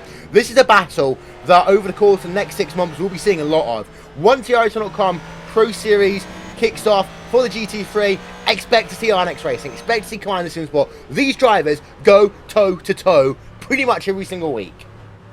Oh, they do, and they've not only gone to battle every single week, they've gone to battle at every single endurance race that we've had. I believe they were both involved in the Sebring 12 Hours and the Daytona 24. I don't remember, but of course Coanda at that time was running prototypes. They have committed to the GT effort, of course, since the announcement of the Pro Series. And if you're not familiar with the Pro Series, it will be a full GT3 Pro Series championship, much like the iRacing.com World Championship Grand Prix Series and the NASCAR Peak Antifreeze Series. So we will have 3 full series of professional racing here on RaceSpot, or here on iRacing. 2 of them are on RaceSpot, hopefully, at least one of them. Have you just like preempted the fact that we're going to have broadcast rights? I kind of did. Yeah. I'm sorry. We don't know yet. Edit that one out. Edit that. Can someone edit that out? Thank you. Yeah, please edit that out. We don't know anything, honestly. Well, we don't actually. So. So, anyways, yeah, as Quinn and Inex, these guys are going to be locking horns on a weekly basis, and of course, it'll be interesting to see. When we do get to the Pro Series, if there'll be any more balance of performance or adjustment of performances. We do know at the very least now is that once you're locked into a car, you will be in that car for the entirety of the season. So we'll definitely have to see as that go on, as Inex might have a look going down to this now. I think they're just enjoying saving the fuel right now. I think they're enjoying playing mind games also with Klaus, because they know that they're going a lap longer per stint, which means that at the moment they want 3 laps. And so basically, what they can do is just sit behind and wait and wait and wait and wait for Kivickas to come on towards pit road, blast it for a couple of laps, be almost Hutu-esque, and take it from there. But it's been a good day so far for Inex Racing. Good day for Kivickas. It's interesting to note though, Rachel, PRT aren't out of it. They're only 8 seconds behind this battle right now. Oh, the PRT are certainly not out of it right now. PRT have had pretty consistent running actually towards the front of these fields, both prototypes and GT. The second car in the GT field, of course, somewhat further back with track position, but they're making their way steadily forwards, and they're 1 lap down. Last car 1 lap down for the GT field, of course, the entire field being roughly 7 laps down. So PRT's number 7 car and their prototype number 2 doing very well. Well, there we can see Patrick Pichler still in 3rd place. Here's a look though, your top 8 of your LMP class. We've kind of ignored the LMP class this hour, but well, here's the news that we all need to know, that Friction Racing, 40-second gap right now out front, Cam. That's astronomical. It is astronomical, but Friction Racing right now, these guys have been in the prototypes for years now. Friction Racing, a very, very good and always high-talented team in the prototype division. Now, with Coanda bowing out rather suddenly, as far as I'm concerned, to the GT class, and after the announcement of that Pro Series, it's kind of been a little bit of a squabble. Up at the top of the tiers of the HPD Racing, of course, you've got Radicals, of course, you got Friction, but you also have teams like Phoenix Racing and TNT Racing who are looking to take that top step of the HPD drivers and cars setup crown there. So right now it's Friction Racing, and they are showing it as that Abandonati, the Abandonati racing team, I got it, as they are 40 seconds down, but they themselves have an 8-second gap over the Vortex Sim Racing HPD number 2 car. So some very good teams up front, and it's not just that, they're making a very good time going through traffic. Yep, as well, we see there your top 8 drivers over in the wonderful world though of GT. The top 3 positions are the ones you need to look for. Our timing and scoring does update itself at the line. There you can see Coranda Simsport. Just look at that gap. It's astronomical how close it is. I'm just going to stop. It's astronomical how close it is. Let's just rewind that one. It's incredibly close, Rachel. 1 second. I'm only 2.5 hours into this, and I can't even speak English anymore. It's going to be a good time. Yeah. I'm wearing off on you. Good. Yeah. Absolutely, we're already going downhill. Cam's arrived, and it's all gone Balance to of heck and back. performance. Yeah, you guys were doing too good, so that balance of performance. I just got a little bit of an American ballast there. Also, What it actually is welcome a squeaky Zoe toy. to the Yeah, broadcast hi, Zoe. booth because we seem to be getting more and She's more a Zoe into the squeaky broadcast, toy. and eventually Cam will make popcorn, Yeah, like the last 24 hours of Spa. Probably. Yeah, I will. By the way, don't forget, if you want to ask us anything, Rachel, or anyone else, feel free to do so. Use the hashtag iRacing248. If you can't remember what that hashtag is, it is on the top right-hand corner of your screen. Or just to actually ask your question in the YouTube chat, and we'll try and get your questions answered. Yes. And can we also have no more questions from Frank Lovett IV, because his questions are getting sillier and sillier and sillier. He did ask how many shifts would a shifter shift if a shifter could shift shifts. 246. Boom, yeah. Yeah. Or if you're the I Fast and have a Furious, question. 2000. Yep. Where did I put my cell phone? Um, If anyone knows where Cam's As cell phone is, tell you what, please ring in. let me I'll tell know. you what, Cam, tell us your cell Yeah, phone number, and we'll... Oh boy. Yeah. Oh boy, the wife's probably called Late me and fine, already. by the All way. right, Freeway I'll battle. be right back. Freeway battle right now between Glacier Racing, so Yaya Lotari. Lotari's taken over from Rennie Backman. Mazda Racing Clayton Fine is in P number 8. P number 9 is Renan Azero. There you can see we ride ourselves along board with Bessie on the exit of the corner leading into Pure. Sharp Motorsports just behind, and just ahead is Glacier Racing. And Glacier Racing, I expected a little bit more from them so far today, Rachel. I'm not sure if they got any damage or anything, but they're not really as fast as we potentially expected. No, they've not been quite as glacial as they usually are in their driving coolness, but just bumbling around in the bottom end of that top 10 in the GT field, though they are working their way slowly towards the front. Of course, they have actually gained at this time, I believe, 25 positions so far, so they aren't doing too badly. Well, yep, so on the exit of Stavolo 2, now working themselves down towards the Blanchimont corner. One of these, it's probably the second fastest corner on the racetrack. This one they can almost take flat out as they now work themselves down towards Blanchimont, just lifting out the gas, just lifting a tiny bit out of the gas there, and now down in towards the bus stop chicane. So, that is a battle for P7, 8 and 9 that is going on. There's a nice little scrap going on. As far as it goes with Kubikas and Sedgwick, that one still remains at 1/2 of a second on the racetrack. Bill Blythe Ashley Owen is still about half a second racetrack as well. Well, that's 2.5 hours towards complete here on RaceSpot TV of the iRacing.com. 24 hours of Spa. We hope to soon get an update from Johnny Simone and Dan Blake from the iRacing.com World Championship Grand Prix Series. We'll also hopefully get a word with Hugo Louise as well before he prepares to take over in about 3 hours, bringing us through the night here on RaceSpot TV. One of the biggest weekends of coverage that we have had in our history, and one of the biggest weekends that we can have in sim racing, both the World Championship Grand Prix Series and also the 24 hours at Spa.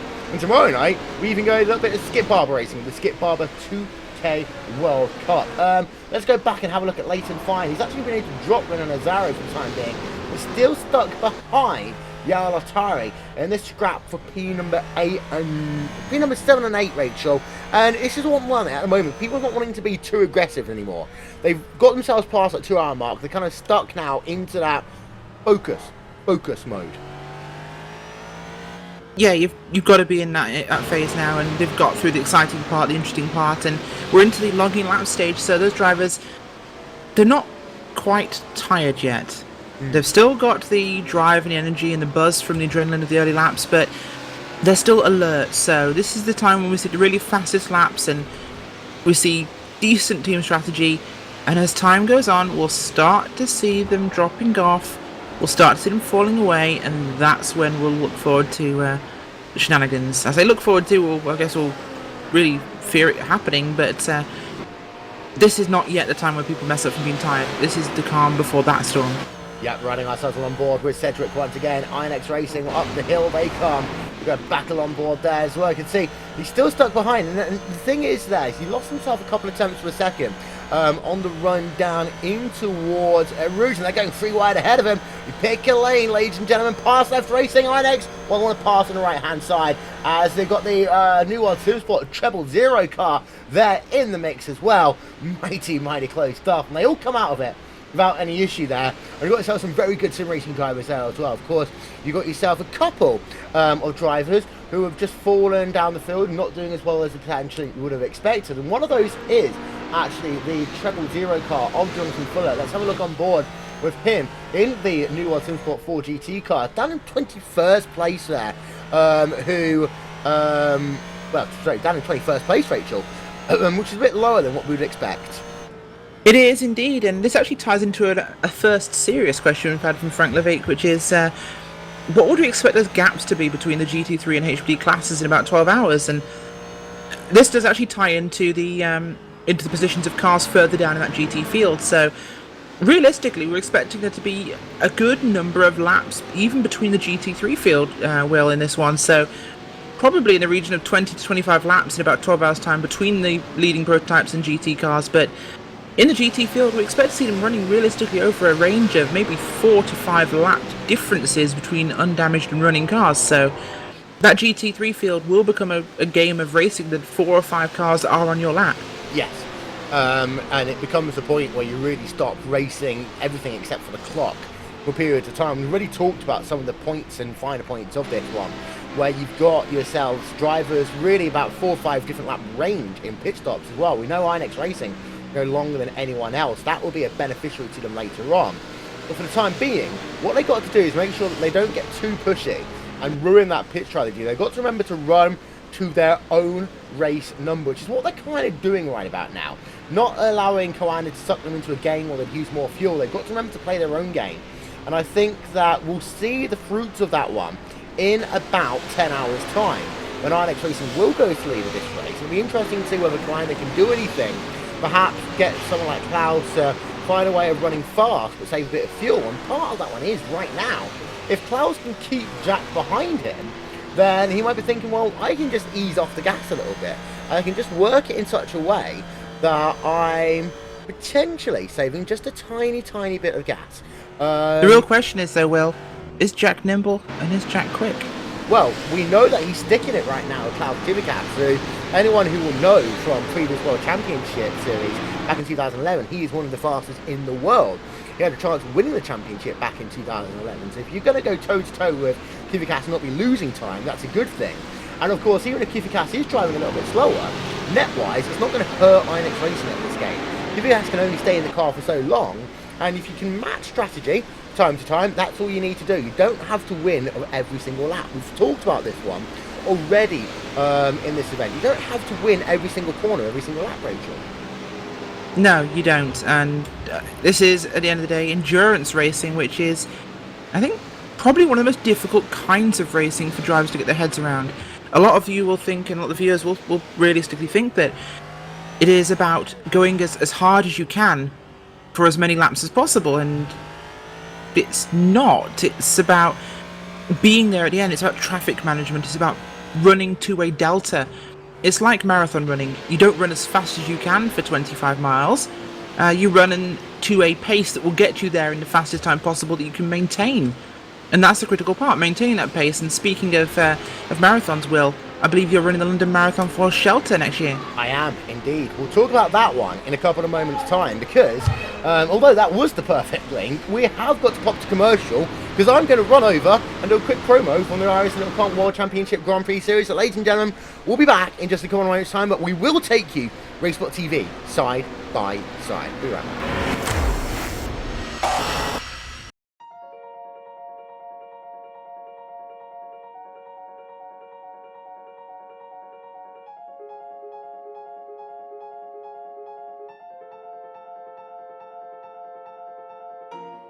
For iRacing to get Le Mans is huge. I mean, this is a unique event, a unique track where, you know, half of the track is public road, so you can never test on it, you never get experience on it, and it's 8 miles in length, 4-minute lap time in a GT car. So, you know, even if you're here for an hour of testing, that's only 15 laps, and you're only going to see the corner 15 times that day.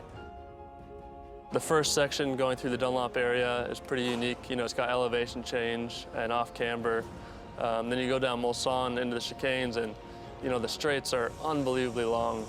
It's a tricky track, and you know, every year I've come here, this is being my 4th year, you learn something new every time. We've wanted to add Le Mans to iRacing for a long time, and we've really been working hard towards it for the last 5 years. But really, things only came together in the last week leading up to this race. So it was a real scramble to put everything together. The majority of Le Mans is public roads. So when they're preparing for the 24-hour race, it's really the only time that we can visit to laser scan and photograph the track so that we can recreate it in iRacing.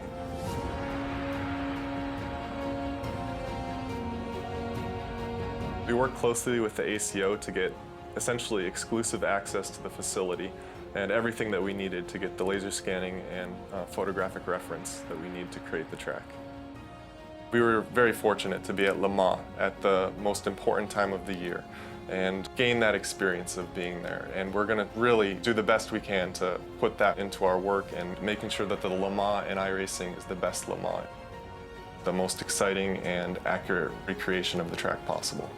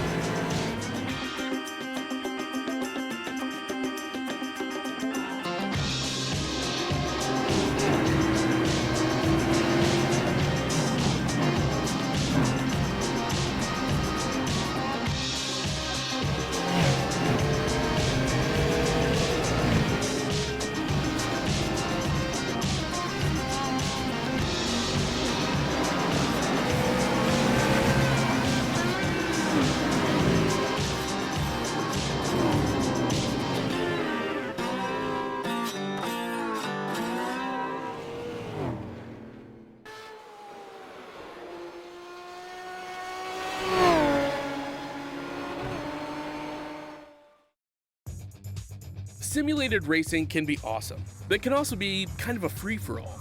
Interestingly, auto racing faced the same problem in its earlier days. Whether it was on the back roads, the beaches, or the city streets, the racing was fun.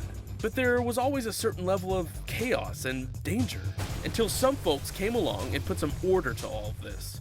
Stuff like official racetracks, regulations about weight and equipment, and enforcement of standards. That's what gave us high-speed excitement, fast-paced action, and photo finishes. That's when racing became racing. The guys over at iRacing.com have made the same transformation in the world of sim racing. Sure, they've got the most accurate tracks and realistic cars out there, but that's just the start. See, iRacing analyzes the performance and results of each driver in every race, so you can be sure you're always placed in races where the competition will be tight, and that those reckless drivers who ruin it for us all are kept in the pits. Not to mention that with over 45,000 active members already in their vast community, you can find races day and night, so you can always get in on the action. You can even join a league of your favorite series. And since updates are always automatic, you don't have to worry about software and can focus on the track. Zip up your fire suit and check out iRacing.com. Never miss a moment on RaceSpot TV side by side. You saw Golguez had himself a crash. He is back on pit road. He limped back towards pit road. Well, we're going to get ourselves a replay of that one. This is down in towards Lacombe, and well, let's figure out what happened to him as he comes down in towards Lacombe. Does the back end of that car just step out on him? Well, he's had himself a tough day here today, Guez says. He's now on towards pit road, and that is not what we would have wanted to have happen to him at all. I believe it was just on the exit of Rivage. It would have been the second car to happen. Actually, a car slid across him there down 40 Rivage. Yeah, it's a number 40 machine there. It just slid across, and that was Sam McLeod there, who's involved in the incident as well in the Ford Motorsports car. And while Rachel, a driver who was up inside of your podium, now is on pit road and not coming out in a hurry. He is indeed, and that's going to be wheel damage there for the Vortex Sim Racing HPD2 team. Well, that was the Ford Motorsports number 40 machine of, I believe that is Sam McLeod. And, well, he was the car that had the incident with Coanda in the earlier on in this race that damaged their HPD when he went straight across the entrance to the bus stop chicane. And he, well, was the car that got loose in that corner, dipped it in, caught the back there of the Vortex machine and spun them into the tyre barriers. So the 40 machine not having a great day, and it seems to be tangling itself a lot with leaders. Yep, that's the second time I say out of the car is Golguez.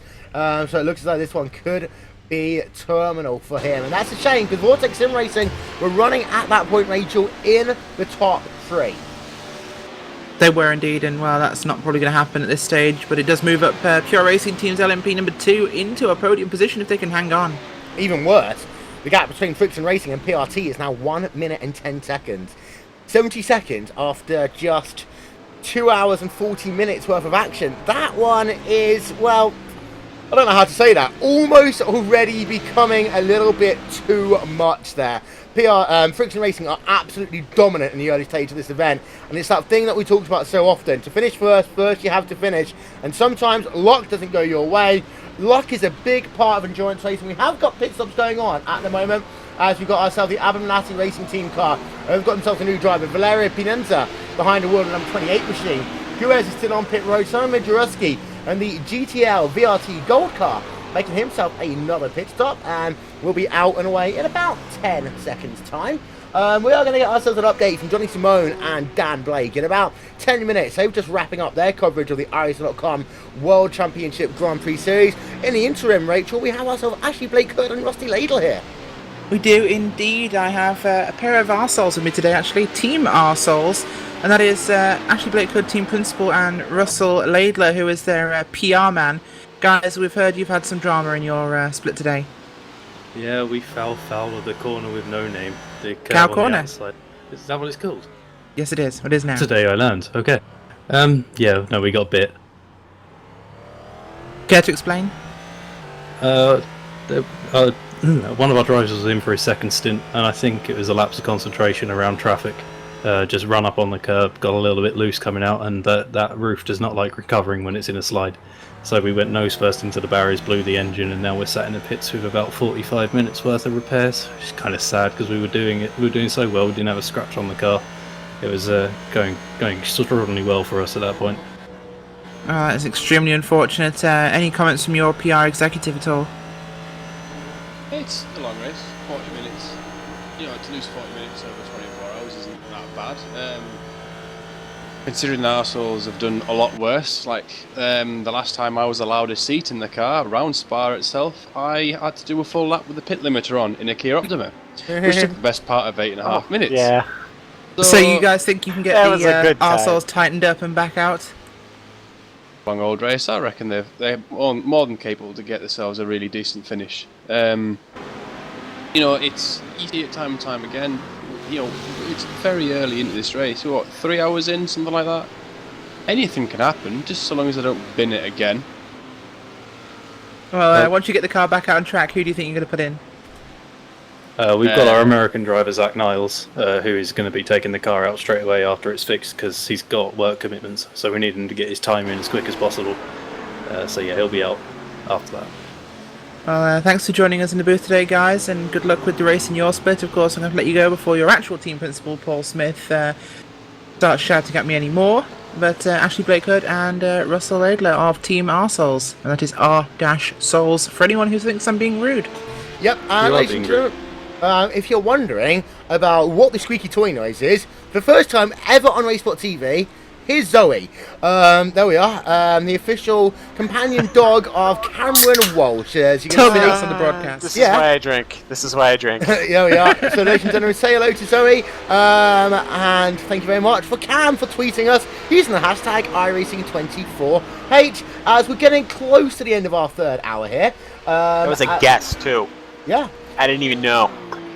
And there's Cam in the picture too. That's so sweet. I know. Guerrero is still on pit road, so a very long stop for him. Hugo Pareto, trying to catch up to the rear of Phil Blythe. This is a battle for number 4 and 5 in your LMP class. We'll run through some of your retirees in a little bit here because we have got ourselves a high LMP attrition rate in the early going. But Cam, that's kind of what we normally expect to see. A couple of drivers coming in, crashing out early, you know, issues early on, and then afterwards we won't have much attrition at all until sleepy time kicks in. Well, it's not even sleepy time as Marcus Hamilton in the Friction Racing 24H Assault car pulls it into the pits 2 hours and 47 minutes or ish into this event here. But as he makes the long trek down, we'll be able to continue. It's a fight over your own jitters, your jitters of all the pressure of you being in charge of one car that's piloted by 5 or 6 other people that you are good friends with, and then the jitters of trying to stay awake in the second half of the race. So as Marcus Hamilton turns the Losaurus corner and heads his way down towards his pit stall, we'll bring it back to you, Will. Yep. There you can see Hamilton, 515 car, down at a literal snail's pace there, just falling out of the shot of that camera. So we're turning to another one. As you can see, he's heading it down into a pit road. Thankfully, he's got the easiest pit box to get to. It's one at the very, very end, which basically means he will come in, get himself 4 tyres. We think he's going to get out of the car. He's been in the car now for 2 hours and 45 minutes. You can realistically expect drivers to do 4-hour stints here, but I think for the first one, you want to keep your drivers as fresh as possible. There you can see Hamilton. Will he get out of the car? The answer to that question we'll find out in about 4 seconds' time. In fact, no, it looks like he is going to stay in the car for the time being. So quad stinting it then will be Marcus Hamilton to kick off Friction Racing. To be fair though, Cam, if you're doing as well as Marcus Hamilton is... Oh no, yeah, no, he is staying in the car. If you're doing as well as Marcus Hamilton is, you kind of want to keep him in the car as long as you can. Well, when you're very good at navigating traffic, which is very important in the early stages of this race, is the GT traffic, as I've said, a lot of these cars, some of them don't even race often with the prototypes on the same track as them. So you've got these GT3 cars who are very close quarters combat, and then you've got these prototype cars. So you let these guys all simmer and stir and get used to each other, and Marcus Hamilton is doing a very good job of putting his way through the traffic, and that's very important. Well, out and away, 35.5 seconds for him as back out and away. Apparently, they're going to have Frank Levesque, Tom Williams, Richard Avery, Paul Williams, Tom Ward, something about Friction Racing there. I don't know. This is why I don't read chat. Oh, those are the drivers. The drivers for the day. Their pilots for today for Friction Racing is going to be Frank Levesque, Tom W., Ward. Yeah, I was going to say I know that name. Richard Avery, and then Paul Williams on top of Marcus Hamilton. So those are going to be the drivers.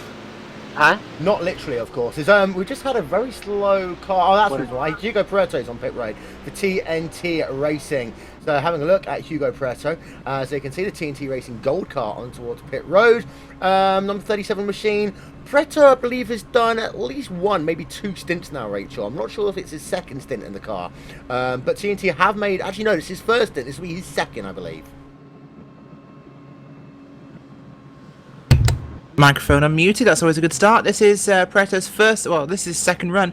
He's just come out of pit road, so they will be starting their second stint with him in the car, I believe, this time around. So I don't expect him to hop out. That car looking very dirty already. Can't imagine what it's going to look like after 24 hours. Indeed, they don't clean them. The good thing is, of course, is that you've only got a visor, so you don't have to worry about, you know, like in although, cars. If anyone's seen Sauber Formula 1 team's recent summer break pit stop commercial, they do actually wash their pit stops, or at least in that one they do. Well, yeah, but they won't do in this case. Out and away, Hugo Preto in a total time of 33.1 seconds. Preto back out onto the racetrack. Leonard Mart is currently your overall leader for Pure Racing Team. He is your 3rd different overall leader today. Marcus Hamilton has led 74 laps of this event. Goku has led 4. Of course, they are back out onto the racetrack. They're classified as multiple laps down. And then Leonard Rat has now led himself 1 lap in the PRT LNP car. They are currently scored in the first place. Gap between themselves and P number 2 in this event. Well, 5 seconds for the time being. Not much. Friction Racing are almost a pit stop ahead right now of their competition. Phoenix is in as well. So that's an impressive one to have Friction almost a pit stop ahead of their competition, Cam. I didn't. Okay, that's you said okay. my name. It's okay. It's okay. No. We'll Am go is back. not my name. Phoenix Motorsports is on pit road. Yes. Yep. That's all I had to say. So Giulio Ononius there, 32.4 seconds was his last pit stop. We'll keep an eye out on what happens this time by. Maybe Cam. Isn't it impressive to have Marcus Hamilton, Friction Racing, almost a pit stop ahead of their competition after 3 hours? After 3 hours, You know, honestly, with Marcus Hamilton at the wheel, I guess I should be surprised, but I never really am. The Friction Racing crew is always extraordinarily good, and while I believe that the other drivers in the prototype field right now are very good, and they are extraordinarily good, you've got a pro driver in Marcus Hamilton and many other pro drivers all combining together to have a really nicely set up car with guys that have been doing this for years, and so for them to be pretty much a whole pit stop ahead, I guess it's not that surprising. Let's go back and have a look at your battle going on for P number 1 and P number 2 in your GT division, as we run ourselves along board with Jack Sedgwick. Literally, this car is at the very, very, very front of the car. 6/7 of a second, still there, still within a second of Klaus Kivikas. Down they come towards LeCun once again. Rachel, Sedgwick is not allowing Kivikas to pull away. No, he is not, and Cedric is having a great run right now. Kivikas driving so hard, but that Ford GT behind him of Inox Racing glued to his bumper. It's like they're connected by a bungee cord. When one pulls away, the other one will gain back up again. So we are seeing a real challenge here in this GT field between the two Fords, of course, and wow, just impressive driving by those guys. Them and the Pure Racing team McLaren are the last cars left on the lead lap, but I believe they will need to pit soon. Patrick Pitchler, in fact, should come down pit road shortly along with those two leaders, so that will complete the cycle. Well, yeah, don't forget though, it's about an hour. We're looking at about an hour stints for these GT fields. You're looking at about 50-minute stints for 55 minute stints for your LMP class. We'll do a little bit of a wrap out of that once we wrap this hour out. In the interim, ladies and gentlemen, for those of you who have just joined us from the Iron.com World Championship Grand Prix Series, well, hello, welcome to RaceSpot TV. It's time for a flashback. If you haven't yet watched the Iron.com World Championship Grand Prix Series and you don't want it to be spoiled, close your ears now. Hi, Johnny Simone, how are you? I'm very good. How are you? I'm not bad, not bad. The 11th round of the ISO.com World Championship Grand Prix Series is in the book. What happened? Incredible race, Will. From pole position, Alexei Usiakala butchered his start, dropping down the order to 5th, and he never looked back. He ended up finishing in 5th, but near the front of the field, it was Martin Kroenke who took his second win of 2015. He had an early lead for about 5 or 6 seconds, and that slowly crept down to only 6/10 at the line, ahead of Olli Pakala in 2nd and championship leader Hutu in 3rd. Mitchell de Jong in between them, but the race for Coanda, the race pace was good, strategy was perfect. They've just got to work on their qualifying pace next. Well, that means that finally Kroenke's been able to close the gap up to Gregor Hutu in the ISO.com World Championship Grand Prix Series. But disappointing day then for Alexei Usiakala, and that completes our Japanese doubleheader. Any other interesting performances to note there, Johnny? Let's have a look here. Hugo Luis. No, I'm just teasing Hugo. Hugo finished in 6th actually, and he's not really happy with that. But down the order, Sebastian Job, who's had a very interesting strategy, a long first stint and 2 quick short pit stops. I think really down the order, everybody had a fairly straightforward race, finishing where they belong. Patrick Holtzman had some technical issues with a few other drivers, but for Andre Bocha, quite a frustrating race. If you watch that again, I'm sure he'd be furious after that one. Well, ladies and gentlemen, we won't give too much more away. Don't forget, you can check it out on our YouTube page. The ISO.com World Championship Grand Prix Series lives on RaceSpot TV all season long. Is PRT LMP, Leonard Rutt onto pit road. Brandon Trano just gone back out onto the racetrack after a pit stop of 32.9 seconds. Thank you very much, Johnny Simone. You're going to come back a little bit later on for the graveyard shift here on RaceSpot. Yeah, certainly. I'm going to go have a shower and sleep and catch up on everything that I missed, and I'll be back for the graveyard stint. So enjoy my voice later. But for you three, hope you're enjoying it here and hope it's a good race so far. Thank you very much, ladies and gentlemen. Johnny Simone here on RaceSpot TV, our lead anchor for today's events in the ISO.com World Championship Grand Prix Series. We're about to close off 3rd hour out here on the ISO.com 24 Hours of Spa. Now, let's figure this one out. It's a 32.7 second stop there for the Pure Racing Team LMP team. That means that they are now 79.1 seconds behind your race leader, Rachel. Does indeed, and that's that gap back open with Friction Racing back on point here at Spa-Francorchamps. Well, they've been a class of field so far in the prototype field, leading pretty much from the drop of the green other than the pit cycles, and stellar performance, of course. Marcus Hamilton is in that car still with the fastest lap of 2 minutes and 4.419. These guys are flying. They are. Let's have a look at your standings in your LMP division after they've all made themselves 3 pit stops. Friction Racing with a minute 5 second gap over Abernathy. In fact, they have now moved up into P number 2.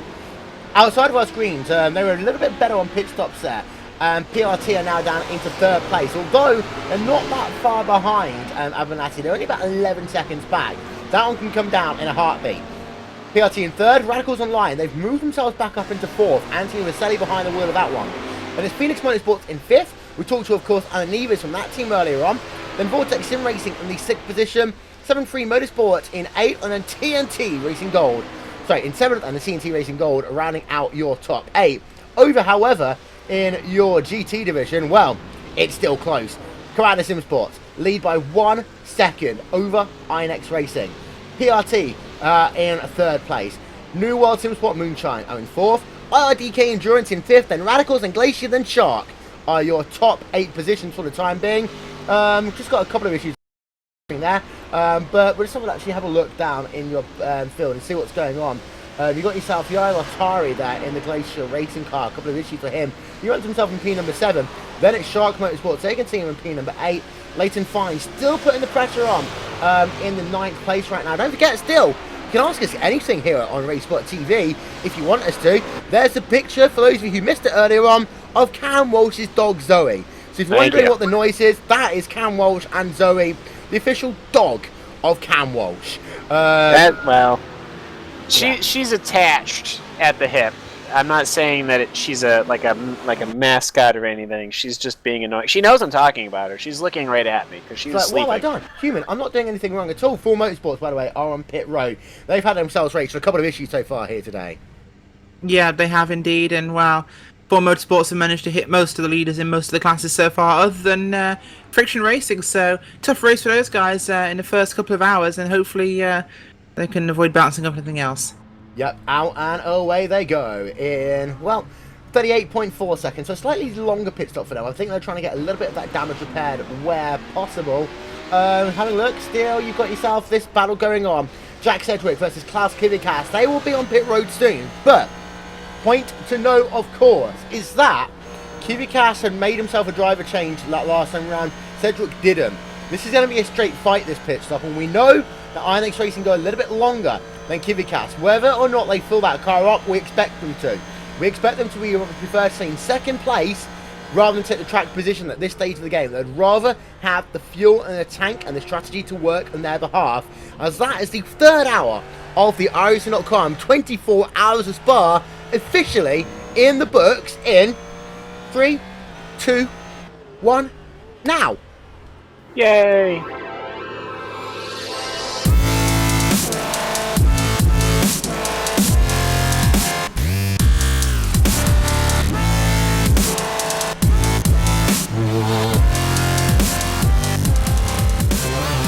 Well, for those of you who have been with us for the past 3 hours, you know that it's been a very interesting day so far. We're looking at INX Racing. They're a team who have come to the party and they have really taken on Commander Sim Sports. Klaus Kivikas is behind the wheel of that one for the time being. They are really, really pushing it. But this is a battle that will go down all race long. The interesting thing here will be strategy. We need to figure out what will happen to strategy. We've got Gunnar Moore on pit road as we speak. Jacob Stongaran now getting behind the wheel of the IRDK Endurance car. As we get a look then at our aerial coverage today, brought to you by And1 Design. It is the official graphics partner of RaceSpot TV. And look at this wonderful, wonderful view. That is Circuit Spa-Francorchamps. And just an absolutely incredible racetrack here. You have a look, this is the back end. You can see such a large footprint here, running and nestling through the Ardennes Mountains. This track, well, it's only changed really once officially. That was when they made it from the huge, long, mega track that we had back in the early 50s, 60s, and 70s, which had corners like the Master King, to the 4.5 mile racetrack that we know and love today. Since then, the only thing that really has changed has been the profiling of the Air Rouge Radio Complex, and maybe the bus stop chicane. They changed that one in the 2000s. In fact, they kept on changing it for a while. They finally got something they were happy with, and they finally thought, you know what, we'll leave it as is. But there you can see the back end of your racetrack. Heading yourself towards the start-finish line, we'll zoom in, and there is where you can see your race leader, second place driver. That is the driver of Valerio Panenza in the Abernathy racing car. They are currently in P2, part of which has been for their own pure speed, part of it has been because of the fact that they've been gifted a little bit of opportunity. The driver who's leading the race, well, that's Marcus Hamilton. There you can see him. Well, he's had himself a great day. He's driven this car since the drop of the green flag. They are still leading, they are still dominating for friction racing, but we've learned already that one wrong move and it can be game over. Hamilton has got the buffer. What that buffer means is he doesn't have to be as aggressive. That's what we'll find out. But once someone else gets into that car, we need to know if that gap will go up or if it will go down. We'll find that one out over the course of the next couple of hours because, well, realistically, we expect to see Hamilton in that car for another 40 minutes. Weather here today, well, it's 78 degrees. Humidity, 55%. It's a nice, cool wind speed there of about 3 kilometers an hour to the north. Not much, and you see a little bit of cloud. You see some nice little shadows over the racetrack. Will Vincent, Rachel Whiteford, Cameron Walsh. 3 hours in, racing's barely got started yet, Cam. Yeah, I wouldn't even start thinking of what could possibly happen. I mean, one wrong lapped car could ruin Friction Racing's day, so you never know what's going to happen, especially, well, we didn't even know what was going to happen in the 6 hours of Watkins Glen, and that was, we were talking about this with an hour to go, we still didn't know what was going to happen, so I'm certain that this race is going to take quite a few twists and turns, but ultimately, though, I'm expecting some this continued great workmanship I'm seeing between these prototypes and these GT3 cars. Hopefully, we can keep that up. Well, Rachel, it was messy for the first hour, slightly messy for the second hour. It's calmed down. Vortex Sim Racing's Ashley Owen has just moved himself ahead there of the Phoenix Racing Team car of Julia Olenius. This is a battle for P5 and P6. It is, and well, these things get messy and then they get less messy as people calm down and find their space, and then it gets a lot messier as everyone starts to get tired and fall asleep. So you've really got to be aware and make sure your team is disciplined enough to actually have people getting to bed, getting time there, and yeah, it's made sure these guys will have what they need to do to complete this race. That's an interesting one because you know what? You always have a lot of people who talk and worry about, you know, is their car still going to be going Cam when they wake up in the morning?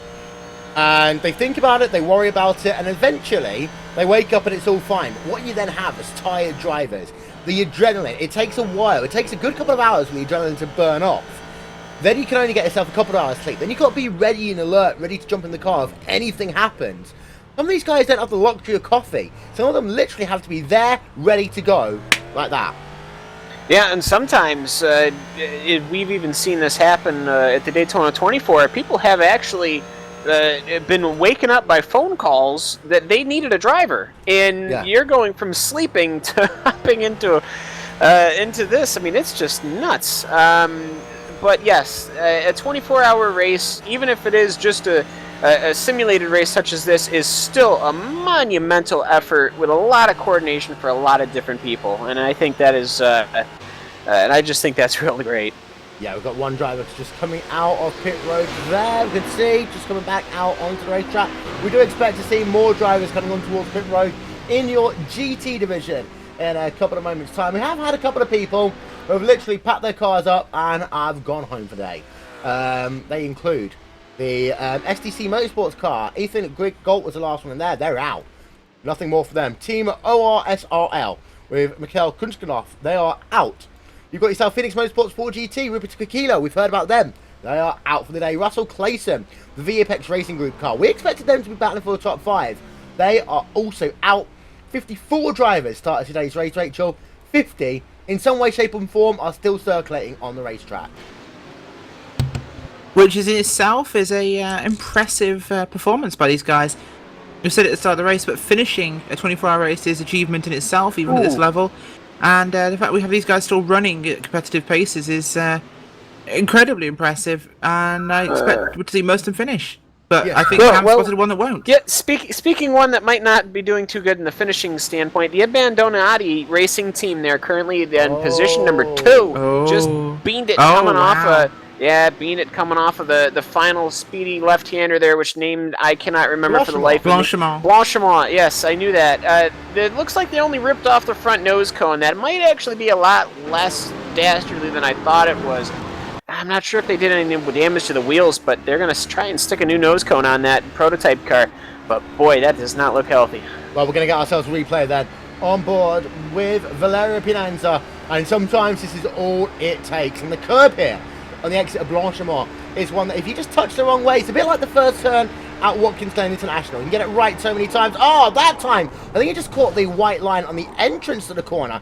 And, well, very lucky there. That could have been a wicked 4 or 5 car impact. He spun it right into the right direction, but that was a big hit. We're going to get ourselves one more look at that one if we can. We're just going to play the tape for you here, and we'll slow it down for you. We'll just try and explain what happened. I think the best way of doing this one is to get a look from above, and here we can see right about now. We'll just slow it down for you.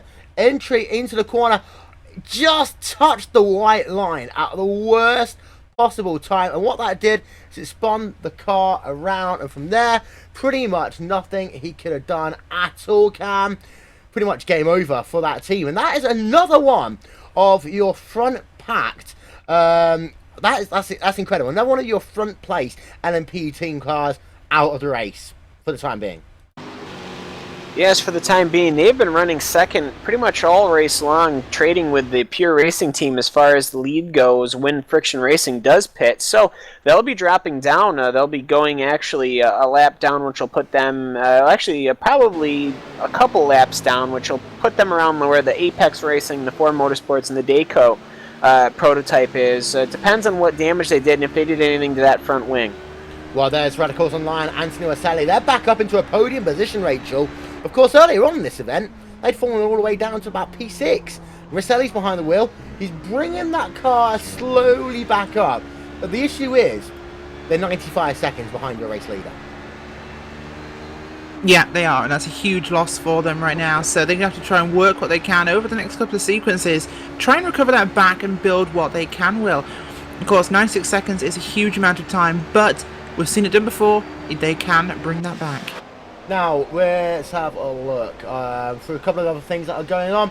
Pienta is still on pit road, by the way. We have ourselves 4 LMP cars scored on the lead lap. This is the 4th one. It's Phoenix Racing. They're back into the 4th position. It's interesting it's actually into 5th position. I take that back. So we've got 5 cars on the lead lap. I'm Will Vincent, and I can't count. Here's a look at P number 2 though, Pure Racing Team LMP car. Interesting to note that they have lost even more time. Oh, car turn around there. That is down at Pure. So that almost caused the wreck.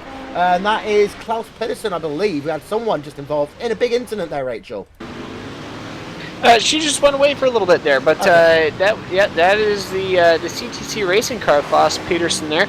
Now on the pit road, just getting out, and Mark Pickford is going to be getting into that CTC Racing number 1 car as they had a spin at Puel, you said? There was someone who had a spin. We'll come back to that one later. Somebody had a spin. It looked like, green rims. Green rims. Yeah. All I saw was lime green rims. But we've got Pienta on pit road, down into P number 8 in class now for the Evan Racing Team class, and not the day they would have wanted. We were talking, though, before that about the fact that PRT lost another 10 seconds this lap alone. Yeah, well, obviously, Marcus Hamilton is just in the groove as far as getting through the traffic goes. The PRT LMP as well as the Pure Racing Team GT3 car are both sitting in podium positions, but that Pure Racing Team, their track just got very lonely as far as where they are, as that's the Abandonati team there falls down. The Radicals Online prototype, surprisingly, the Radicals Online prototype is in 3rd with about a 10-second gap between them and the 2nd place Pure Racing LMP car. Yeah, so we've got Marcus Hamilton, I believe, on pit road. So where's my... Oh no, Hamilton! Hamilton's had an incident!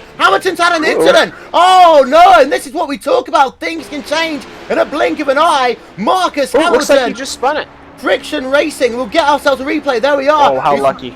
Working ourselves down in towards the bus stop chicane, working on board of him. That's a pass left racing car. Oh, you don't pass the pass left racing car to the right hand side. That is what we've learnt here.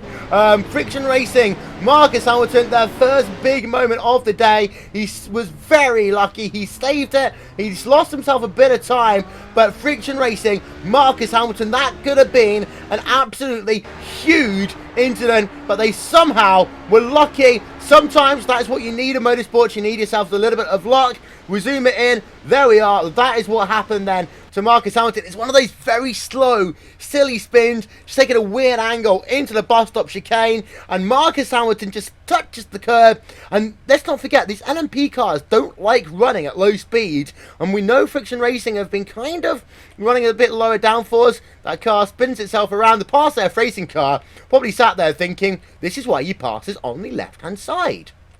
Yeah, yes. Well, it was driver's right, but I mean, it is just, I don't even really know if the pass left racing team did anything wrong. They kept way to the left, and Hamilton would have had the pass if the rear end didn't kick out on him. Very, very lucky, as he just kept right in the throttle enough to get that car moving again, which put him out of the road and onto the dirt, which is exactly what he needed to do. Marcus Hamilton, though, that goes to show you how coordinated he could be. Is that Phoenix LMP car almost ran into him? Yep. There we can see also, the last lap time was a 2:16.7 for Friction Racing. 2:16.7, that is 14 seconds lost. This is why occasionally, Cam, having a buffer is a good thing. Yeah, yes, a buffer. Yeah, it just looks like that Friction Racing team car is back underway, and he'll. I almost wonder if they're going to look at that and say, yeah, all right, next time in. We can swap drivers now. Yeah. Well, I'm waiting for the tweet from Pass Left Racing. So if you are Pass Left Racing's PR guy, I'm waiting for something entertaining. So please put it up as we see. Way to put the pressure on. Yeah. We don't care about the racing here. We just care about the tweets. And pizza. Yeah. Tweets and pizza. No, because that's the name of the podcast. The down-named podcast, Tweets and Pizza. I like it. Ship it. Mad Cow Racing, Bessie. They're in the middle of a pit stop sequence here, by the way. Klaus Kivikas is on pit road as we speak. So there we can see Kivikas. We'll have a look. Moonshine car also. As Kivikas is more important because, of course, he's for the race lead, but Moonshine are indeed on pit road. They're in fourth. DK is on pit road, I think, as well. Having a look at the timing and scoring. Kivikas, well, we can just see there. That's just basically waiting for a driver to finish the service. Quinda's in. I've just talked about that. They're on pit road. Oh, I'm on replay. Kivikas. Hey, I'm alive. I'm alive. Hey, yeah. Kivikas is in the pit. I'm sorry, I didn't realize. After Marcus Hamilton's exciting excursion into the wasteland of the dirt on the pits, the bus stop chicane there, as I actually just had contact with an HPD card, but it wasn't anything too serious. It just looked like the prototype car. It was the Vortex Sim Racing HPD number 2 car, as they were coming off the exit of. Hold on, I got this. The corner of Stavelot there, it just looked like the Vortex car didn't really want to yield the position. Ultimately, that bumper just clipped the rear end of that Inex racing car, which has pushed him, I would have to say, well off the pace of where Coanda would be. Well, 103.3 pit stop there for Klaus Kivikas. We'll try and find out what happened to Jack Sedgwick in a moment. A lot going on, of course. Cedric, we expect him to stay out about 4 laps longer. We'll know what the lap time was in just a moment's time for him once he heads himself past the start-finish line. As well, it's a 2:21.0 last lap coming up on our screen, so it's not actually that bad for Jack Sedgwick. It's a lot better than it potentially could have been. Patrick Peacher did a 2:26 last lap time, so actually they're still pulling out over the PRT car, so it's really looking as though it's becoming a 2-horse race, especially the last stint with Sedgwick trying to pull out that gap over PRT that didn't really exist until about an hour ago. Just having ourselves a look, actually. And yeah, 2:21.0 there for Jack Sedgwick, which is only 2 seconds slower than their fastest lap of the day so far. So Inex Racing are pushing. They are still pushing with Sedgwick. And the interesting thing will be, we need to count how many laps longer they'll go this time by. Andy Kay just had himself a slow moment. There we can see Andy Kay. And he's going very slowly. Yeah, I was about to say, you're saying Andy K. Oh my God, I think he's out of fuel. Well, let's have a look. Let's figure it out for Andy Kane. He's just come out of pit road. So let's ride it all on board then with Andy Kane. Figure out what happened. Number 12, Radical's car. Up the hill he comes, out of pit road. But by the time he ends up at Lacombe, it seems as though there's an issue. He's got himself going. So it can't be a pit limiter issue. We have seen a pit limiter issue before. It's a Daytona 24, yeah. Yeah. So I think he's out of fuel. He's coasting. No so did way. they not? They didn't put fuel into that car. Oh no. And the good thing is, I'm just trying to figure out the racetrack. You do go downhill the entire track at Spa after you work yourself up of Air Rouge. So in theory, they could try and coast it back home, but team principal there, Radicals, is going to probably fire someone after that one. Yes, but Will, I believe we just had an incident going into, actually, yes, we did. We did have a big incident going in through the Blanchemont corner there. We'll have to, I'll get a look at who's involved here, but there is a lot of smoke coming from around that corner. Well, yeah, we're see that we've got Leighton Fine on pit road for the Mad Cow Racing team. We're keeping an eye out, of course, on Cedric as well. Oh, there you can see we've got ourselves, it looks like a bonfire somewhere on the exit of the final Ford corner. Motorsports HPD car. And that's the third incident they've been in today. We'll try and figure out what happened to them in a couple of moments' time. Because, well, that is the third incident they've been in today, the Ford Motorsports car. Let's have a look and see. There we are, Ford Motorsports car. Graham Plyland there. Not the day they would have wanted. Let's try and figure out. So this is them bringing the car on towards pit road. So we'll try back and we'll have ourselves another look at it. And there we are. This is down through Blanchemont. They have had themselves 3 big incidents here. I'm not sure if we're going to actually get the replay to show what happened, but then yeah, might not. Back end of it. Unfortunately, no, we won't have the replay. Our cameras didn't pick it up. We've got the back end of it though. There we are. Cars upside down. 2 cars upside down. We see 2 incidents. 2 cars involved. Cam, any more details? All I can say is I know Banana Racing was one, and I believe the Gathering of Tweakers car might have been the other. I'm not too sure right now, or they might just be in the pits. No, they're just in pits for their normal pit stop, so excuse me. But yeah, I'm not quite sure, other than Banana Racing and that HPD, not quite sure who got involved in that one. But that's just mighty unfortunate to have that happen, and thankfully, though... CTC Racing it must have been. Because Mark Pickford is just heading up on pit road. And that car is seriously damaged. So I think it may well be CTC Racing's Mark Pickford. We'll try and zoom in. You see there, yeah, looks like that front end's all sorts of messed up, The front and the back end of that car is completely messed up. So we think it might well be that number 49 car. That's going to be a huge shame there, Cam. It's going to be a big shame, especially for the CTC guys. They are just bringing their car along here. It's great to see 2 of them up in this one, but ultimately, though, they'll have to just fix it and go on. You're going to want to spend the time that you can fixing the car that you got right now as the Alpine Eagle racing car gets back underway from the pits, and the Radicals Online HPD car comes into the pits. So this is a weird time here where you're getting a couple of GT3 cars finishing up their pits and a couple of HPDs beginning their pits. Very strange pit window here. Yeah, but the Radicals team went off sequence last time by, so that might explain that one a little bit. We're selling onto pit road, we're running on board with Cedric. Cedric is in. Now, I want to have a look at, if I can, very quickly, before this update, I want to know how many laps it's been. 27 laps that time by for Iron X Racing. They've been in 28 previously, so Cedric, evidently not as good at saving fuel as PJ Sturgill. So I wouldn't say saving fuel, preserving fuel. It's just, it will go officially in the books as 28 laps. But Coanda Simsport there, they were able to take a lap back, which will be interesting because Iron X, for this to work, they are going to have to keep on going a lap longer every single stop. They need to be doing 28 to 29 lap stints. Commando are doing about 26 to 27. In order to make this work long term, well, we still need to have a little bit more going in the favour of Iron X Racing. Because at the moment, it might just be 1 pit stop, and that is going to make things very close in about 20 hours' time, Cam. Only 20 hours' time, Will, as, yes, Jack Sedgwick bringing that car, tracing it over the pit line as he will come on into his pit stall.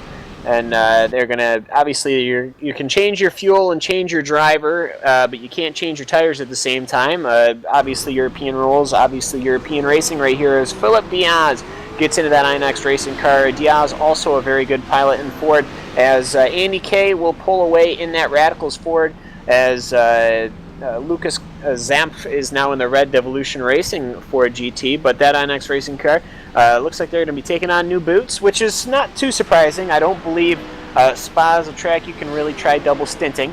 But anyways, hey, at least that Radical car made it back to the pits. Yo, actually, they did get towed back to the pits. What a bummer. Well, yeah, now that I think of it, I don't think you could coast up the bus stop. You could try. I tried once. Once in a Lotus 79. It doesn't work. Oh, okay. 54.2 second stop there for Phil Diaz, back out and away. But let's see where he is in relation to Klaus Kivikas. Kivikas, there we can see him. He's not even down at Eau Rouge yet. Phil Diaz is your new leader in your GT class, Cam. Yes, he is. He's going to pull away. Let's see. Does he get a good exit away? You don't want to, that you can wreck it coming off the corner there. But yes, Philip Diaz there will be 4 GT3 cars between them. You'll have a Glacier Racing, a 49 Motorsports, and the Falcon GP car, which just overtook the INX Racing car, which I'm not necessarily sure you'd want to do that, because they'll be wanting that position back pretty much as soon as you get done with it. So Philip Diaz is already looking to make a pass on that lap car, which is slowing him down, which Klaus is definitely excited to see. But just as we look in the rear view mirror of that Taquanda car, the HPD of Marcus Hamilton is starting to come through. So some HPD traffic coming through as the INX Racing car looks to go on the inside of that lap McLaren. Yep, so they do get that one done before we get ourselves the LMP traffic. Just having a look on pit road, you see the Brazil Power Team making themselves a service. 42.9 seconds so far. They'll be out and away in just a moment's time. There we can see that number 33 car a little bit dirty already. We kind of expect that one to be the case. 55.9 seconds out and away, giving the Wilchin a bit of a clean at the very least, and back out onto the racetrack they will come. Riding ourselves along board then as they come out of pit road. And ladies and gentlemen, our onboard coverage here today is brought to you by the iRacing Forum app for Android. Download it now from the Google Play Store. That is the iRacing Forum app for Android, made by the same person. That is Nick Thiessen, who makes the RaceSpot TV live timing page. So thank you very much to Nick for all the work that he does, so that you guys know what is going on here on the iRacing.com 24 hours of Spa. Well, might even see Nick.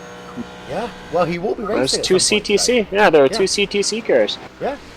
Phil Diaz just working himself. There is Marcus Hamilton, who's just gone ahead of him. There you see Hamilton.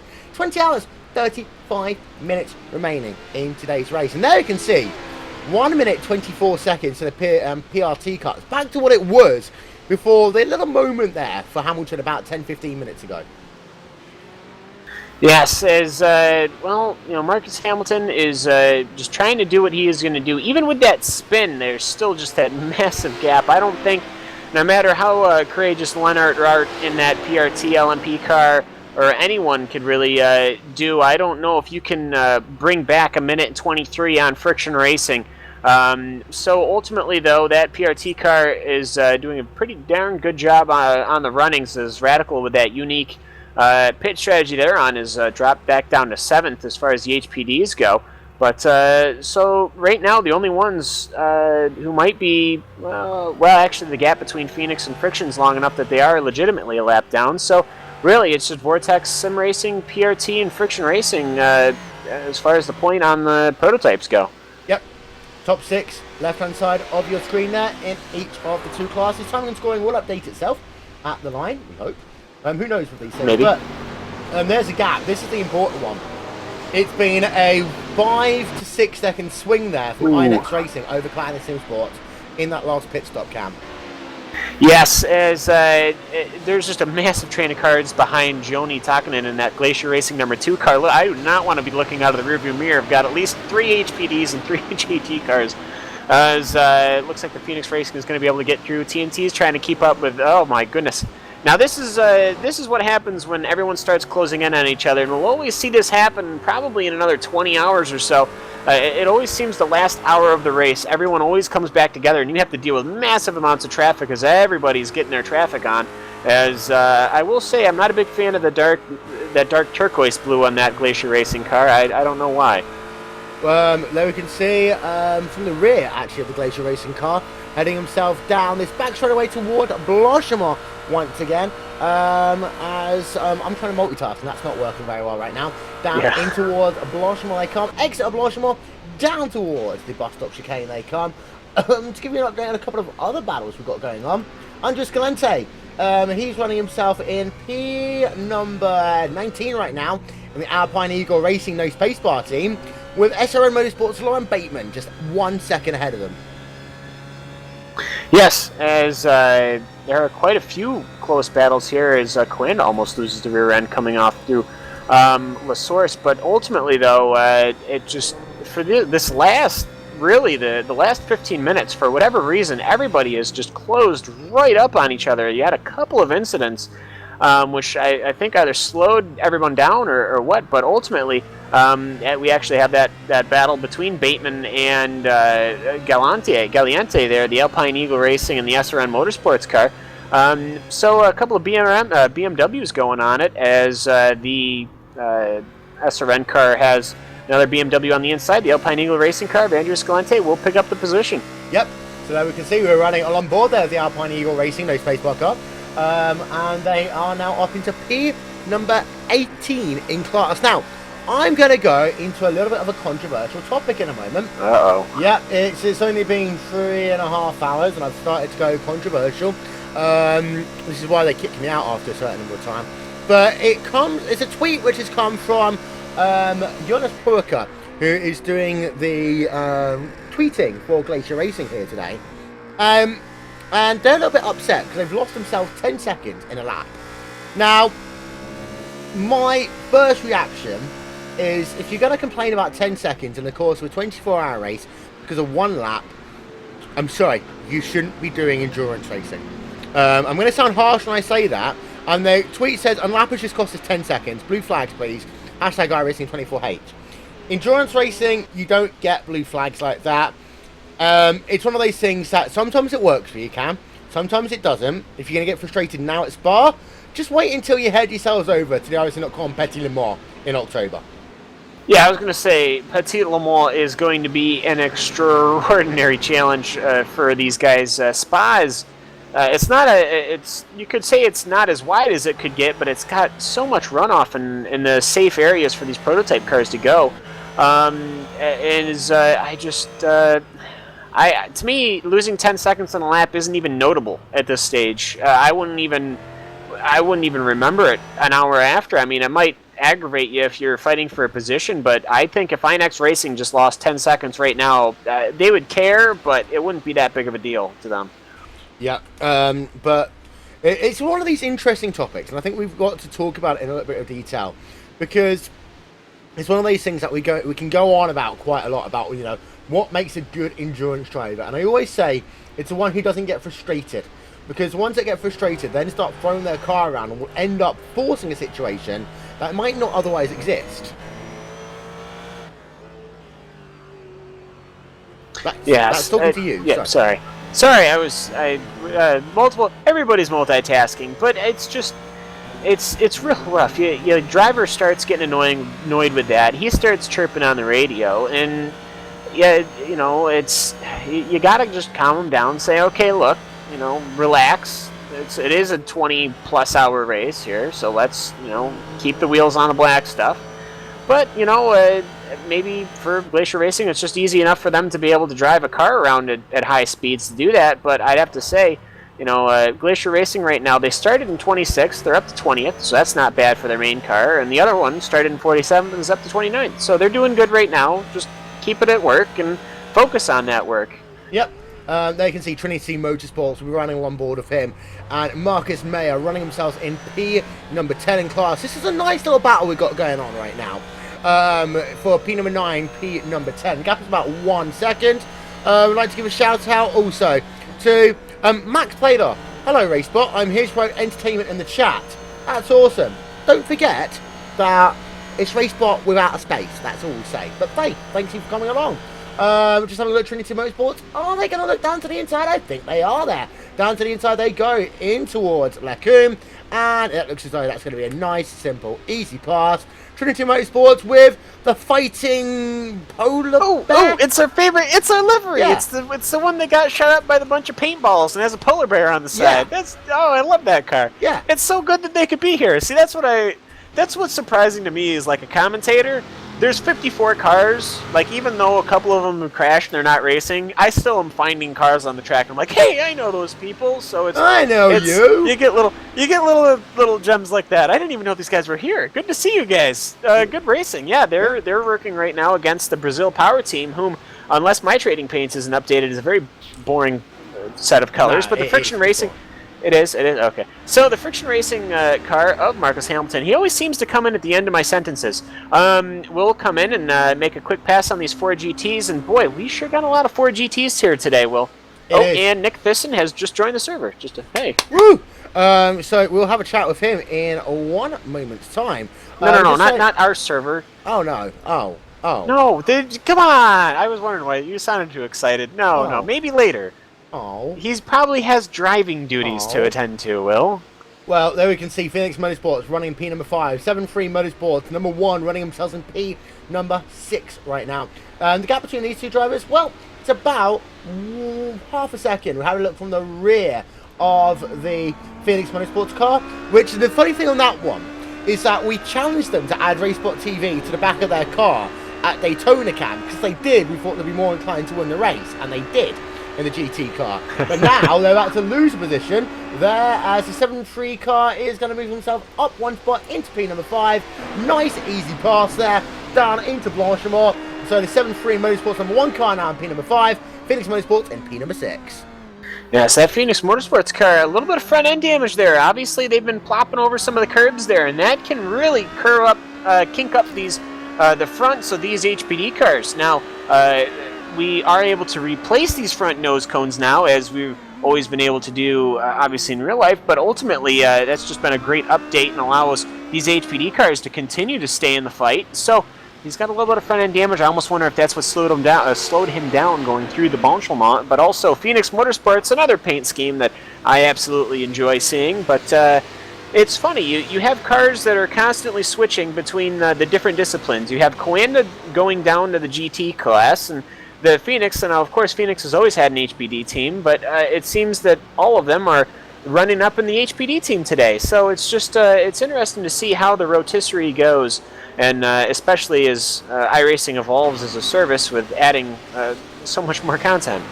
Thanks for telling me that there's food in the world, because now I'm hungry and I don't get what did I say? Shit. You said rotisserie. I did say. you say rotisserie. I now start thinking food, and I can't leave for another 2 hours and 25 minutes to go and get food. Unlike you lot, you can just step away. I can't, because I do more than just commentate.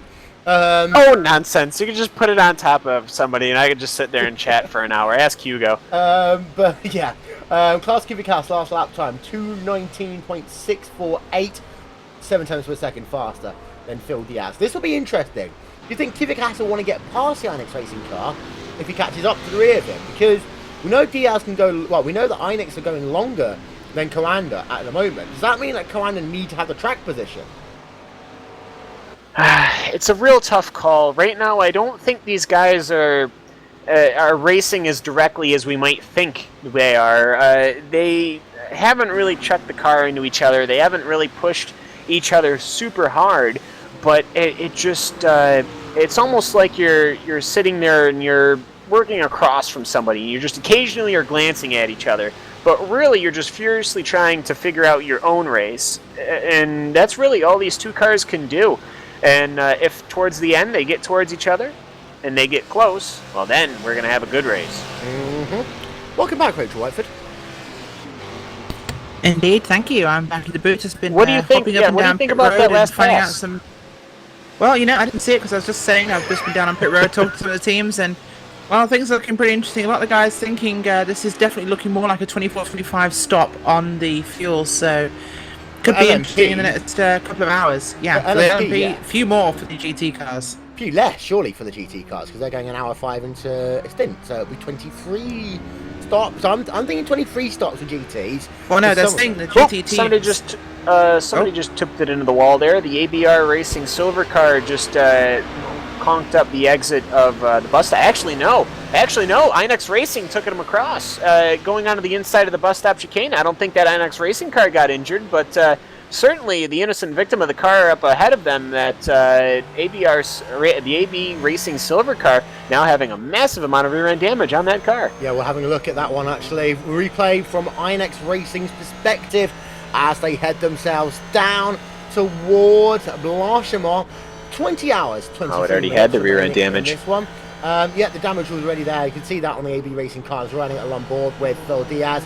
They pushed a little bit wide there on the exit of Blanchimont. Are they going to stick it down the inside? Well, we'll find out. The answer to that one is going to be... yeah, but actually, no, yeah. Exit of the bus stop, and does he get turned around? Yeah, he does. The AP Racing car getting very badly turned around there. Now, that was cheeky, shall we say. We have seen a couple of cheeky moments today, Cam. We've seen this one, probably, you know, you don't use your car as a battering ram. Now, I think part of that would have been exit speeds. I don't think Phil Diaz necessarily knew, but if you've got a car with, you know, damage to the rear of the car, you're kind of going to know that they're going to be a little bit slower coming out the corners. I mean, logic. But simultaneously, you've also had a couple of people, I've seen people passing the outside of Pure today. That one is bad. Yeah, that one's just a little rough around the edges. The Inex car, obviously they're still at point as the Coanda SimSport car is closing up right behind, by the way.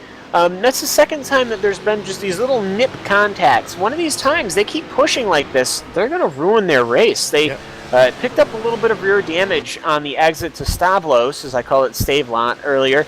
It's Stavlos, which I knew. I don't know. I had a brain fart. But he clipped the front end of a prototype car that was that had a better exit on the outside, and he just kept his line, and he wants to keep these lines. He's being, I don't want to say defensive towards other cars, but he is giving absolutely zero quarter, which can be fine for a couple of hours, but after a while, though, it starts really coming into its own. You really start picking up the damage. Right, let's go back to the pit stop situation, because I have been thinking about this quite a lot, Rachel. Most of your LMP teams, it's going to, I think, be 25 stops. None of them are getting to the hour mark. They're at least at 25 stops. One or two, maybe. If Will, big spin, Banana Racing. They've gone round through Blanchimont. That car was wounded anyway, they were limping, and they have just spun it hard into the outside barriers at Blanchimont. Their race is done. Well, we need to find car number. That is 36, Banana Racing, 36, GT car. We'll find the number 36 car, and we'll get a replay of that one up for you. So we can see Manuel is on pit road. Their day is pretty much done. Replay of that one is coming up on your screens. Well, we're a little bit far back there, so we'll try and figure it out. That car is already wounded. This is on the exit of the final chicane. Yeah, this is the same car. Does Banana Racing have more than one car involved? No, they don't. It's been split a few times. Okay, because I was going to say the last I had for them was the incident in Blanchimont involving the HPD car, but obviously they've spun it out on their own. Well, we're getting ourselves a look then at the Banana Racing car. This is the replay then up on your screen. We'll get a look as they work themselves down in towards Blanchimont. They were just staying out of the way, and then I presume they're just going to catch a white line that we've seen enough people do here today, and yeah, just lost it, and it's very easy to do. Hits the outside wall. That is pretty much then done now. They're going to bring that car. It's probably going to be a long time before they can get themselves back going in today's race. Having ourselves a look on board the 7-3 Motorsports #1 car. Third time lucky. Pit stops. Let's talk about them. Rachel, 25 to 26 stops is my guess for the LMP cars. My guess for the GT cars, I think we won't see anyone being able to do it on 22. Most of them 24. I think Inex can do it on 23. They can indeed, I believe, and from what people have been saying, they could be expecting a few more. As cars get a few dings and dents, this is obviously slowing them down in aero terms, so burning more fuel. Especially with a lot of cars running more downforce. Some people said they're running just for safety's sake, that this is actually slowing them down. It's adding more drag to the cars, so we could be looking at one or two more than we've expected, in statistically at least. But we're looking definitely in the region of 23-24.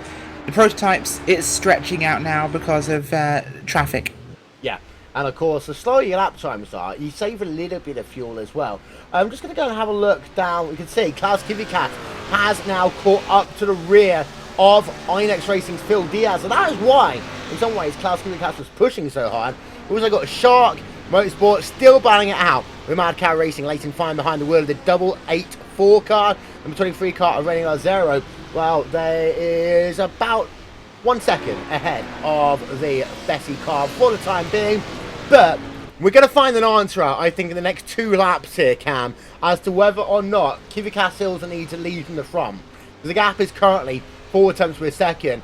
I think that Phil is just trying to save a bit of fuel early in the run, knowing that this would happen. But now, he's got to make sure he can make that very wide car anyway even wider. Yes, now that Inex racing car, of course, PJ Sturgios was having absolutely no issues in saving in fuel, but obviously everyone drives a little differently. Some drivers don't even use the left foot for braking, and they do everything with the right foot. Some do use left foot braking, all using different amounts of fuel over the course of an entire run.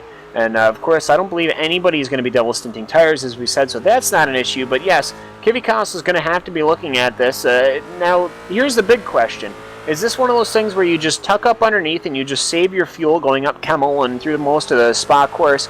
Or the moment you get into range, you attack and you attempt to pass? Because that's really the only way that these guys can get around each other. Because if once you're back there, they just know to take the defensive lines. I think we'll find our answer out to this in the next 2 minutes. We're having a look from the rear of Inex Racing's Phil Diaz, Kawina Sim Sports running himself right now. With Klaus Kvyat in second place, just a couple of tenths further back. And let's get ourselves on a look on board with Klaus Kvyat. He's worked himself on the exit of the bus stop chicane. We might well get it here, actually, as they come down towards Sunham. But the thing is, actually, Diaz is a little bit better getting onto the gas there. We saw that. Kvyat lost himself about a tenth or so as they worked themselves down in towards the last source hairpin. Let's see who gets the better run out the hairpin. About equal. There's the gap out front then. About half a second. We'll get the speed chart up as well. See whether or not you're going to get the overspeed on Kawina Sim Sports' car. They come into Eau Rouge. Left-hand flick. Up the hill. Ready off. See how hard they're pushing. Well, Kvyat isn't pushing hard enough there. He's staying in line. He will gain a little bit here on the run down into Lacombe. It's not going to be enough, though, unless he really gets something. The gap is down to 3 tenths. Down to about 2 tenths. Not quite close enough, though, to make a lunge down to the inside in towards turn number 7-8. That is the Lacombe complex. Ladies and gentlemen, for just a little bit of fun, seeing as Cam's already mentioned food and I'm now hungry, we're going to play a game. It's called Guess What Will Vincent Will Have for Dinner Tonight? Nothing. Yeah. Use the hashtag iRacing24H to take a guess, because, you know, why not? So guess I can tell you what it is not, Will. What? A Chinese takeaways mixed grill. Yes, it won't be. For anyone who remembers the last time that we were doing ourselves a race here on RaceSpot TV, when we had ourselves 24-hour race here, I don't ever want to think about that one ever again. I'm not going to lie to you. I'm not going to lie to you at all. I do actually know exactly what it is I'm having, by the way. And I might have to break it down to food groups as well, because I think it'll be a little bit hard to guess. But we've got a couple of tweets. We'll read those out for you in the next couple of minutes as well. 20 hours, 15 minutes remaining here as Tom Ward is now behind the wheel of the friction racing car. So finally Hamilton is out of the car. Cam, you alluded to it earlier with the fact that he had that moment. Do you think that was the deciding factor behind Ward getting behind the wheel of that machine? Well, it could be, but you also look at it. Marcus Hamilton just did 104 laps of Spa-Francorchamps with 54 cars on the circuit, including the start, which is got to be the most nerve-wracking experience one could possibly imagine. Now, of course, he started up front, so your nerves can be calmed by that, but ultimately, though, Marcus Hamilton, what a lion stint from that. 104 laps, and he was quick all the right through. His second to last lap, not including the one going into the pits, was a 2:05.2, and he was hitting that in lap 5. So for about 100 laps, you had great average lap times, great running through traffic. Marcus Hamilton, you got to give it to him. Great stint, giving his team a 1 minute and 26 second lead over the Pure Racing LMP car. And now Tom Ward, whom has been sitting there watching and waiting for the past 4 hours, is now in the cockpit. This is a little bit of a danger zone. It's been 4 hours. He hasn't been inside of a racing car. He's only been watching. Now let's see what he can do.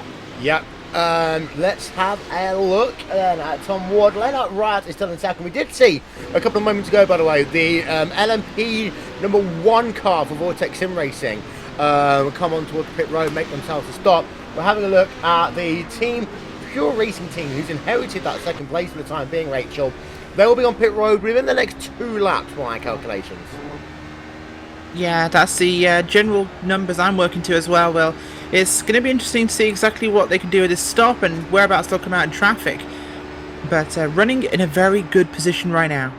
Yep, out of Blanchimont they come, heading themselves down toward... That sounded very American. That was very Tim Terry. It really was. Heading themselves down towards, and PRT will stay out to do another lap, so they'll do one more.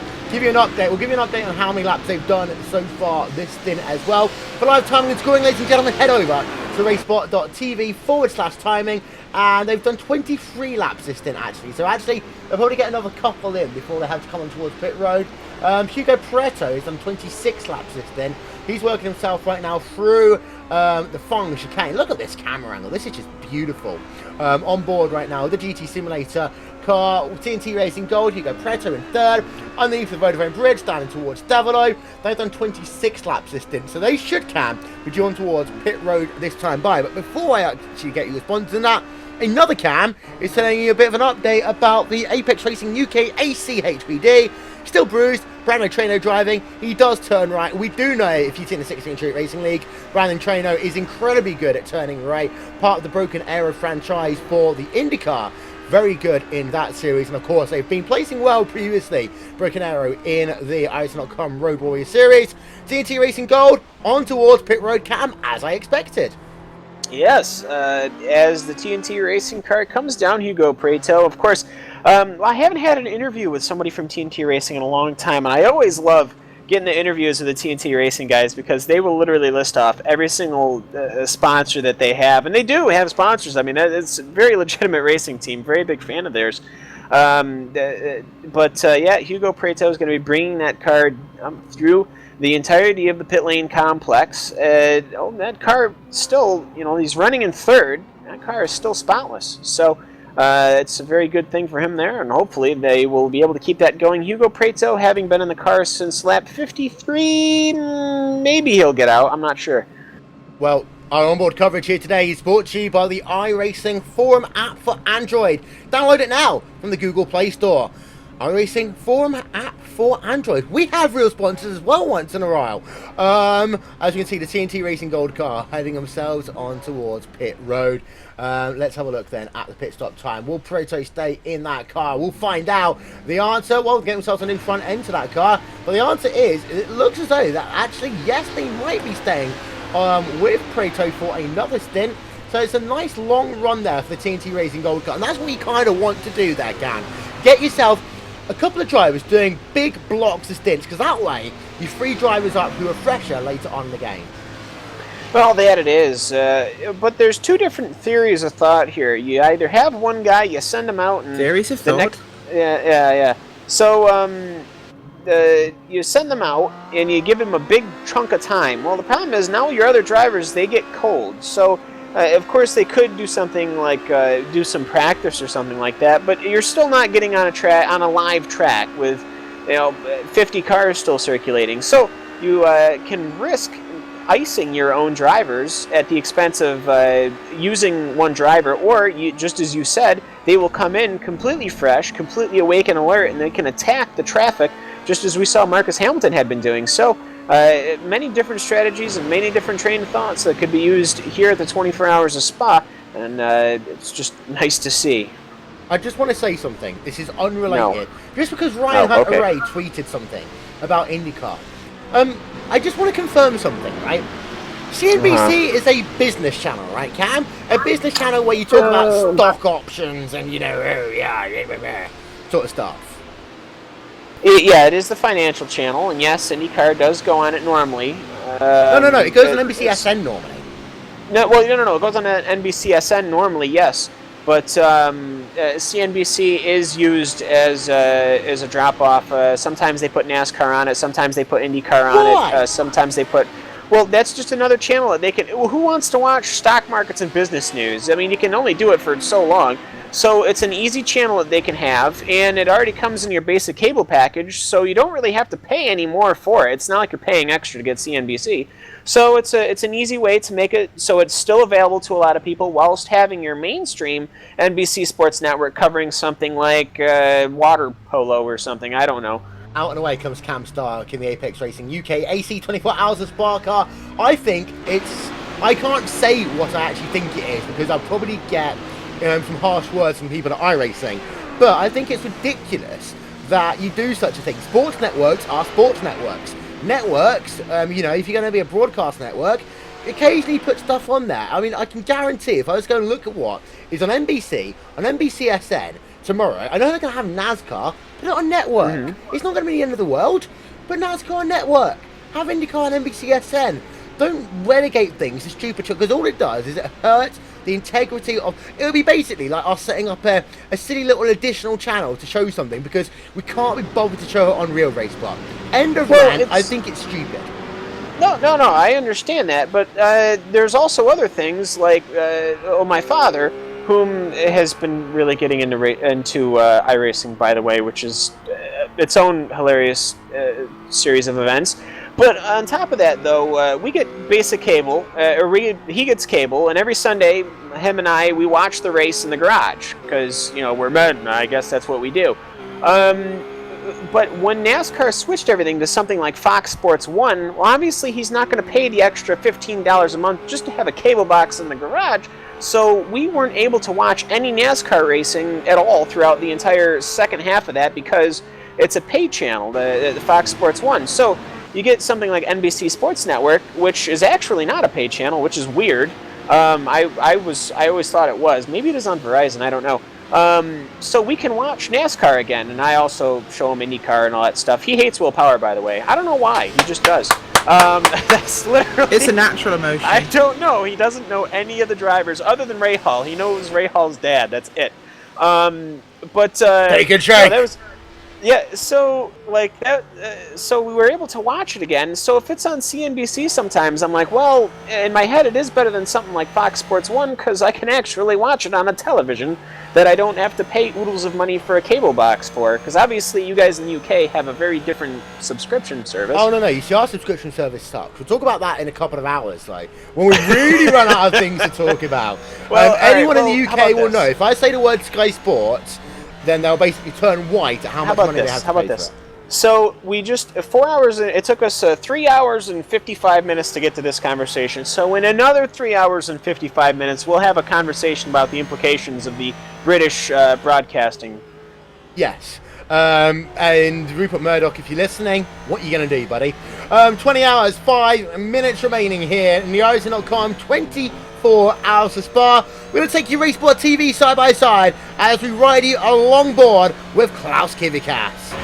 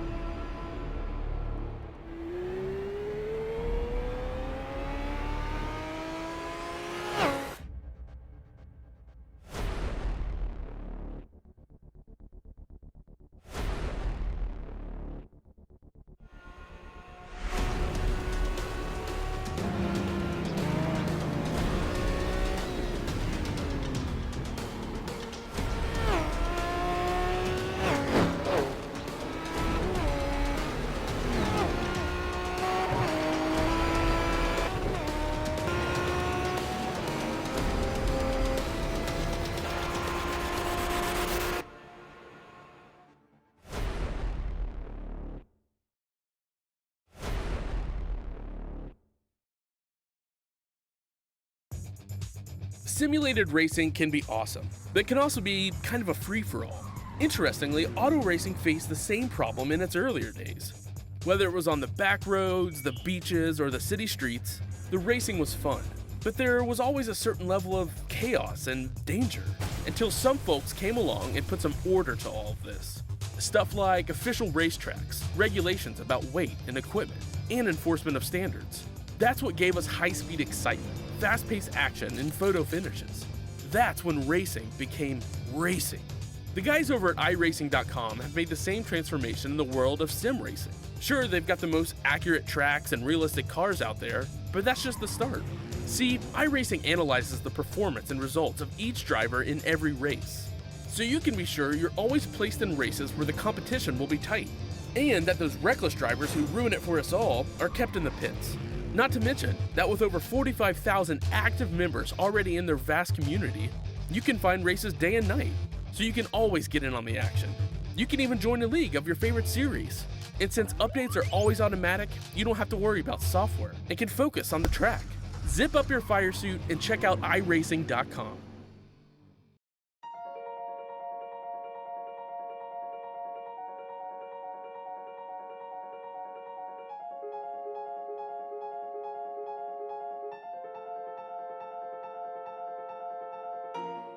For iRacing to get Le Mans is huge. I mean, this is a unique event, a unique track where, half of the track is public road, so you can never test on it, you never get experience on it, and it's 8 miles in length, 4-minute lap time in a GT car. So, even if you're here for an hour of testing, that's only 15 laps, and you're only going to see the corner 15 times that day. The first section going through the Dunlop area is pretty unique. It's got elevation change and off camber. Then you go down Mulsanne into the chicanes, and the straights are unbelievably long. It's a tricky track, and every year I've come here, being my 4th year, you learn something new every time. We've wanted to add Le Mans to iRacing for a long time, and we've really been working hard towards it for the last 5 years. But really, things only came together in the last week leading up to this race, so it was a real scramble to put everything together. The majority of Le Mans is public roads, so when they're preparing for the 24-hour race, it's really the only time that we can visit to laser scan and photograph the track so that we can recreate it in iRacing.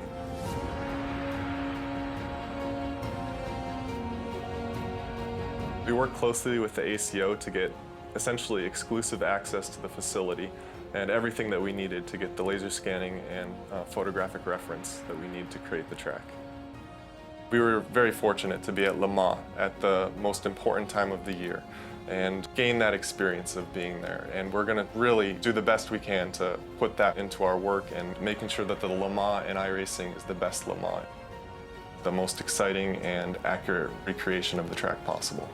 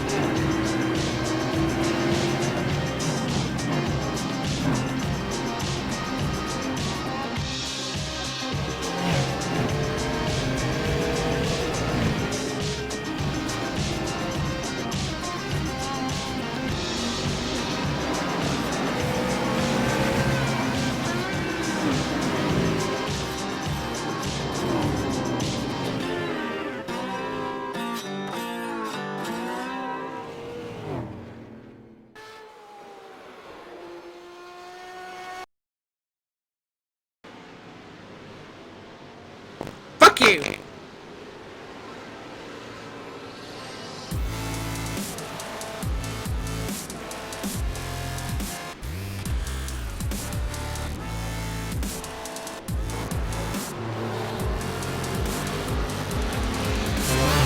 Ladies and gentlemen, welcome back to RaceSpot TV. 4 hours are in the books as Friction Racing continue to lead in the iRacing.com 24 hours of Spa. Tom Ward is behind the wheel of the 515 Friction Racing car. Mark Ertzel has recently just got back in behind the wheel of the PRT LMP car. The ongoing battle that we've been talking about the last hour, well, that one is Commander Simsport. Klaus Kivikas there battling it out with Phil Diaz, and that is the battle for the key number 1 and 2 in your GT field.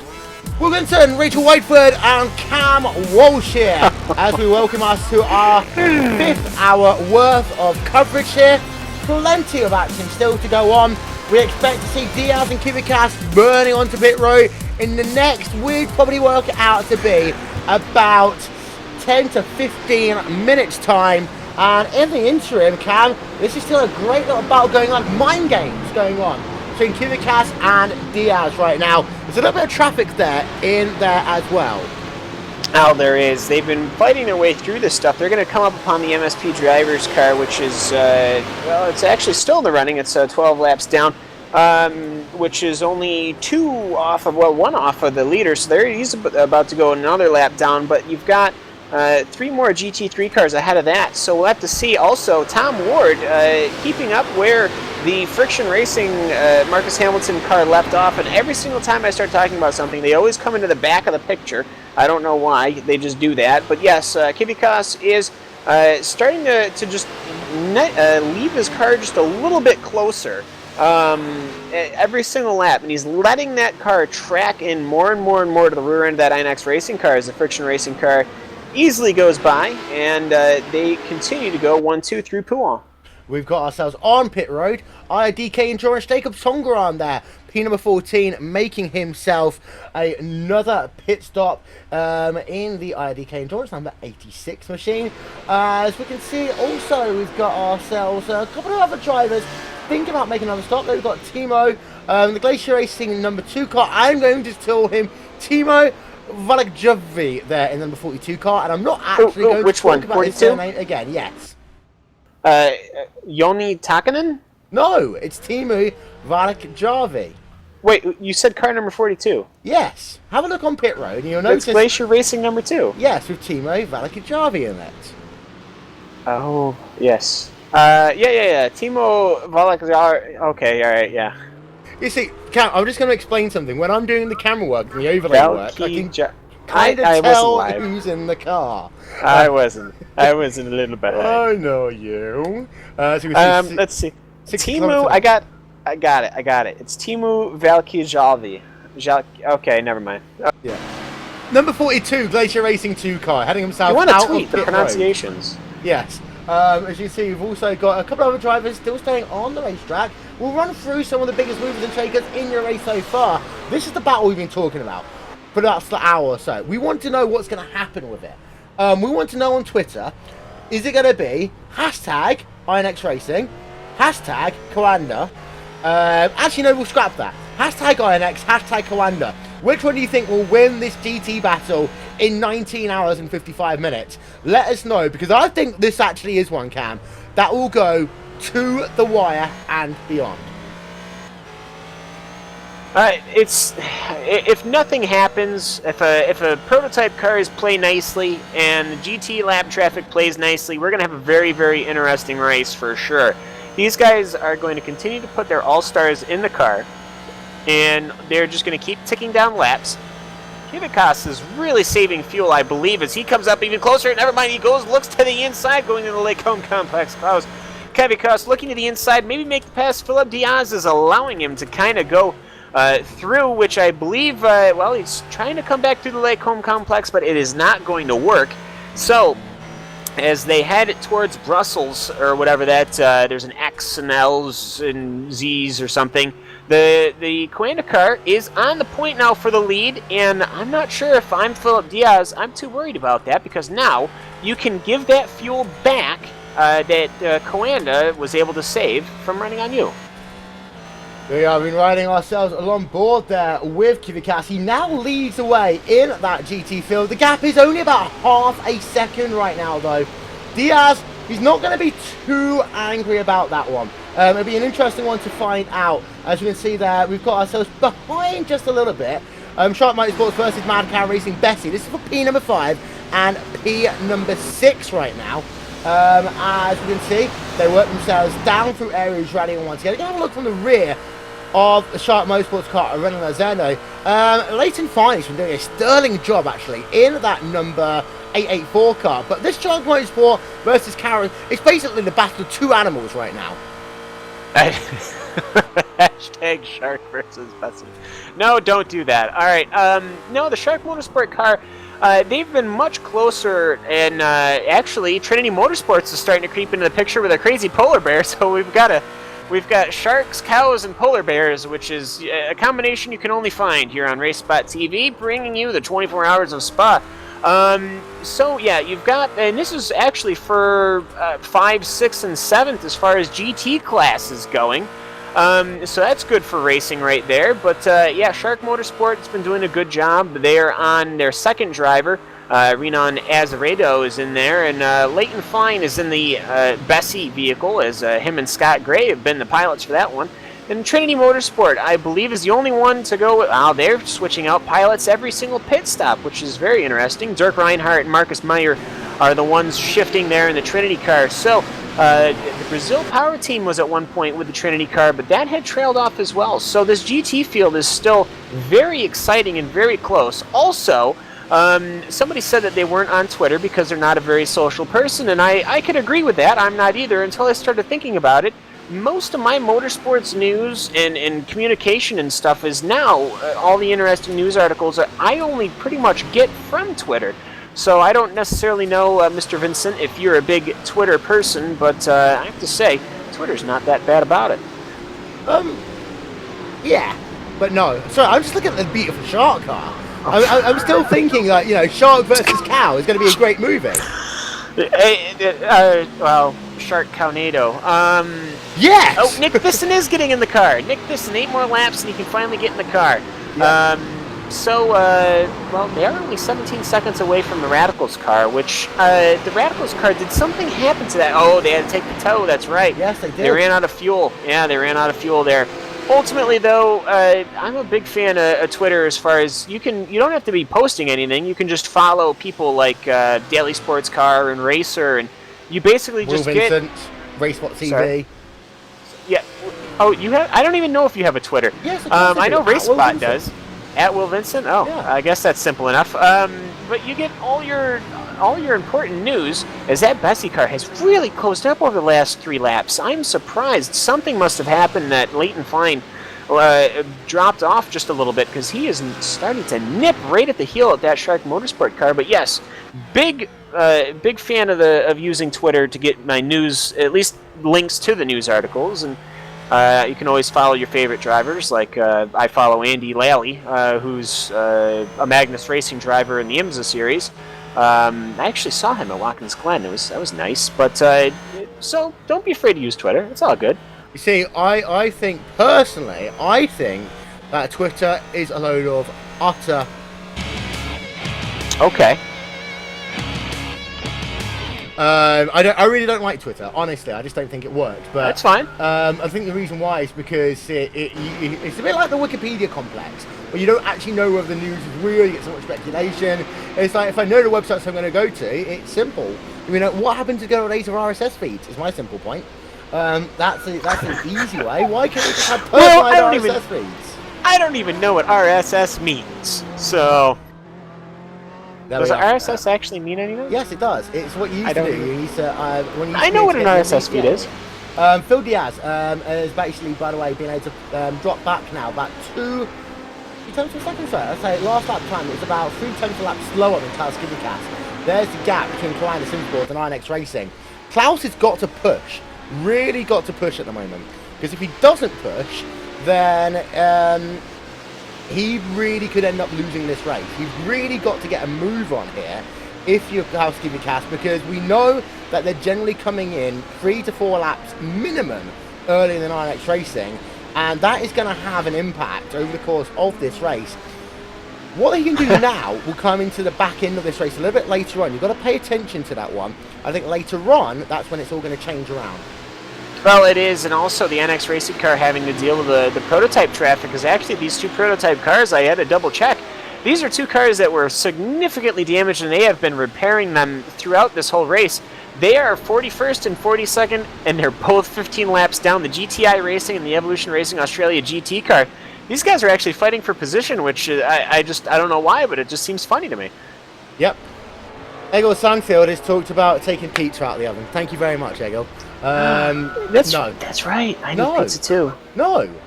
Pizza should be a thing. No, it shouldn't. Definitely I have a thing. pizza in the oven, and I have it in the freezer, which is the opposite of an oven. Actually, Do you is a in freezer fact, an opposite Cam, of the have oven? a bun in the oven? No, we don't. Oh, that Just would have checking. been a breaking news announcement. Well, speaking of breaking news, if you'd happened to have gotten pregnant, Cam, at the 24 Hours of Spa that we hosted at RaceSpot in November, October time, you would have just been due Would have this had weekend. one, Yeah, you'd Well, have been due this somewhere around weekend. here. So 9 They months between literally the would have- first 24-hour race in iRacing history and this return to Spa-Francorchamps. I won't claim that as my comment, honestly. Yeah, It was Will's comment before the race. He decided that was a brilliant fact to bring up. That, in fact, I believe it was directed at me. If I'd have gotten pregnant during the last 24 hours of Spa, then I would have been due now, which is just a little awkward, realistically. I'm not going to lie, Rachel. I think you're busy commentating for about 20 hours of that race. Yep. So lots More of like things got talked 23. about that race. Well, yeah. GT40s and 44s Oh, and no. popcorn. Oh, and that topic. Yeah, sleps popcorn was a and- good one. Oh geez, there was a lot of content in that one. If you want to watch it again, you most certainly can. But it's not do just stick on YouTube. around with us. On a more interesting Now- topic, though, Core Sim Racing and Oceanic Sim Racing are currently battling in that GT3 field. It's not too close right now, but they are maybe 10 car lengths apart and just been split by one of the Vortex prototype cars. So those two cars battling for the bottom end of the GT field, just outside the top 15. And Core Sim Racing currently in the lead in that little fight. Yeah, there you can see you've got yourself Alpine Eagle Racing, you see, just ahead of Core Sim Racing. Then you've got yourself Centauri Kalunki versus Christian Aylward there in the battle for P number 19, P number 20 as that one goes right now. 4.4 seconds is the gap. We've got a car on pit road. That is the number 28 team there. As we, just trying to have a look, trying to figure out where they are. Carlo Labatti, of course, they had themselves their incident earlier on. They're now P number 12 in class after earlier in this race being in a podium position as, well, this is down now and towards pit road, down to 37 kilometers an hour, so 37 miles an hour, as Labatti is going to make himself another pit stop. Really now, Rachel, that team's just got to bring that car home, because they're another one of these prototype teams, came in with high hopes, started well, then incident got the better of them. That's unfortunately one of those problems with 24-hour races, and incidents will take you out of the event, and it could be your fault, somebody else's fault, and that's just how it flows. Well, as you can see, out of pit road, they will come in about 20 seconds' time. Carlo Labatti will stay behind the wheel of that one. We are keeping an eye out to see where Klaus and Philip Diaz are. Just having a look, and Koana Sim Sports are 25 laps into a stint. We know they generally do 26 to 27 laps even. So we expect, by my math, Cam, Klaus Kivikas will be on pit road next time by. Okay, I'll take your word for it. And my mathematical associations here, I don't know. So, Klaus Kivikas there, and that Ford GT is following a Ford GT, but in third you've got a McLaren, a pair of McLarens, and following behind. So really, as actually looking back at Shark Motorsport, things are starting to get pretty dicey there. It is 1, 2, 3 as far as those GT cars go, as that prototype car, the Dayco Motorsports 147 is getting through. But boy, that it's getting a little dicey back there from about 5th on back in the GT field. Yeah, and also, Kivikas has now got a 3.2 second advantage over Phil Diaz, which is incredibly interesting. As you can see, they're behind Leighton Kleiner. Welcome to Marcus Mayer, Trinity Motorsports. Yep, sorry, let's get this right. Let's get this right, because this is actually real fun now to actually think about. We have got ourselves, ladies and gentlemen, a shark versus a cow. Yes. Versus a polar bear. Huh. Who would win? I don't know. The polar bear would win. Well, let's be honest. We don't like talking about any form of arguments between animals because the animals will hug themselves and it'll be nice. They can see the cow. There, I feel like I'm going back to a funny video I did once. But here you can see, there you can see the cow of Leighton Fine versus the polar bear of Marcus Mayer. Of course, we've had ourselves the shark's fallen back. Actually, he's just had himself a moment. So we'll try and figure out what's happened to him because he has just fallen back. 2 places. He's fallen to the rear of this group now. Well, that he has. Let me find out what the heck just happened. Obviously, this is before... Oh, we got a slowdown penalty coming up. Radion, you had to give those positions back. No, people, don't you know how to give back time properly? I keep telling them. It's like Daytona when people slow it all the way down. I keep telling them, don't do it. Don't. You can give it all back in Lake Holmes. You can take like 5 turns. You got time. You can do it. I see this every time, and I say it every broadcast. You don't have to give it back on the straight. Shall we explain the way that the penalty system works for that, Cam? Go. Yes. Okay. So what happens is that each car is tracked in what a center line is, if that car, kind of like a center line between all 4 tires. So on some corners you can get, there's a safety rating system for those unfamiliar with iRacing, but for iRacing people, we know what's up. Here on this race, there's no, normally there's a certain limit of bad things you can do before you're removed. That's not in this because it's a 24-hour event, as the Shark Motorsports car is coming down pit road. So you have some corners which that off-track line, that line where it would consider you off-track, could be abused to gain track time. So in order to deter people from doing that, and of course we've seen this very heavily in the last couple of weeks of Formula One, and sometimes even the 24 hours of Spa, track limits getting abused. There's no real way to do that without some sort of live marshalling system. So what they did is if you get an off track, like say at the top of Radion, like you take it 2 inside and you keep your speed up, you actually get a time penalty that you have to give back. Like you have to go slower than what that average time would be, as the Shark Motorsport almost just beamed the concrete barrier there, coming down pit load. So you can give that back over 5 or 6 corners, and there's actually in the latest update you can actually see how much time you have to get back. Now, the problem with this is that some drivers believe that the only way you can give it back is pretty much by slamming on your brakes and giving up the time back going down the straight. But if you give back a couple of tenths a corner, you can really give that time back without losing too much. He did not have to lose all those positions, but seeing as they were coming into pits anyways, I don't think it was that big of a deal, as Glauber Martins is going to be in the Shark Motorsports car, which leaves just the Mad Cow Racing and the Trinity Motorsports Polar Bear on the track right now, following the Moonshine car is actually also in the pits, as pits have just immediately come right alive here, as pit lane is absolutely full of cars. Yep, there we can see we've got ourselves Glauber Martins, 46.1 seconds so far in his pit stop. He'll be out in the lane just 1 minute. What happened to the Glacier Racing car? Glacier Racing car number 41 is in the pits. It's going down the thing. There's nobody in the car, and it looks like the front end of that car is caked. Yeah, we're getting ourselves a look there. We can see the front end of that machine. We'll try and figure out what happened to him. I'll find it. Yeah, we'll find it out eventually. Oh, Air Rouge. He beat it even before he got to Air Rouge. He cooked something. Well, we'll get ourselves this. We'll ride ourselves on board of Yoni Batman for just a moment's time. We'll try and figure out what happened. We have actually got Jonas Porka, who might be able to give us an update. What's going on with Glacier Racing? Well, there has been a minor crash. I actually missed it. I was actually here to give you just a spelling guide for Teemu's name, because Joni told me to do so. Okay. Well, tell us that, and then tell us what happened to the number 41 car.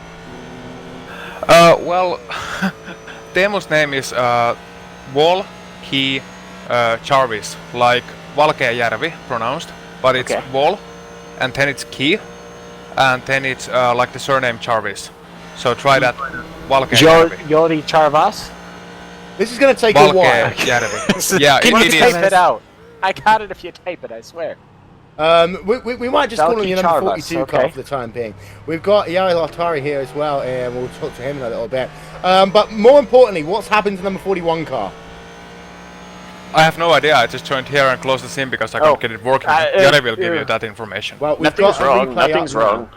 We've got ourselves a replay up on your screen right about now. So this is on the exit of Las Horas, heading yourself down towards Air Rouge. And actually, oh no!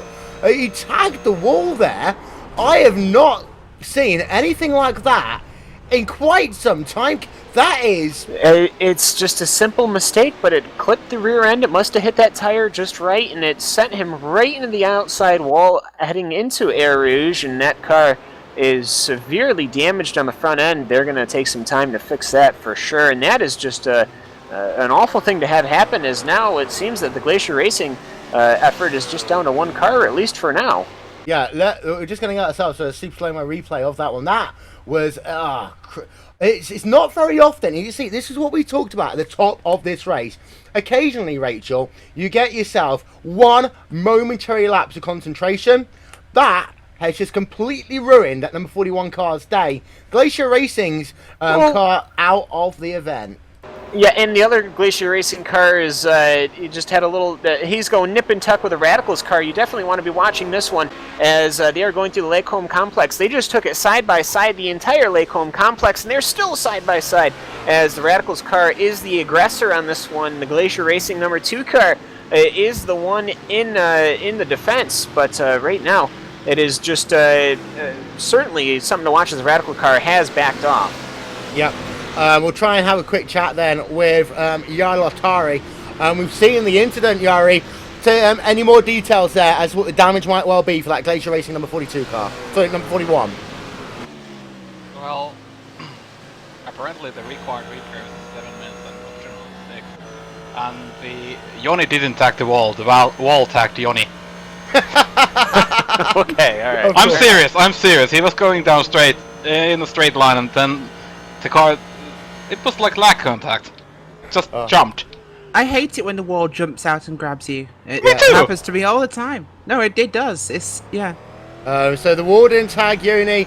Yoni didn't tag the wall tagged Yoni. That's what Yoni's saying, and he's sticking to it, and he's joining us here as well now. Yoni, we hear 7 minutes worth of optional repairs, but that must be a huge blow to that number 41 car. No, we planned it from the beginning that on lap, I can't remember what, we're gonna just drive slightly too close to the wall and it will give the magnet effect, and then basically, whenever you touch the steering, it's gonna wreck something up. Personal mistake, but I've had like about 10,000 laps around here and never had that happen, so. Your number 2, the number 42 car, the Glacier Racing number 2 car, currently scored in P number 18. Timar is behind the wheel of that one. Are you going to maybe change the drivers or do anything with that one now that drivers are out of the number 1 car? Might as well be out for the time being? I don't think so. We have a pre-thought schedule for all the drivers for both teams, so I think we'll stick to that. But we still have a lot of repairs going on, but we're gonna finish it as long as the car is at least somewhat drivable. We will finish. Well, yeah. And by the way, yep. Try this one. I've just got it here. It's Timo Walkajavi. Yeah, I got it. Yeah. There you go. I mean, it's probably terrible, but it's better than what we were saying. Yeah. Well, thank you very much. Glacier Racing's Yari Lotari, Yoni Backwit, and Jonas Purka there, giving us an update on the progress of number 41 and 42 Glacier Racing cars. Now, Phil Diaz is on the racetrack. Jorn Jens has pitted. So Jorn Jens is behind the wheel of that car now. We've had Kivikas out. Jorn Jens in behind the wheel of that number 18 car, Rachel. Let's see what Jens can do. Cam. Yep, let's see him there. No, Yeah, we're sorry indeed see what he could do behind the wheel of that car. We know he's a fast driver. Jorn Jens definitely got the speed. We've seen him in the past in the race 24 Hours of Daytona. Great performance from him. He's definitely a good pace keeper for this middle stint. Phil Diaz, there we can see him heading himself down in towards the bus stop chicane, and he will stay out and do another lap. So let's have a look, and we want to know, stint laps in this race are going to be critically important. This is the conclusion of his 26th lap onto his 27th. We will think he'll come onto pit road next time by. Just trying to figure out how many laps Koan have done. They've done 1, Here's the thing, Cam. Actually, Inex aren't saving as much fuel as they were at the start of this event. I think what we saw at the start of this race was the Sturgis effect. Yeah, obviously PJ Sturgis has got it dialed in, and this can happen. People like John Hall also is notoriously good at saving fuel. I still try and wrap my head around it, but I find myself picking up setups which are shared quite freely in the Ford GT community, and I just have to dump at least another 1.5 gallons to 2 gallons in it to get to where they are. So, PJ Sturgis is obviously very good at saving fuel. If he was able to get an entire lap of Spa, which is no spring chicken, that's 4.3 miles there. So for Philip Diaz, you know what? I'm okay with him being able to just keep it at the same, because obviously the Mad Cow racing car is just leaving pit lane, and that Coanda SimSport car has just left pit lane, as we were talking about earlier. So everyone is still just so close together in this GT field, which is definitely something I don't mind seeing. Oh, John Hall is also in the New World SimSport car. Oh, I didn't even see that. We've also got TNT Racing Gold have had an issue on the racetrack. So we're going to get ourselves a replay, try and figure out what happened to him. But it's happened within the last minute and a half or so. TNT Racing Gold are unfortunately down in the field. So actually they've had themselves, they pulled off at the side of the racetrack. I don't know actually what it was happened entering there. pit road, I believe. Will they come through the bus stop corner and just go? Can you right and hit the wall? Try to He turn might be around, having spin no. He's beamed it a couple of times. Actually, bounced it off of the corner. Oh God. That's not how you enter pit road, folks. Just as a warning. He cornered it going off of turn 14 and 15, and then he slowly went up all the way through the Blanchiment and whatnot, and then he beamed it just going. Oh, geez, something must have gone wrong with the hardware there. That has got to be a hardware failure. That looks to me like the steering wheel is very intermittent. Yeah. I agree. Just to let you know, we've got ourselves a tweet from Rob Sutherland, a former commentary partner of mine, and he's loaded his bed up with stuff so that he's not got any room left on it to sleep. Hashtag night shift. I like that idea. I do like that idea. As we've got one more update from Yoni Backman. Go! Yeah, you asked whether or not we're gonna do any adjustments with the driver things, and actually we will. Now that the second car is actually potentially doing a lot better, we are going to switch Joonas Puhakka and Aleksi Elomaa from the one car to another, because of the fact that Aleksi is way faster than Joonas, so Joonas was willing to give his spot to and drive the wrecked car now, so that's the only modification. Thank you very much, Yoni Batman there, team principal for Glacier Racing. Well, there we can see your overall leader with 19 hours and 30 minutes to go. And PJ Sturgis, the fuel saver. The Sturgis effect is back, Rachel. Yes, he is. And Sturgis definitely got a great performance in early when he was running. He will be back behind the wheel of the Inex Racing Ford GT. They came in leading their class, of course, but they'll be back out again behind for a Coanda SimSports 18. Well, we're not guaranteed of that one. We know that generally, the pit stops have been a little bit better for Inex Racing, especially coming onto pit road. The time we'll find out. Oh, that car moved a little bit there. That's interesting. It'll be close. Yeah, it will be very close. There we can see. We've got a look from our aerial coverage. There we can see is Inex Racing. They're about halfway down the second pit road. There is Jorn Jens. Here's Inex Racing there coming out of La Source is Jorn Jens. This is going to be mighty, this is very close. Mighty close, as we're going to ride it along board with Jorn Jens down in towards La Source. There you can see a Rouge just ahead. There is going to be, it's going to be actually Coanda will just about come out ahead there, but only by about a second and a half when all is said and done. Let's think about this one simply here, Rachel. 4.5 hours into this event, and these two drivers are still separated by pretty much nothing. They are, and that's amazing talent by both teams and both sets of drivers that they can hold on like this. The Radicals car, of course, behind them. They're multiple laps down from the lead, 3, I believe. Yep. But Inex hot on the tails now of Coanda. They're on fresher tyres, so by a lap or two at least. But this will put them definitely back in the fight. This is really close. Yep, so let's have a look then. PJ Sturgis is now back behind the wheel of that INX Racing number 9 car. We know he can generally go an extra lap compared to Coanda. He's right there in the mix. Now, the issue was when Sturgis was in this car previously, he did fall back to about 9 seconds behind Coanda. What he wanted to do is try and stay in touch this time around. But the good thing is, Cam, is the fact that there's not going to be as much traffic as there was at the start of this race when Coanda was a little bit better on the first about half an hour of the event.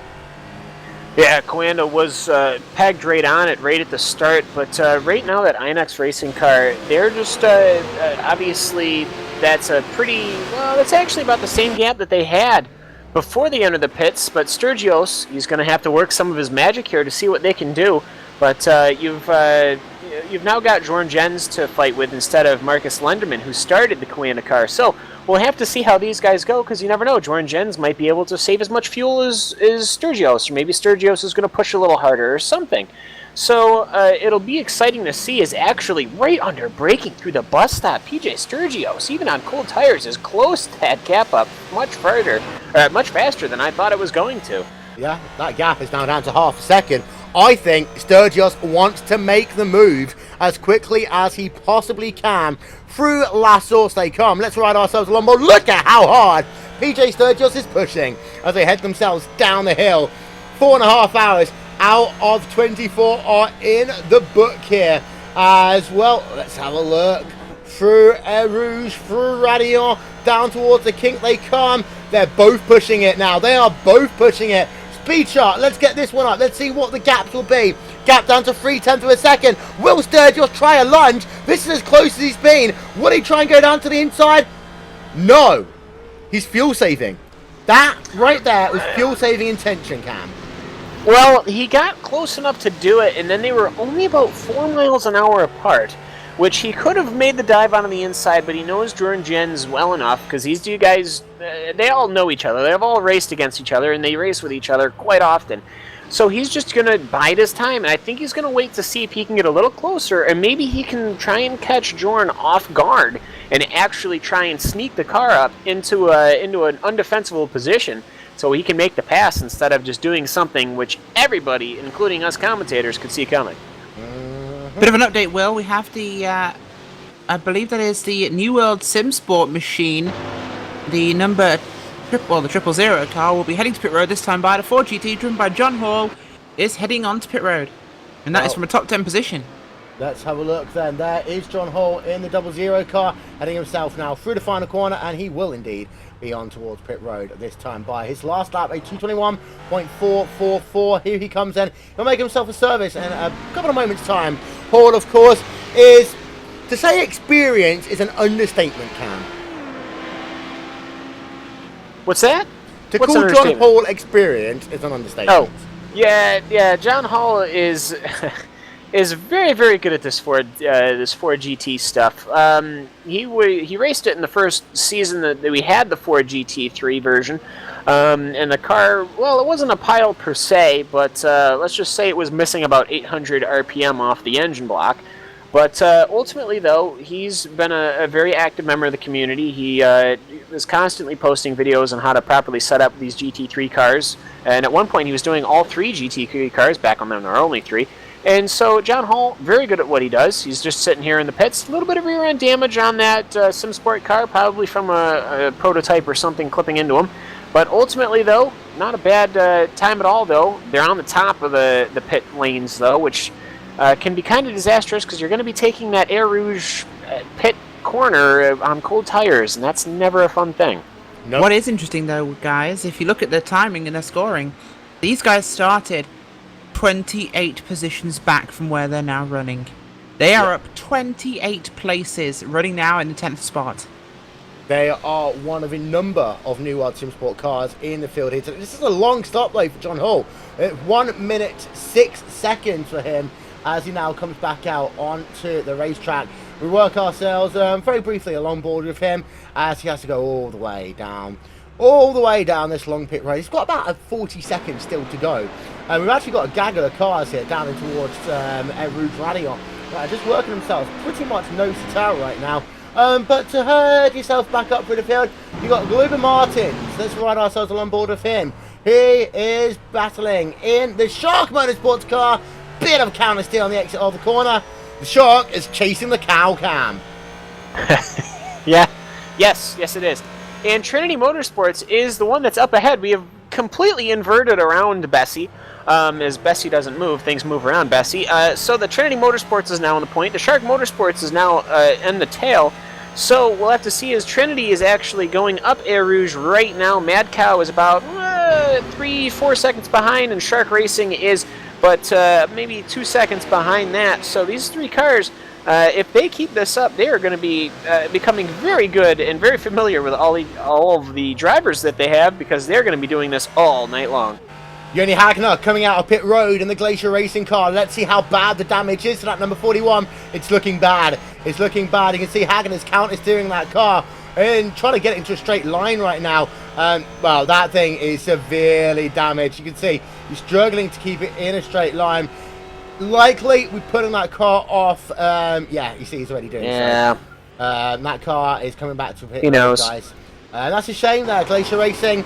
Well, that's going to be them back on towards pit road, so that means that their day in the 41 car is pretty much done, Rachel. It is indeed, and unfortunate for those guys. The car was heavily damaged, of course, earlier on when it hit the pit road wall, on the side from pit wall actually, and ended up spinning and bashing off several walls on its way up towards the Eau Rouge Radion complex of corners. So unfortunate end there for the Friction Racing number 41 car. Not what they wanted. They still have one more car left in this field though, the number 42. They're running just outside your top 10. They're in P11, I believe. Yeah, as you can see, we'll turn our attention over to that car. There you can see number 42 machine running themselves in P13 actually, but they are currently 2.3 seconds behind Renato Silva. And just having a look, and that is the 8 or 80 team Brasa number 84 car outside your top 10, and they can see in the gap between 12 and 11, 24 seconds almost between the MSP drivers home hashtag number 1 car of Dominic Cortum, or the 8 and 80 team Brazil car, and then the live driver in the top 10 is the Corsim Racing 25H car with Santere Kalunkini there behind the wheel of that one. Let's have a look then. You're on the end. PJ Sturgis. PJ Sturgis has moved himself back to the lead of this motor race cam. Nope, Rachel. Yes, he has. PJ Sturgis in the lead now, ahead of the Coanda Simsport 18 machine of Jon Jens. The big move there by Inex Racing's PJ Sturgis, one of the two Sturgis Racing brothers, two of the fastest brothers we know in sim racing, and just impressive performance from him. He's got through now, leading your GT field for the first time today. So now we have a real fight on our hands for the lead of this race. Yep, of course, PJ Sturgis is one of the drivers who has run in both the NASCAR Peak Antifreeze Series powered by iRacing.com and also in the iRacing.com World Championship Grand Prix Series. Don't forget, ladies and gentlemen, if you missed anything from the iRacing.com World Championship Grand Prix Series from Okayama earlier on, perhaps you're watching us instead, you can check out the entire season on our YouTube page, and also by heading over to iRacing Live. That's iRacing.com/live, and for all the latest news and information about the iRacing.com World Championship Grand Prix Series and also the NASCAR Peak Antifreeze Series powered by iRacing.com, head over to wcs.iracing.com. They are back from their summer break now in the WCS, and they're heading themselves towards their series conclusion. And of course, the next round of the championship will be here, and it'll be live here on RaceSpot TV as we continue the journey to crown our 2015 champion.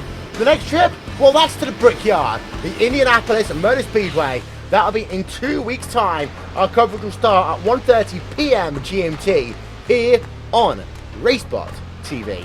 And if you are a new member to iRacing, get yourself 3 months worth of iRacing for just $12. Get all of the free content, plus get yourself the 4GT.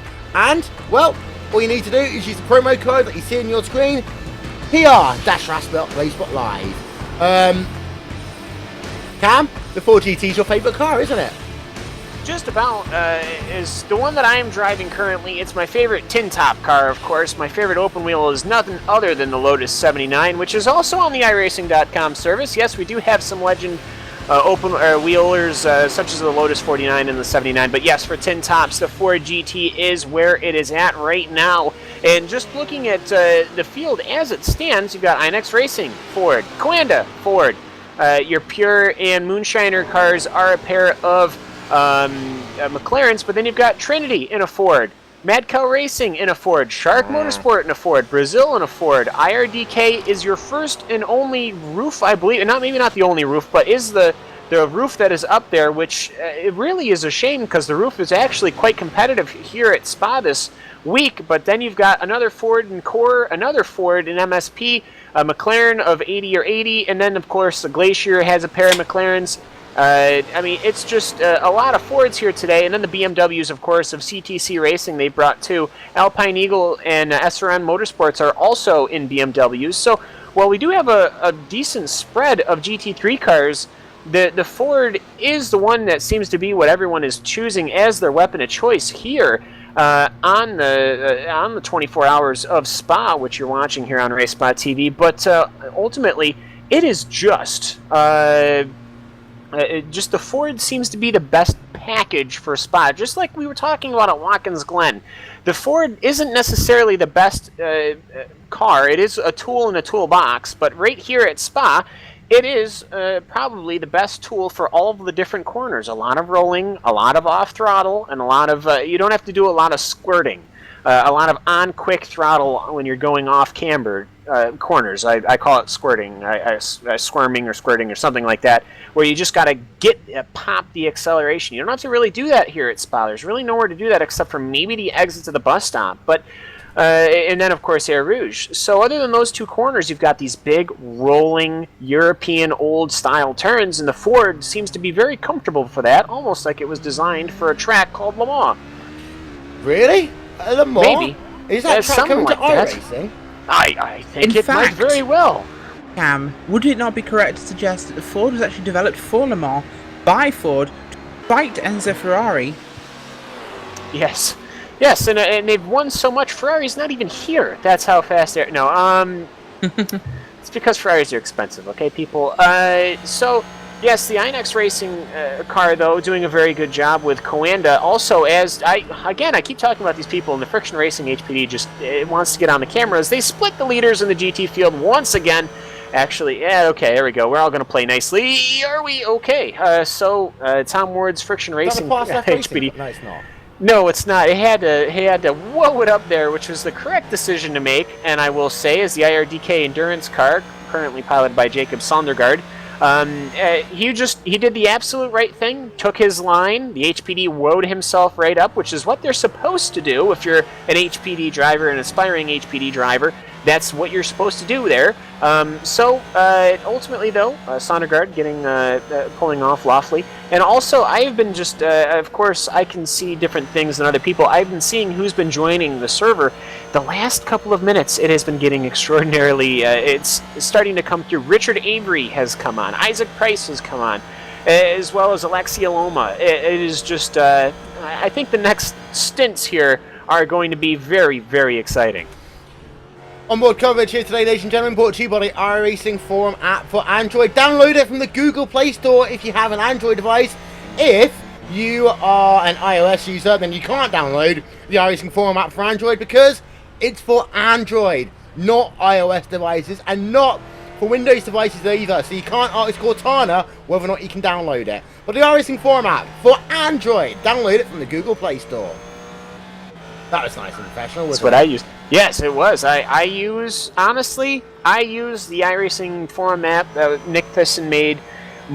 Honestly, it's the most the app that I use the most. I can't say anything else than that. You can just pop onto the forums, check out what everyone's complaining about, and it's a great thing to have. Yep, actually, we're running ourselves on board with the Gathering of Tweeters hashtag IWCart on Nick Thiessen. Let's ride the rest of this lap on board with him.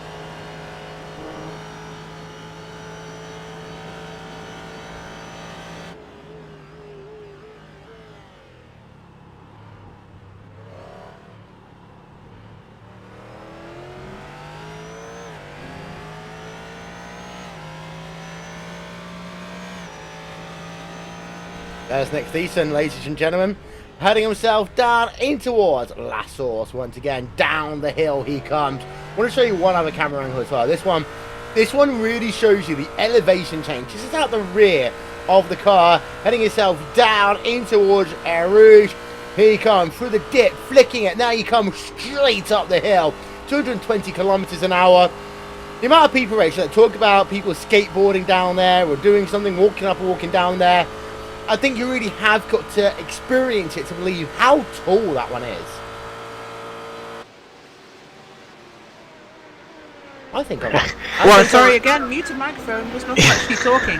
No, the speed you go up and down there, it's very deceptive. You climb it so fast, the car doesn't really struggle, so you don't realise just how big it is, but it's about 4 stories high. And that's the thing. And you think about the corkscrew at Laguna Seca, Mazda Raceway Laguna Seca. If we're going to be, if you're going to be honest about this one, Rachel. But Air Rouge Radio, I think because of the fact you take it at such a higher speed, the corkscrew is very slow speed. Here it's very high speed, and I think that's what makes the difference here. Because the fact that the corkscrew can actually visually kind of understand the drop that you take. You can't really do that until you actually go flat out through Air Rouge and realise just how much it impacts on your neck. They're doing 4.5 Gs lateral as they come up through the corner.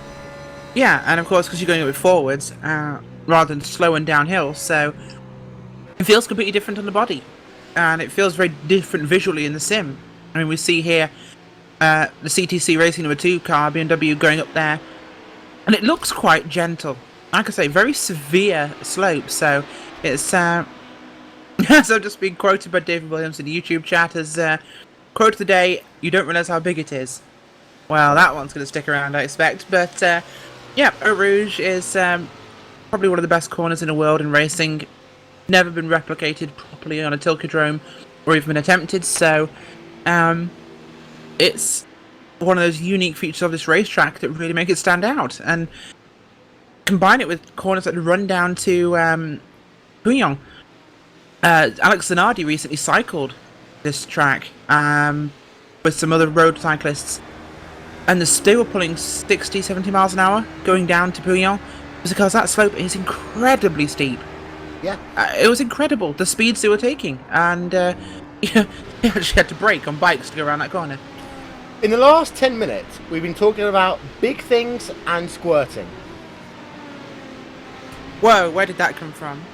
We had Cam Walsh talking about squirting earlier on. Did he? Yes, it's the method he talked... I missed that. No, because of course, let's think about it this way. Is that I always call the 4GT a point and squirt car anyway. That. Yes, because of the method by which you take the corner.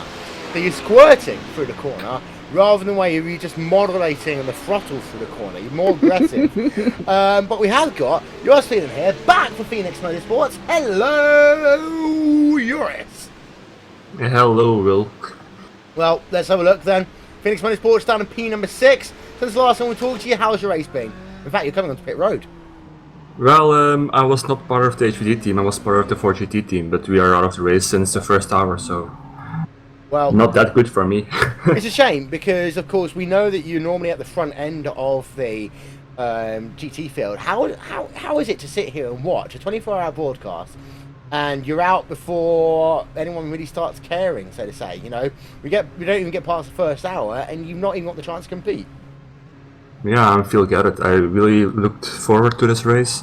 We prepared very well, but then we had just some stupid moves and we are out. It's devastating. There's still 3 rounds left of the iRacing.com Endurance Championship. We've got ourselves, of course, the iRacing.com Petit Le Mans. We've got ourselves the quasi iRacing.com Bathurst 1000, and then potentially 24 hours of the Nordschleife to top things off. How much do you think that you can gain as far as championship goes, as far as team pride goes, in the remaining races of this season? Well, championship we were never into it. We were just doing it race by race. We had a decent result last race in Latgans, but we were not really into for the series. Now we're just gonna try to restore our pride a bit at Le Mans, Petit Le Mans, sorry. And of course Nürburgring, we'll run that one as well. Although it's not yet sure what car is gonna be in there, so we'll see. Indeed so.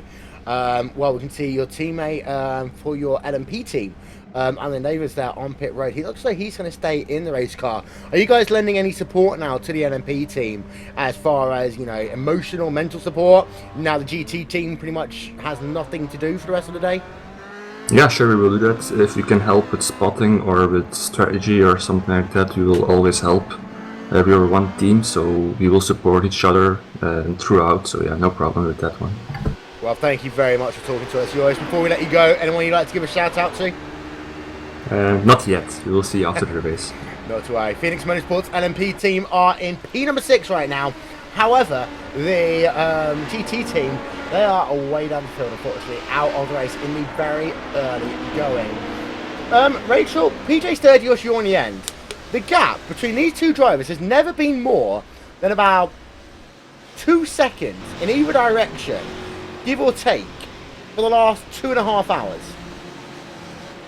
Yeah, that's pretty impressive. We covered it a minute ago, but Inex Racing and Coanda just so equally balanced on this one. We might have less of a fight in the prototype field, but in the GT cars, they have been the class of the field so far today. No one can really touch them. There's only 4 cars left on the actual lead lap of the GT field. That's New World Simsport Moonshine, PRT's first car, and Inex Racing and Coanda. So it's a pretty close fight, and there's only really 2 of them together. Yep, there you can see then a number of onboard angles there from the Inex Racing number 9 car up through a route to go. Have a look inside the car.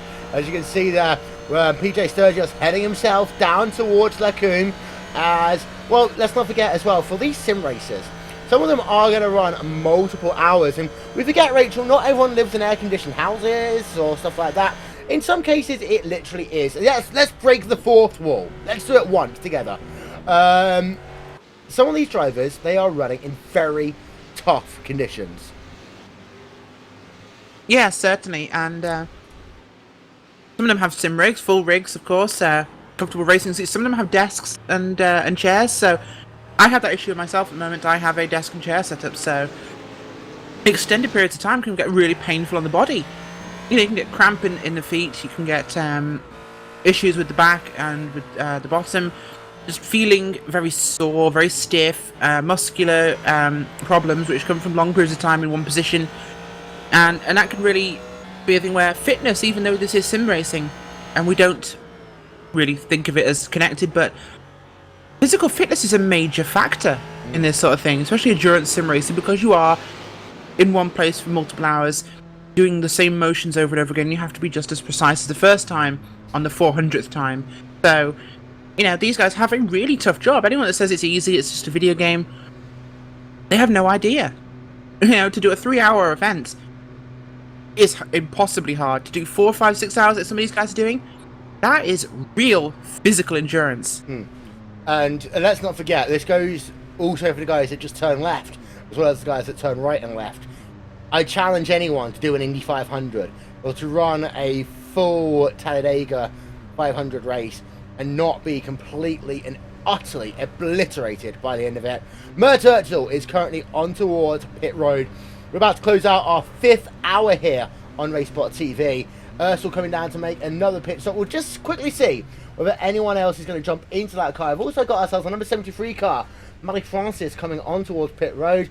As Urchel then, is he going to get out of the car or is he going to stay in? Of course, he's only recently gotten into the car, so it looks like he's going to at least double stint it there. We'll also have a look at the driver of Marie Francis. That is the 7-3 Motorsports number 1 car. Francis looking as though he is staying in the car as well. So Urchel and Francis will both be doing another stint in their respective LMP cars. So then, out and away, and a pit stop time of 32.6 seconds there from Urchel. And for Marie Francis, it's going to be a pit stop time of, give me a minute, 36 seconds exactly. So we're going to step aside, ladies and gentlemen. We'll be back for hour 6 of our coverage after these messages. You're watching RaceSpot TV.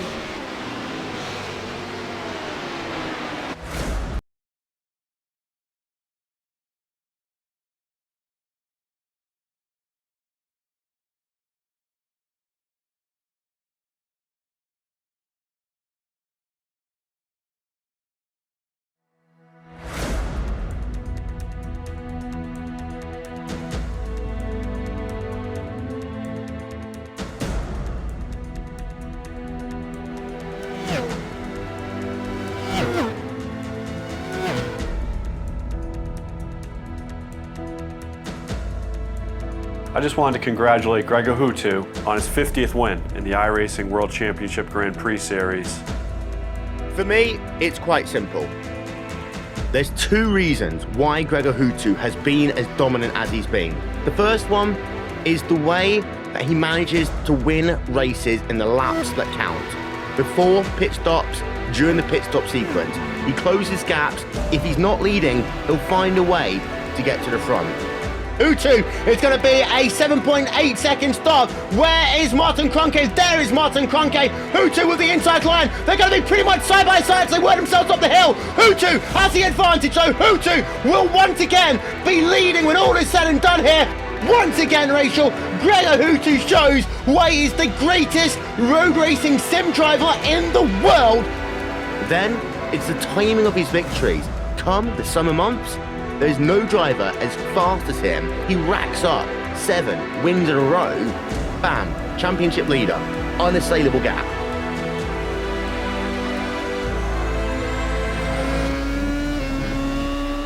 Gregor Hutu comes out the final corner for the final time, and he's going to get 3 wins now out of 4 attempts at Road America. Hutu dominates Road America once again. Hutu comes across the line to take the win at Interlagos. What a great performance. Superb action there. There's nothing that could crack that finish number 1 team redline driver. Gregor Hutu worked himself out the final corner, and just as he did in 2010, 2011, 2012, 2013, 2014, in 2015, Hutu once again wins at Watkins Glen. After Montreal, we thought there was a change in the air. We thought that Commander might well be back, but I tell you what, they have been utterly outraced today by the number 1 Fanatec Team Redline machine. Never, ever say that Gregor Hutu is beaten, because he just comes back bigger. He comes back stronger. He wins.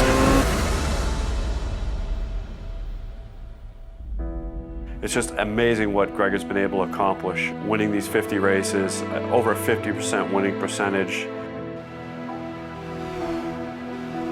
He's absolutely a legend in the sim racing world.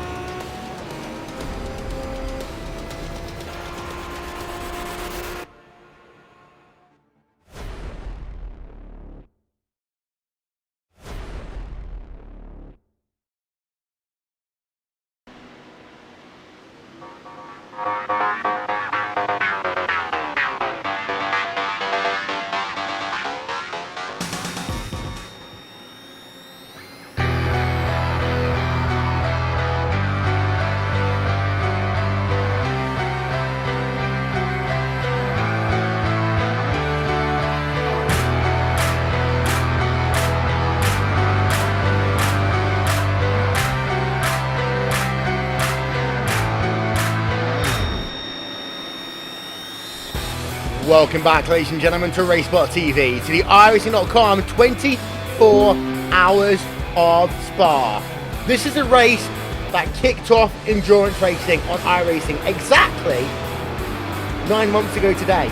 We brought you the first ever endurance race in iRacing.com history. A full 24-hour race. It was on the 1st and 2nd of November. Quantum Sim Sports led the way, and they absolutely dominated that day. Today, we've got another team dominating. That one is Friction Racing. They are, for all intents and purposes, 100 seconds. In fact, now exactly 100 seconds ahead of anyone else. Mert Herzl is in second place. That's over 1 minute and 40 seconds behind now. That is second place compared to your race leader. Miguel Martin, from Radicals Online, is only 2 seconds behind. But how do you find up 2 minutes? Well, here's the way. You carry on pushing. You do it wrong. You make one mistake, it can be game over. We've seen this at the iRacing.com 6 hours of the Glen. We've seen it in the iRacing.com 12 hours of Sebring and the 24 hours of Daytona. One little mistake is the difference between you being remembered and the difference between you being a driver and a team that just fell by the wayside. Welcome, ladies and gentlemen, to hour number 6 of the iRacing.com 24 hours of Spa here on RaceSpot TV with Will Vincent, Rachel Whiteford, Cameron Walsh, soon to be joining us, Hugo Louise, and for the graveyard shift we'll have ourselves Johnny Simone, Brenton O'Brien, Randy Chenworth, Dan Blake, and so many more. This is one thing that we do better than any other broadcaster in the world. We have got more 24-hour broadcasts under our belt, and we welcome you if you're a new member to RaceSpot TV or if you've been following us since we started back in February 2014. Our aerial coverage today is brought to you by And1 Design, official graphics partner of RaceSpot TV, and pretty much most of the graphics that you see are brought to you by And1 Design, so thank you very much to all of the wonderful work and support that they bring to us, our onboard coverage. Well, that one is brought to you by the iRacing Forum app for Android. Go and download it now from the Google Play Store. If you've not got an Android device, well, sorry, you can't download it because it's only for Android devices. The iRacing Forum app for Android on the Google Play Store right about now. Wilmington's still here with Rachel Whiteford as we hit into the 6th hour of our coverage then. How time flies, Rachel. I remember calling the green flag to this race literally just a couple of hours ago.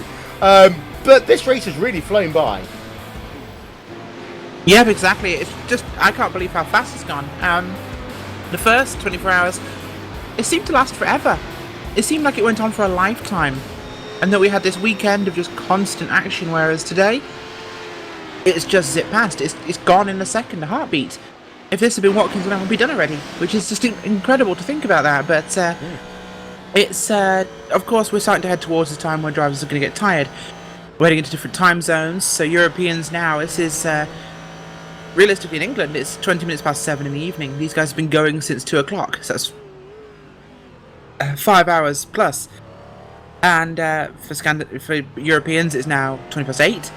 Go further east it gets later, and it will start to get later for Americans, and that's when we'll start to see lapses in concentration and mistakes made by drivers. But you were right in saying before that it's very important that you keep pushing, because if you try and relax and back off the pace, I mean, this is something that you often hear talked about in racing, is rhythm, and you get that rhythm going in your body and in your motions, and you almost aren't thinking about what you're doing on the lap.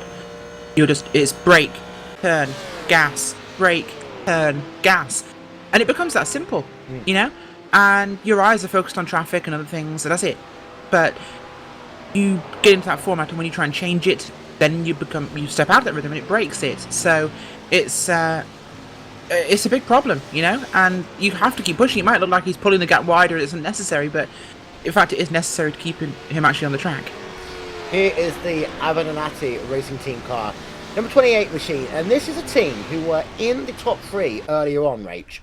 The issue is that they're now 12th in class. They're now 7 laps behind your race leader. They're another one of these teams that have fallen by the wayside, and I'm starting to think how many LMP cars we're going to have by the end of this race, because we've got ourselves, I would say, 4. Well, they're 4 in the lead lap. 6, okay. And then from P6 to P7, Alan Nevis running in the Phoenix Motorsports car to P number 7. It's 3 laps already. Yeah, that's pretty impressive. 3 laps is clearance, but just what a great run they're having so far. It's making things interesting, though. Yeah, indeed it is. As though we can see the Phoenix Motorsports car. Alan Neves working himself down towards the bus stop chicane. We've done a couple of onboard laps from some of the highest up people in the field here today. It'll be interesting to have a look, because we're going to ride ourselves on board right now with the driver of Alan Neves in the Phoenix Motorsports car. Let's get a lap on board with him.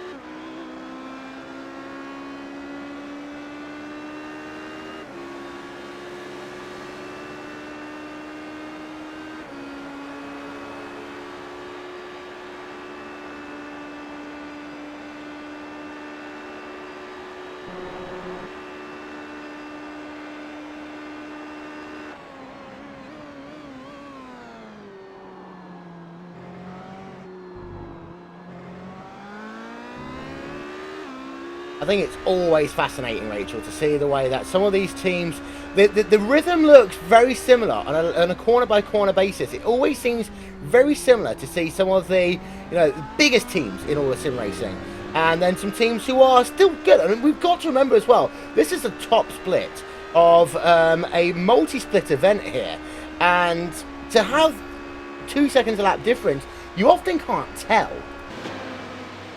No, it's a huge difference, and yeah, it's just an incredible performance we're seeing from a lot of these guys. And we look down the timing and scoring, we see teams towards the bottom of this, but the reality is they're still faster than half the bottom splits. Here's an interesting point. They're incredibly quick, and these guys are amazingly talented. Interesting point. PJ Sturgis versus Johnny Jens. This is the biggest gap that we have seen in about 2 hours, Cam. Yeah, I mean, it's just been I'm here. It has just been a big gap. I mean, they've got multiple cars. Well, no, only just the one BMW between them, but still, right now with Jordan Jens, I almost wonder if he's trying to do what PJ Sturgios was doing in the beginning of the race and saving fuel. Well, yeah, maybe try to reverse it on them. I mean, trying to see. I mean, you've got so many hours left of this that you really don't just want to put all your eggs in one basket and go with it for that whole while. We've got a little while. See what it's like. PJ Sturgios was fuel saving in the beginning. Now maybe he's trying to push. Coanda in the beginning, maybe they were trying to push. Maybe now they're trying to fuel save. Strategies are always evolving as the race evolves, and it's so interesting to see that. As now it's obvious that Coanda and 9X are the two front runners, but obviously if an incident happens, there is a McLaren either between the Pure Racing team and the Moonshine car that could very easily take their spots if they both run into problems. And to think bigger picture, we have got ourselves really 4 of the top 5 teams at the very least we expect to see in the RaceSpot Pro Series, GT3 Pro Series, when that rolls along in a couple of months' time, Cam. Then feeding in, of course, into the RaceSpot GT World Championship, which in itself is going to be an absolutely phenomenal thing to watch. It is going to be a very interesting time in iRacing. Between the last 12 months have already seen such a change. I mean, heck, 9 months ago, we had never had a 24-hour sim race, let alone a 6-hour or a 12-hour. Technically, you're incorrect, because we would have been about 2 hours into it. Oh, I'm sorry. But okay. Either way, it's just changed so much in such a short period of time. I mean, when you talk about any kind of simulator or any kind of game or anything like that, you really don't get a lot of growth like that. You get some occasional things that would be DLC or whatever you want to use, or maybe just a car pack here or there, but really, iRacing the last 10 months has just changed so much, and all for the good. It's not like it's a completely different game or anything like that, but the focus is finally, now that they've gotten all of the NASCAR tracks, they're really turning their heads over to the roadside, and it's really showing. I mean, they've signed Le Mans, they're working on the Nordschleife in the Nürburgring, they're working on bringing more Aston Martins into it. They just announced a Mercedes SLS GT3 car. They just announced 2 open-wheel cars. And for both the Renault 3.5 and whatever the other formula, whatever, I didn't even pay attention much to that one, I'm not going to lie. But they're just adding much more road content, and that is just, it's paying dividends, because I think that it's really showing just how popular sports car racing, and in that sense still open wheel racing, is around the gaming community, but around this generation, this 20 to 30-year-old generation. Indeed. And we've got to be honest here as well. It's like, iRacing aren't the first people, and there are some people that say, but iRacing, they're not the first people. Yeah, we know they're not the first people to bring 24-hour racing, but I think what you've really got to care about is the ability and the ease of being able to literally be a league admin here, Rachel, and set up a 24-hour race. It's not that difficult to do. You go in, you pay a couple of dollars, there you are, 24-hour race, boom. Compare that to the competition. the difficulties in setting servers up and the ease of actually being able to run and administer it, I think that's where it lies. And I've always said there's two types of racing. There's pickup racing, then there's league racing. What iRacing does better than any other simulator is it finds that perfect balance between the two.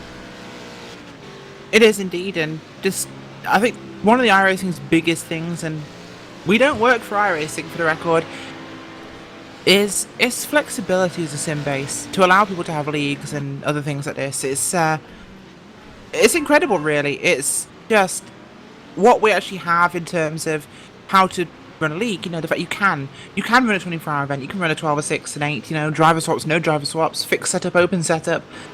The facilities there are for broadcasting races, for example, and it's such a huge advantage for us, including popping up text on your broadcast. But Oi. It's but yeah, it's a great platform, and the features are bringing in like dynamic track surfaces, which is going to be incredible, and put iRacing up there with the only other sim that actually has dynamic track, which is R Factor 2, and actually will be better than that system because it will be actually dynamic rather than a fixed line. Oh, controversial. We won't. Yes, YouTube discuss. Yeah. It's that awkward moment when I realise that I'm going to get into a lot of trouble very quickly. But who cares? Who cares? We'll be okay. We promise. Don't go pulling a Colin Cowherd on us, all right? Yeah, I know. You too much. Well, actually, you benefit. You like Fox Sports. He jumped over there. You'll like Colin Cowherd. He's my favorite. He had the noon block here on ESPN Radio. For those that don't know, he said some things that weren't that controversial, but because he had like a week left at ESPN because he was going to a competitor station, they made it a huge controversial thing, and the MLB asked for an apology and all this hoopla. Anyways, la-di-da, pretty much. But so yeah, that's I just think that with the whole iRacing thing, it's just a constantly evolving product, and it seemed almost like it was getting stagnant for a little while. I mean, when I first joined it was getting just a little stagnant, and then they finally, once they completed all of the NASCAR tracks, which there were many, and it's very great to have all of them. I mean, it's amazing to have all of them.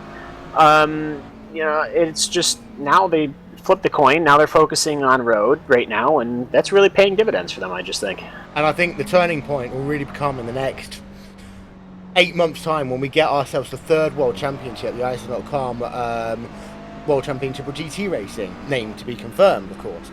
But I think that will be the real difference maker, because the issue's always been, if you want to be at the very top of your game, you've either got to go toe-to-toe against Gregor Hutu in the World Championship Series, or you've got to go and run the NASCAR Peak Fee Series. There's not been anything that tests the team element of things, and so on and so forth. Yeah, and you got to race against Michael Conti and that many other great drivers in the NASCAR series. So it's not like it's just a bunch of bums over in the NASCAR series. Those guys are amazing, not only at setting up the car, but also at driving them.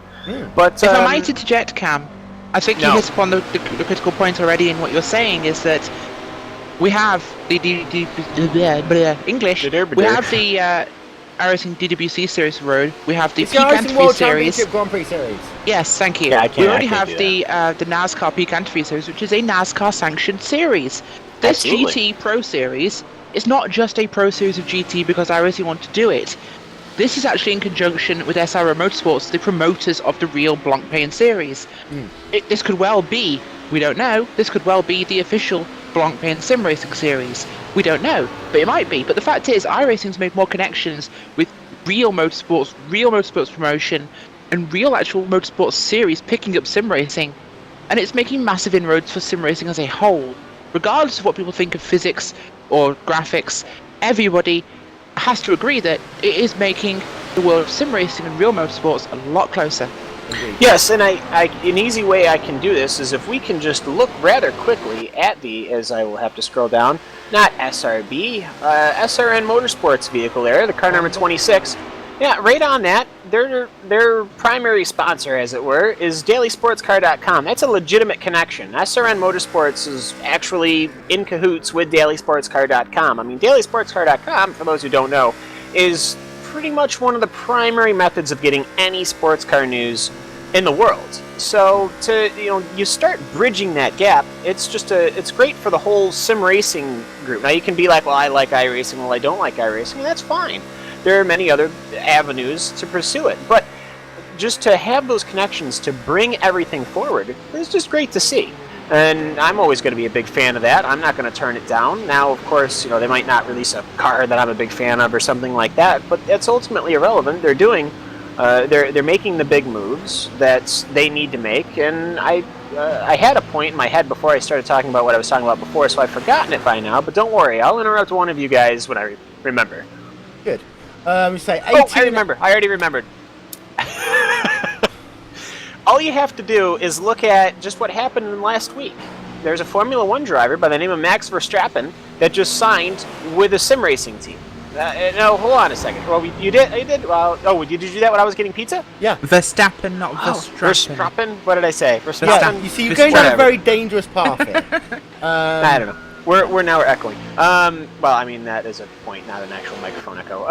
Yeah. Okay. Well, if you've already talked about that, I mean, that's just all you gotta do is point to that, and that right there is kind of where it's heading. Yeah. Very quickly, we're going to turn into a battle that we've got still developing on the racetrack, and some of my stuff is literally going anywhere. But this is battle going on. We ride ourselves along board. This is Core Sim Racing 24H versus Pass Left Racing number 93 as they battle it out for position right about now. Rachel, to talk about racing for just one moment, this is a nice little scrap going on. Let's not forget, it's a scrap between Core Sim Racing trying to come back through the field after they were pretty much in the top 10, battling one of our favourite teams, Pass Left Racing, right now. Yes, they are indeed, and well, Pass Left Racing have been a great performer in this race so far. They've moved up a lot in the positions, and yep, they're fighting now with Core Sim Racing. Probably one of the closest battles we have on the track, and both those teams, very good performance from them. Of course, a Ford GT and a Roof. The Roof actually holding its position pretty well, actually, in front of that Ford. Arguably the best car of the four to choose from for this event, but as they just go wide, completely letting them through or missing it, I'm not sure, but well, that pass has been completed, and that's Core ahead now of Pass Left. I guess they let them pass to the left. Indeed so. As we can see, we've got other battles still developing as well. It's calmed down. This is that calm we talk about that we get every so often here. Just behind, we've got ourselves along board with the driver of SDC Motorsports, battling the lone remaining Glacier Racing car in the field here today, Cam. Yes, and they are in 32nd overall. No, they're not doing bad. They started in 47th, but they did say they were going to have some driver swaps, so expect that number to change. But also, we just had breaking news from Pass Left Racing. What? Apparently, Core Sim Racing is stacked. They have too many fins, and they didn't have a chance. Oh, funny. I'm not going to cut, because if I say anything, I'm going to get into trouble. Well, I'll say it there. People have been saying on YouTube that they need to limit the amount of fins allowed in racing. And I would agree with this. So I'm going to kick off a massive argument with any Finns that are watching right now. But I think Finns should be regulated just like DRS zones and options for push to pass. You should have a limit of how many Finns you may deploy.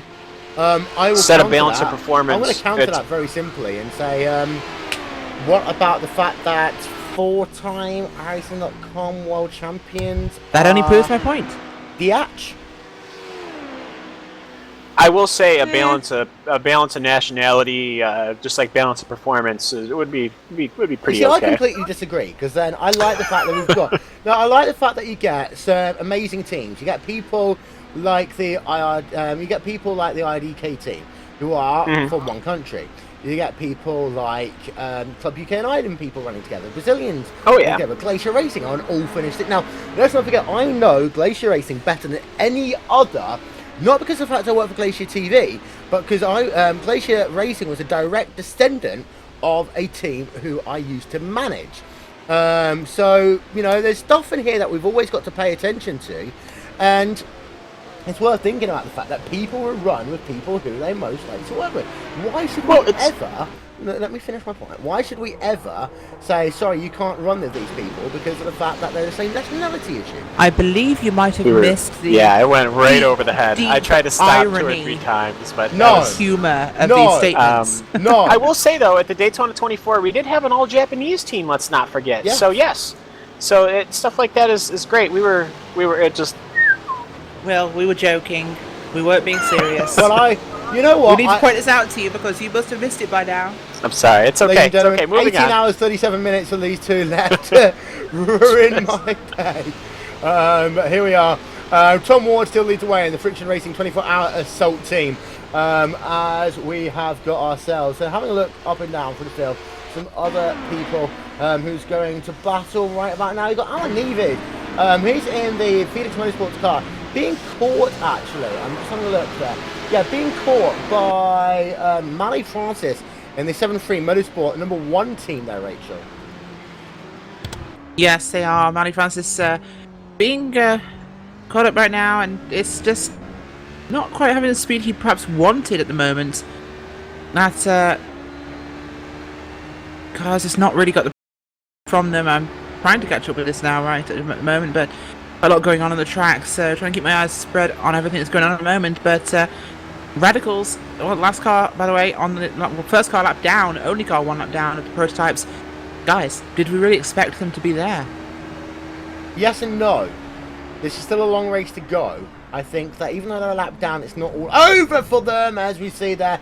That was frustration from the 7-3 Motorsport number 1 team.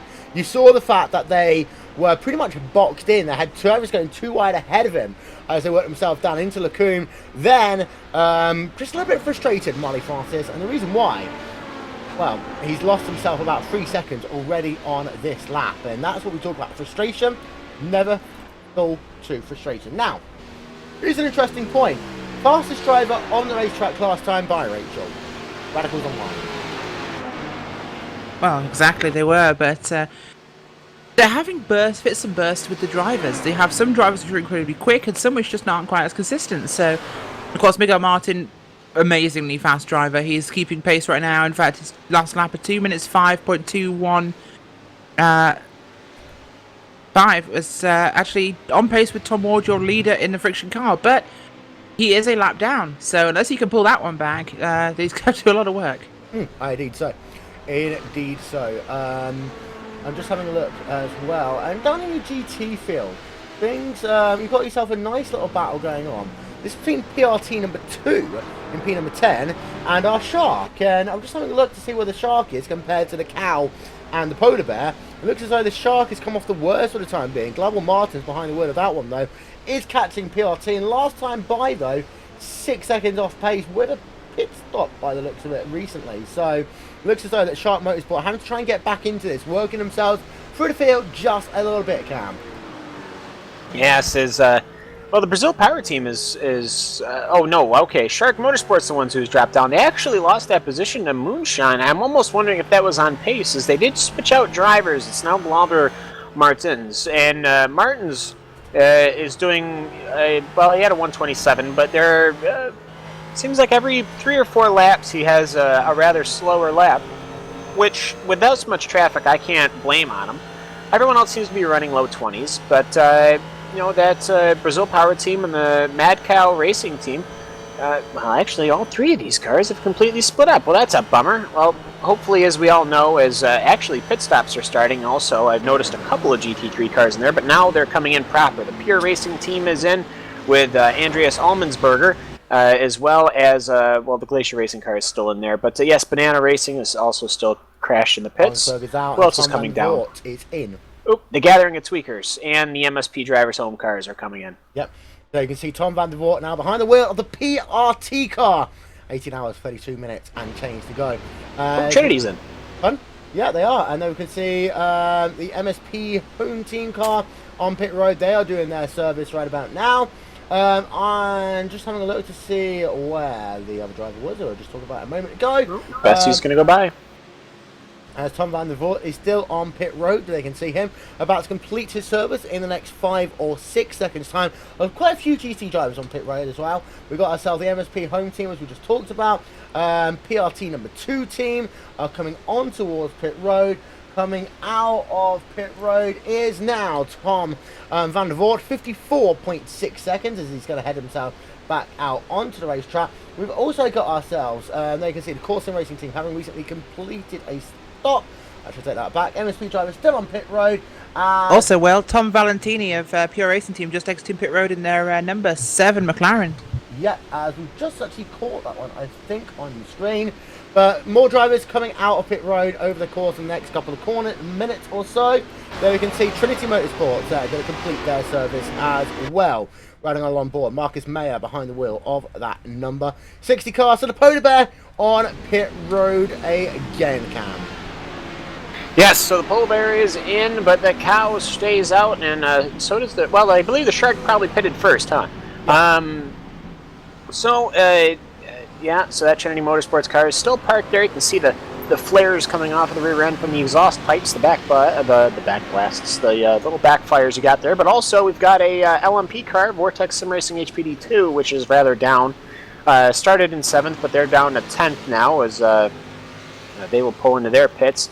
But yeah, Trinity Motorsports is going to come out at the same time as Pure Racing Team, and they're not fighting for position, but somebody had to yield to go up the hill to the exit of the pit stop, and Trinity Motorsports will be the one to do it. Now, Marcus Mayer is getting back into the car. Him and Dirk Reinhardt have been changing out, almost every 2 or every stop they've been switching. So, right.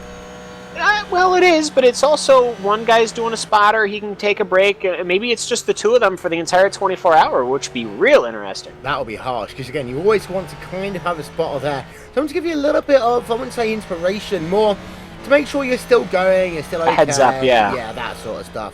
And if you lose that person, you're having to run a graveyard shift all by yourself, that is where things will get very lonely, shall we say, would be the nice way of saying that one. Yes, it gets a little monotonous. It's never not exciting. You can't say it's not exciting, but it gets monotonous. You start taking the turns without even having any real brain activity there. You're just thinking about whatever, and you're just taking the turns, and the next thing you know, there's a car there that you weren't expecting, and your race is completely over. So ultimately, though, a lot of cars still on track. I will have to say, I believe as far as retirements go, we haven't gone over retirements in some time, unless you did when I was away, but we're almost to the top of the hour, so why don't we just go over real quick about the cars that we know for sure are out. Over to you. Okay, sure. So the first car that was out, which I'm presuming was on the first lap or so, is the SDC Motorsports #1 car. That one just didn't last. It was they're 145 laps down in 54th position. The Phoenix Motorsports car, of course, the team of the HBD car, that was the GT effort. That didn't make it too far at all. Minus 125 laps with the Team ORSRL car. That is also 125 laps down. The Vapex Racing HPD is 121 laps down there, obviously out. Banana Racing, they've come out a couple of times, but they've managed to crash it every single time. They're 85 down. Team GT, oh, I didn't even see these guys crash. Team GT, the Italian team, their race ended early, 75 laps down. 4 Motorsports and HPD have blown their engine at 65 laps down. And then Glacier Racing, whom we saw, of course, crash into the pit wall. That they are 44 laps down with the Magno Autosports. They're pretty much the last of the walking wounded. That car has seen better days. Indeed so. So just having a look at this ongoing scrap going on. We have got Yuan Yen just pitted on pit road. Yeah, indeed. Carolina Sim Sports are on pit road. Yuan Yen still behind the wheel of that one. PJ Sturgis naturally staying out as we normally expect them to. Rachel, Yuan Yens will stay in the car for at least one more stint. Well, indeed, Yuan Jans has been great in terms of his pace so far. And that for the Carolina Sim Sport machine will leave pit road now with him still behind the wheel, as he will go on to complete. I'm just looking at his stats right now. This will be his second stint of this run in the car. He took over from Klaus Kivakas, of course, a stint ago. So, of course, well, this is his first stint in the car over the whole day. So, expecting by the way they've been doing their timings, this will be his final stint before he switches drivers. Yeah, and we expect maybe someone like Martin Clonkay to get behind the wheel of that one. They've got depth of numbers. People like Andre Borcher might well get into this car as well. I think that's always the thing with this team. It's like Carolina Sim Sport. I've got so many people to pick from for one of these events. This is why they're going to be so deadly once we get into the Pro Series, the GT3 Pro Series coming up soon, Cam. Oh, that it is. I mean, I do believe, if we do have to talk about controversial points, I do believe that you need to have a team car cap. I believe that a team should only have to have so many, should only be able to have so many cars in, we actually saw at the 6 hours of Watkins Glen, I believe it was Radicals. They had, I believe, 6 cars between the 2 different groups. And, I mean, that's okay to have, but at the end of the day, it's nice to keep these things open. So maybe only keep it down to 2 or 3 car efforts, but then again, you get the Toro Rosso situation, and so it's not really a solution.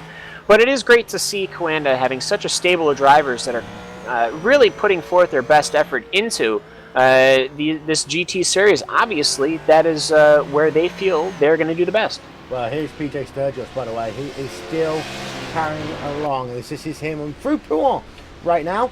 So he's still pushing it along, Rachel.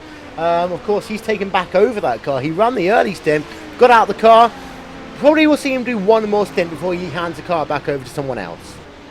Yeah, that's expected based on the timing he's done so far. So, yeah, there'll be one more stint from him, and the team will switch him out for a new driver. But the teams I've just been watching on at the moment is the Pure Racing team. They've actually managed to close that gap slightly to Friction Racing at the front. Wow, so that is going to be an interesting one, because the gap is down below 90 seconds again. It doesn't seem like much, but every second in this form of racing will count. And we ride ourselves along board for a moment or so with PRT in that LMP car, because, you know, fatigue will kick in for different people at different times as well here, Cam. So you've got to remember that even though Hamilton was so fast and so deadly earlier on, it might not always be the case of being able to do exactly the same if you are going to be Mert Ertl. Yeah, it's just, it's hard to constantly just hop in and out of going between so much traffic and then coming out of so much traffic. So you'll have to see what they all want to do. Is actually an Onyx Racing car of PJ Sturgios is coming into pits as well. So as Sturgios comes down to the pits, there's also Brazil Power Team is also coming down, as well as Alpine Eagle Racing is already in. So the GT pits are still very busy, Will. They are. As we have a look from the rear then of Onyx Racing's car of PJ Sturgis as he heads himself down this incredibly long back. And we talked about this before, Rachel. About 2 minutes for a pit stop if you are going to be on, if you're going to be in the GT cars. 2 minutes it takes really for a pit stop. Well, that's 2 minutes including, of course, pit road. So it's a major time loss for you. But it's still a necessary evil, if you will. And, yeah, of course, with the GT3 cars, the way they obviously pit differs from other formulas, and especially the prototypes here. The GT3 cars must fuel, and once fueling is complete, they take tyres. So that offers you, of course, a strategy option of only fueling and not taking tyres and double stinting a set. So that's something we should keep an eye out for. Yep, as we're having a look there, pit stop time, Jack Sedgwick back behind the wheel of that car, so wasn't long there at all for PJ Sturgios, Cam. It wasn't, and that's got me somewhat concerned. I am going to... in the car, yes. In the car, yeah. Maybe he just wanted to do one stint just to see if maybe anything was wrong with the car, actually. I don't believe anything was, but Philip Diaz and Jack Sedgwick, of course. Now, this is the trio, and now I believe that trio has come full circle, as Jack Sedgwick is going to be getting back into that car.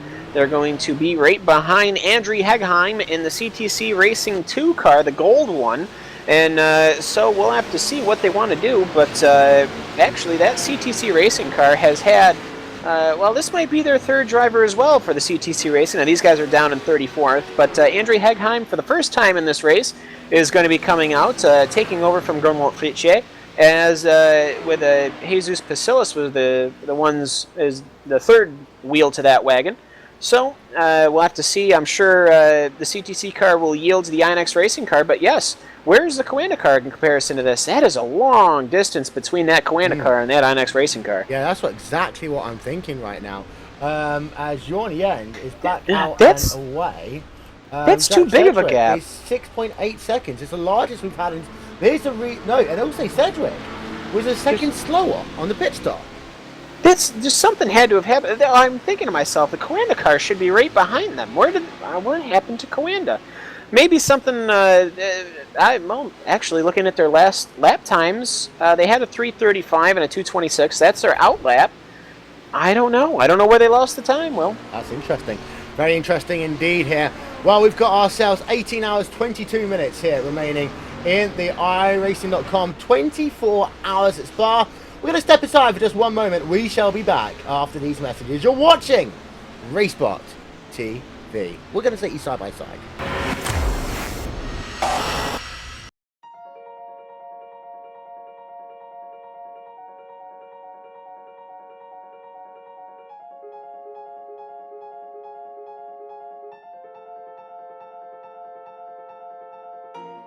For iRacing to get Le Mans is huge. I mean, this is a unique event, a unique track where, you know, half of the track is you can never test on it, you never get experience on it, and it's 8 miles in length, 4-minute lap time in a GT car. So, you know, even if you're here for an hour of testing, that's only 15 laps, and you're only going to see the corner 15 times that day. The first section going through the Dunlop area is pretty unique. You know, it's got elevation change and off camber. Then you go down Mulsanne into the chicanes, and you know, the straights are unbelievably long. It's a tricky track, and you know, every year I've come here, this being my 4th year, you learn something new every time. We've wanted to add Le Mans to iRacing for a long time, and we've really been working hard towards it for the last 5 years. But really, things only came together in the last week leading up to this race, so it was a real scramble to put everything together. The majority of Le Mans is public roads. So when they're preparing for the 24-hour race, it's really the only time that we can visit to laser scan and photograph the track so that we can recreate it in iRacing.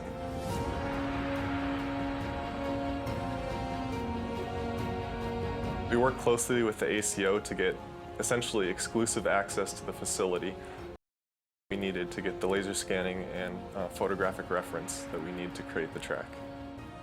We were very fortunate to be at the most important time of the year and gain that experience of being there. And we're going to really do the best we can to put that into our work and making sure that the Le Mans in iRacing is the best Le Mans, the most exciting and accurate recreation of the track possible.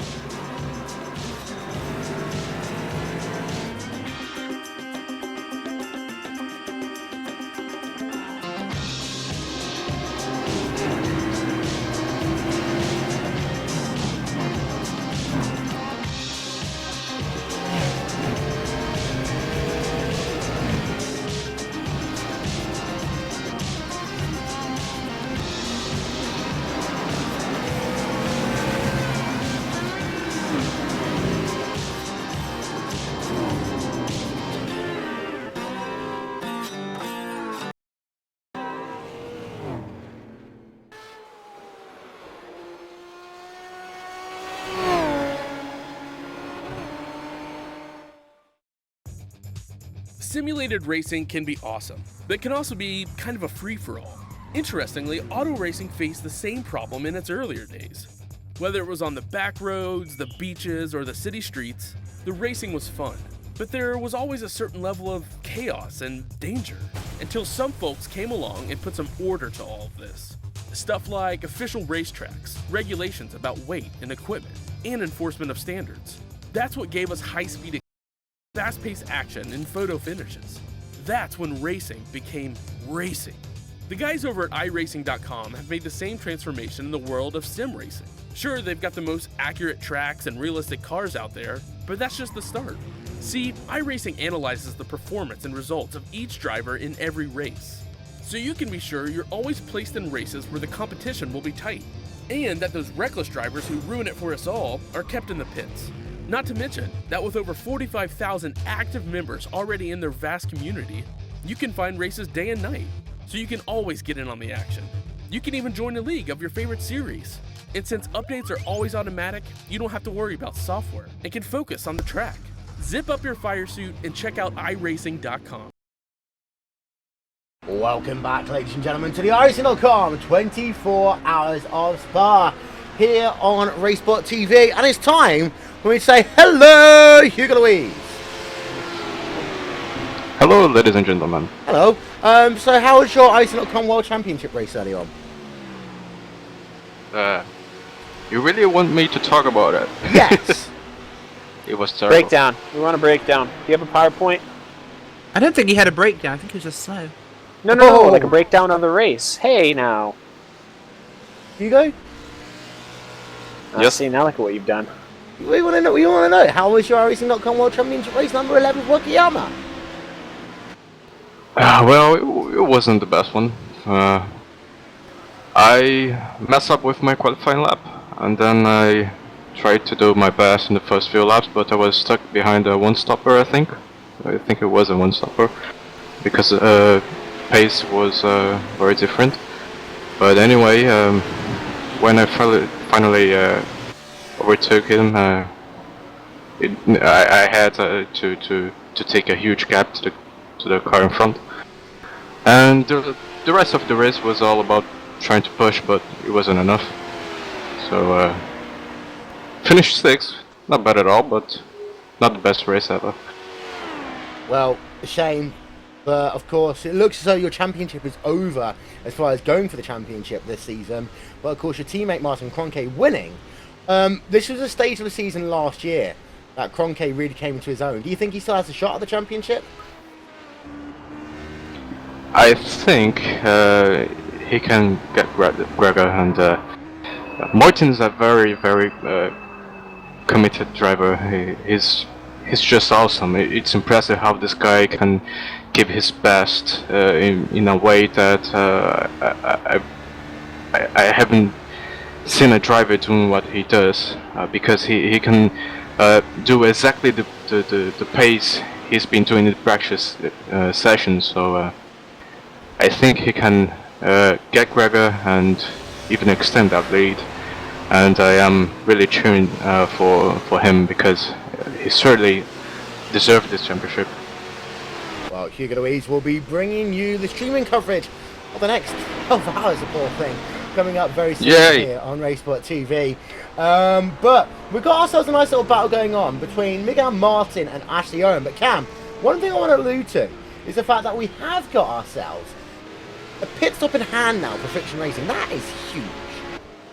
It is immensely huge. Now, there was only a 9-second gap at the line, but that is because Friction Racing was just pulling out of the pits. Yeah. So, Pure still has to pit, so I would not be surprised if they finish on a lap of their own, which is which would be called a good old-fashioned endurance race, when obviously their strategy is working out for them. Richard Avery is behind the wheel, so no worries there. So it's just a good play on them if they can keep it going. But I do gotta say, that TNT racing car, we did cover that it is out of this race now, right, Will? Yes, we did. We were just showing a little angle of it. Of course, that was an unfortunate incident for TNT Racing. Of course, you see every Sunday night as well on RaceSpot TV. Benjamin Lindsay behind the wheel of that one. That's a shame. We've got ourselves a couple of other cars coming on towards pit road. There's one that is Cam Stark there, just coming on towards pit road as we speak, Rachel, and the Apex Racing UK Strike AC 24H Spa car. Yes, he is indeed, and I've been reliably informed by Cam Stark. In fact, I think I'll be shot if I don't say it. But that's most of the Apex titled cars in this race, and that one especially is their amalgamation of both full team, academy, and friends on board those cars. So it's a group effort from the Apex guys for this event. Well, that's a good thing, because we always like to see people working together as much as possible in this sort of series, and it's nice to see them working together as well, because it's not something that we always see happen here, Cam. You sometimes see one or two people saying, well, you know, we might not, but in this case it's good to see the fact that they've got two different-ish teams working together, and it's good as well because it gives the academy, some of the academy drivers, a chance that they wouldn't necessarily get to run in such high-paced competition. He gets out the car, getting into the car is going to be someone in a minute. Marcus Jensen. There will be a driver in a race car. We've broken it here first. Marcus Jensen now behind the wheel of that one, Cam. Yes, and of course, when we say having this level of talent driving around you, now we have gone through iRating and all those things. Anyone familiar with iRacing will be familiar with that. If you're not, each driver has like an individual rating, kind of like a ladder system, as it were, loosely, anyways. So each driver, each driver has that rating, and there's splits. What race they're going into is obviously there isn't only 54 cars that have signed up for this race. I was actually trying to get this number beforehand, but ultimately, and a shout out to David Williams, he's going. We'll see you later. Ultimately, though, that iRating will go up and down depending on how you perform in the race, how well you finish, and all those things. So high SOF, or high iRating, or strength of field, or whatever we want to call it, this is the highest strength of field rating there is. So between all of the drivers, if you averaged it all out, this is the highest one. So to have people that might not normally have access to a race of this level, when you have Coanda and Radical and Friction and INX racing, it's a great experience to really get a rein on what is expected when you get to the, I don't want to say the top tier, is, to say that they're not fast. Just another tier of racing, the highest tier you can get. As I'll get for you how many racing cars we actually have right now. We've got quite a lot still running on the racetrack. We've still got quite a number of drivers running on the racetrack. No. I meant like this. Let's see. There are 6 splits. A split being however many cars they had. They had 54 cars in this one, so that's an average. So between the 6. So now you got 185 drivers is the lowest number of drivers currently connected to that server. So you have just got a massive amount of personnel and people currently on iRacing right now between the 6 different splits, and so to be on the top split, it's very good to see. Very good experience for those Apex guys. Running on board, Ashley Owen, Vortex Sim Racing, HPD in number 1 car as they head themselves down the hill once again. They are really putting the pressure, Rachel, onto this Radicals Online team as we're closing out our 6th of this event. Radicals, well, they're not dropping backwards. It's just this is Vortex trying to climb back through the field after a couple of incidents early on. Just setting them back, not a lot, just a little bit.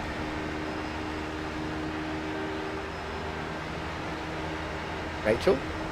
Sorry, was that to me? Yes, it was.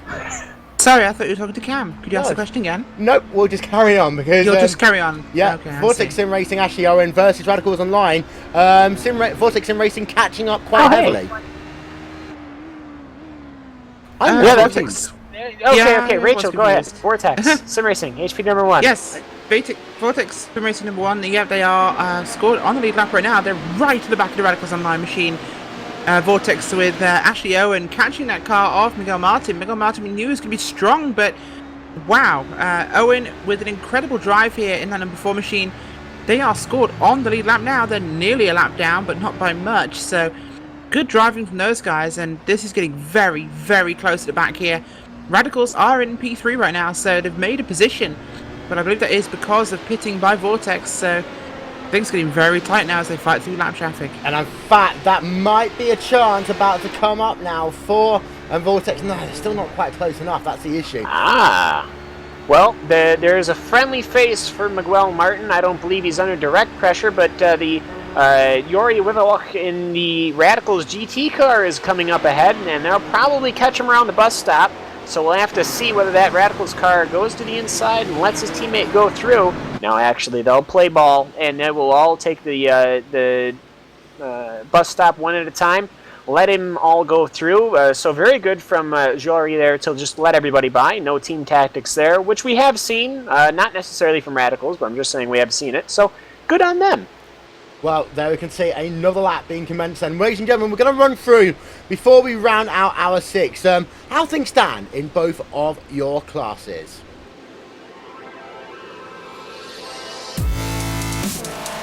As you can see, Friction Racing still continue to lead the way in your LMP class. This is the closest battle that we've got. In fact, To the outside will go the Vortex Sim Racing team driver as they are going to move themselves ahead of the Radicals Online team. Battle for number 3. They just about managed to make it work. What an incredible pass there by Vortex Sim Racing. Get ourselves a replay of that one. That was a move for the ages there. What a move. What a moment there for Vortex Sim Racing's Ashley Owen. This one started as they worked themselves down the hill. So, this is Ashley Owen on board with him. You notice he gets the perfect momentum up the hill. The Radicals car going to get bolted a little bit here as they work themselves behind a bit of lap traffic. And, well, you can see now, Owen has himself the line he needs, moves himself to the outside. From there, it's pretty much easy pickings as he manages to time that one to absolute perfection, moving himself into a podium position for the time being. As we were saying, here you are. Racing's in the pits. PRT are on pit road, but we'll say as it stands right now, it is Friction Racing leading from Pure Racing team. That will change just a little bit with Vortex Sim Racing currently in 3rd place. Radicals Online right there behind him. Then you've got yourself 7-3 Motorsports, HPD number 1 in 5th, Phoenix Motorsports in 6th, GTL VRT Gold in 7th, and then Apex Racing UK, Stroke AC 24-8 Spa in P number 8. Head on back to your GT class, and there you can see INX Racing lead the way by 38.2 seconds over Coanda Sim Sports. PRT in 3rd, the New World Sim Sports Moonshine, Trinity Motorsports, Mad Cow Racing Betty in 6th, Sharks Motorsports and Core Sim Racing rounding out your top 8. It's all going on here. We've got pit stops, we've got Richard Avery behind the wheel now of your Friction Racing car. Richard Avery, of course, earlier on today, Rachel, ran on the Ireland.com World Championship Grand Prix Series. He's not done for the day. He's running now here at Spa. He is indeed one of a few drivers pulling double duty as well. We do expect Martin Kroenke to make an appearance in the the Coanda SimSport machine at this time. So, yeah, definitely Richard Avery, one of the quickest guys we've seen coming with those Friction guys. A lot of pace to him. Had a great run into Lagos, let's not forget, in the Neo Series. Yep, and there is the current gap. It's, well, that much. 1 minute, 29 seconds. That's absolutely incredible. It's Matty Francis is on pit road. There you can see him. The 7-3 Motorsports number 1 car. No one's actually in that car for the time being. We hope to get someone in there in a moment's time.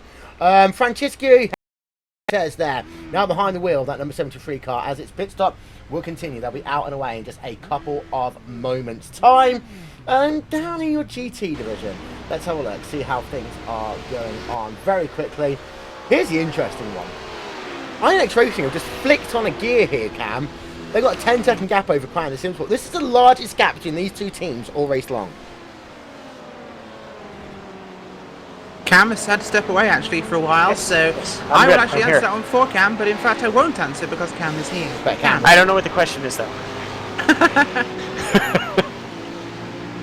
Ask again, really. INX Racing versus Coanda SimSport. Gap up to 11 seconds. The biggest gap we have pretty much had all race long between either of these two teams. Well, it's been ebb and flow between the drivers, as Coanda has been ahead of INX by about 6 or 7 seconds beforehand. So it's interesting to see how they're flip-flopping back and forth as the INX Racing car, it's a fairly good gap. I mean, they're running somewhat similar lap times, but I believe Sedgwick is just pulling away. Ooh, actually, I just looked at Sedgwick's laps time. Since he's gotten in the car, he has not done any laps over a 220. So it's been 219s all the way through. And if you go back to Jordan Jens, well, it's all in the pudding there, as he has done two 219s compared to Sedgwick's 5. Well, interesting stuff. As you can see, Coanda SimSports in P number 2 right now. By the way, Owen versus, this one's going on again actually, so we'll go back and have a look at this one. Miguel Martin versus Ashley Owen. It's once again Miguel Martin in the lead of that one, Rachel.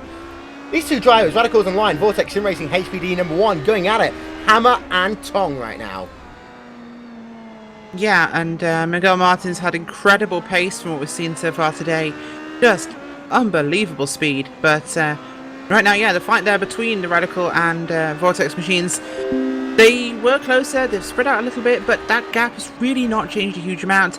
This is certainly a fight we have right now. In fact, you can see from the timing, they are decreasing that gap to Friction. Friction themselves have slowed down, as even PRT have pulled back 2 seconds. Well, ladies and gentlemen, we are almost 6 hours, 1/4 distance through the iRacing.com. 6 hours, 24 hours to Spa. 6 hours at the Glen here on RaceSpot. Yeah, that's what we mean, honest. Ladies and gentlemen, we want to give a couple of quick shout outs. Our aerial coverage today is brought to you by And1 Design, official graphics partner here of RaceSpot TV. As we get ourselves there, a nice little look at up above in the Ardennes Mountains, where Richard Avery is going to take the drivers into the night here at Spa. Our onboard coverage, well, that one is brought to you by the iRacing.com forum app for Android, made by Nick Thiessen. Download it from the Google Play Store. That is the iRacing forum app for Android. In exactly 1 minute and 20 seconds time, I'm going to be kicked off for 12 hours. I'll be back with you in the morning for the last 6 hours of the event. In the interim, going to be plenty of action still for you to come on RaceSpot TV over the course of the night. Plenty of fun for you to have as well. Don't forget, use the hashtag iRacing248 if you'd like to keep in contact with the team throughout the night. Please feel free to get in contact. It really does make the dark time hours go by just that little bit quicker. If you've got any questions about anything to do with sim racing or the iRacing.com 24 hours of Spa, feel free to ask. Anything we can do is either answer them or tell you that we don't know.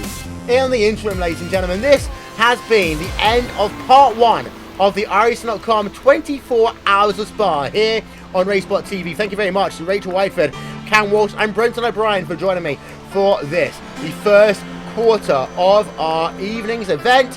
Right ourselves then to conclude this one on board with Coanda Simsports on the end. He started this race on pole position, well, Coanda did. They've however fallen back to their biggest gap behind Inex Racing. This is the GT battle that you are going to want to watch the next 18 hours. Yes, you might have Friction Racing leading out front, dominating, but this GT battle, oh, it's going to be good. Thanks for watching. Part 2 coming up right now.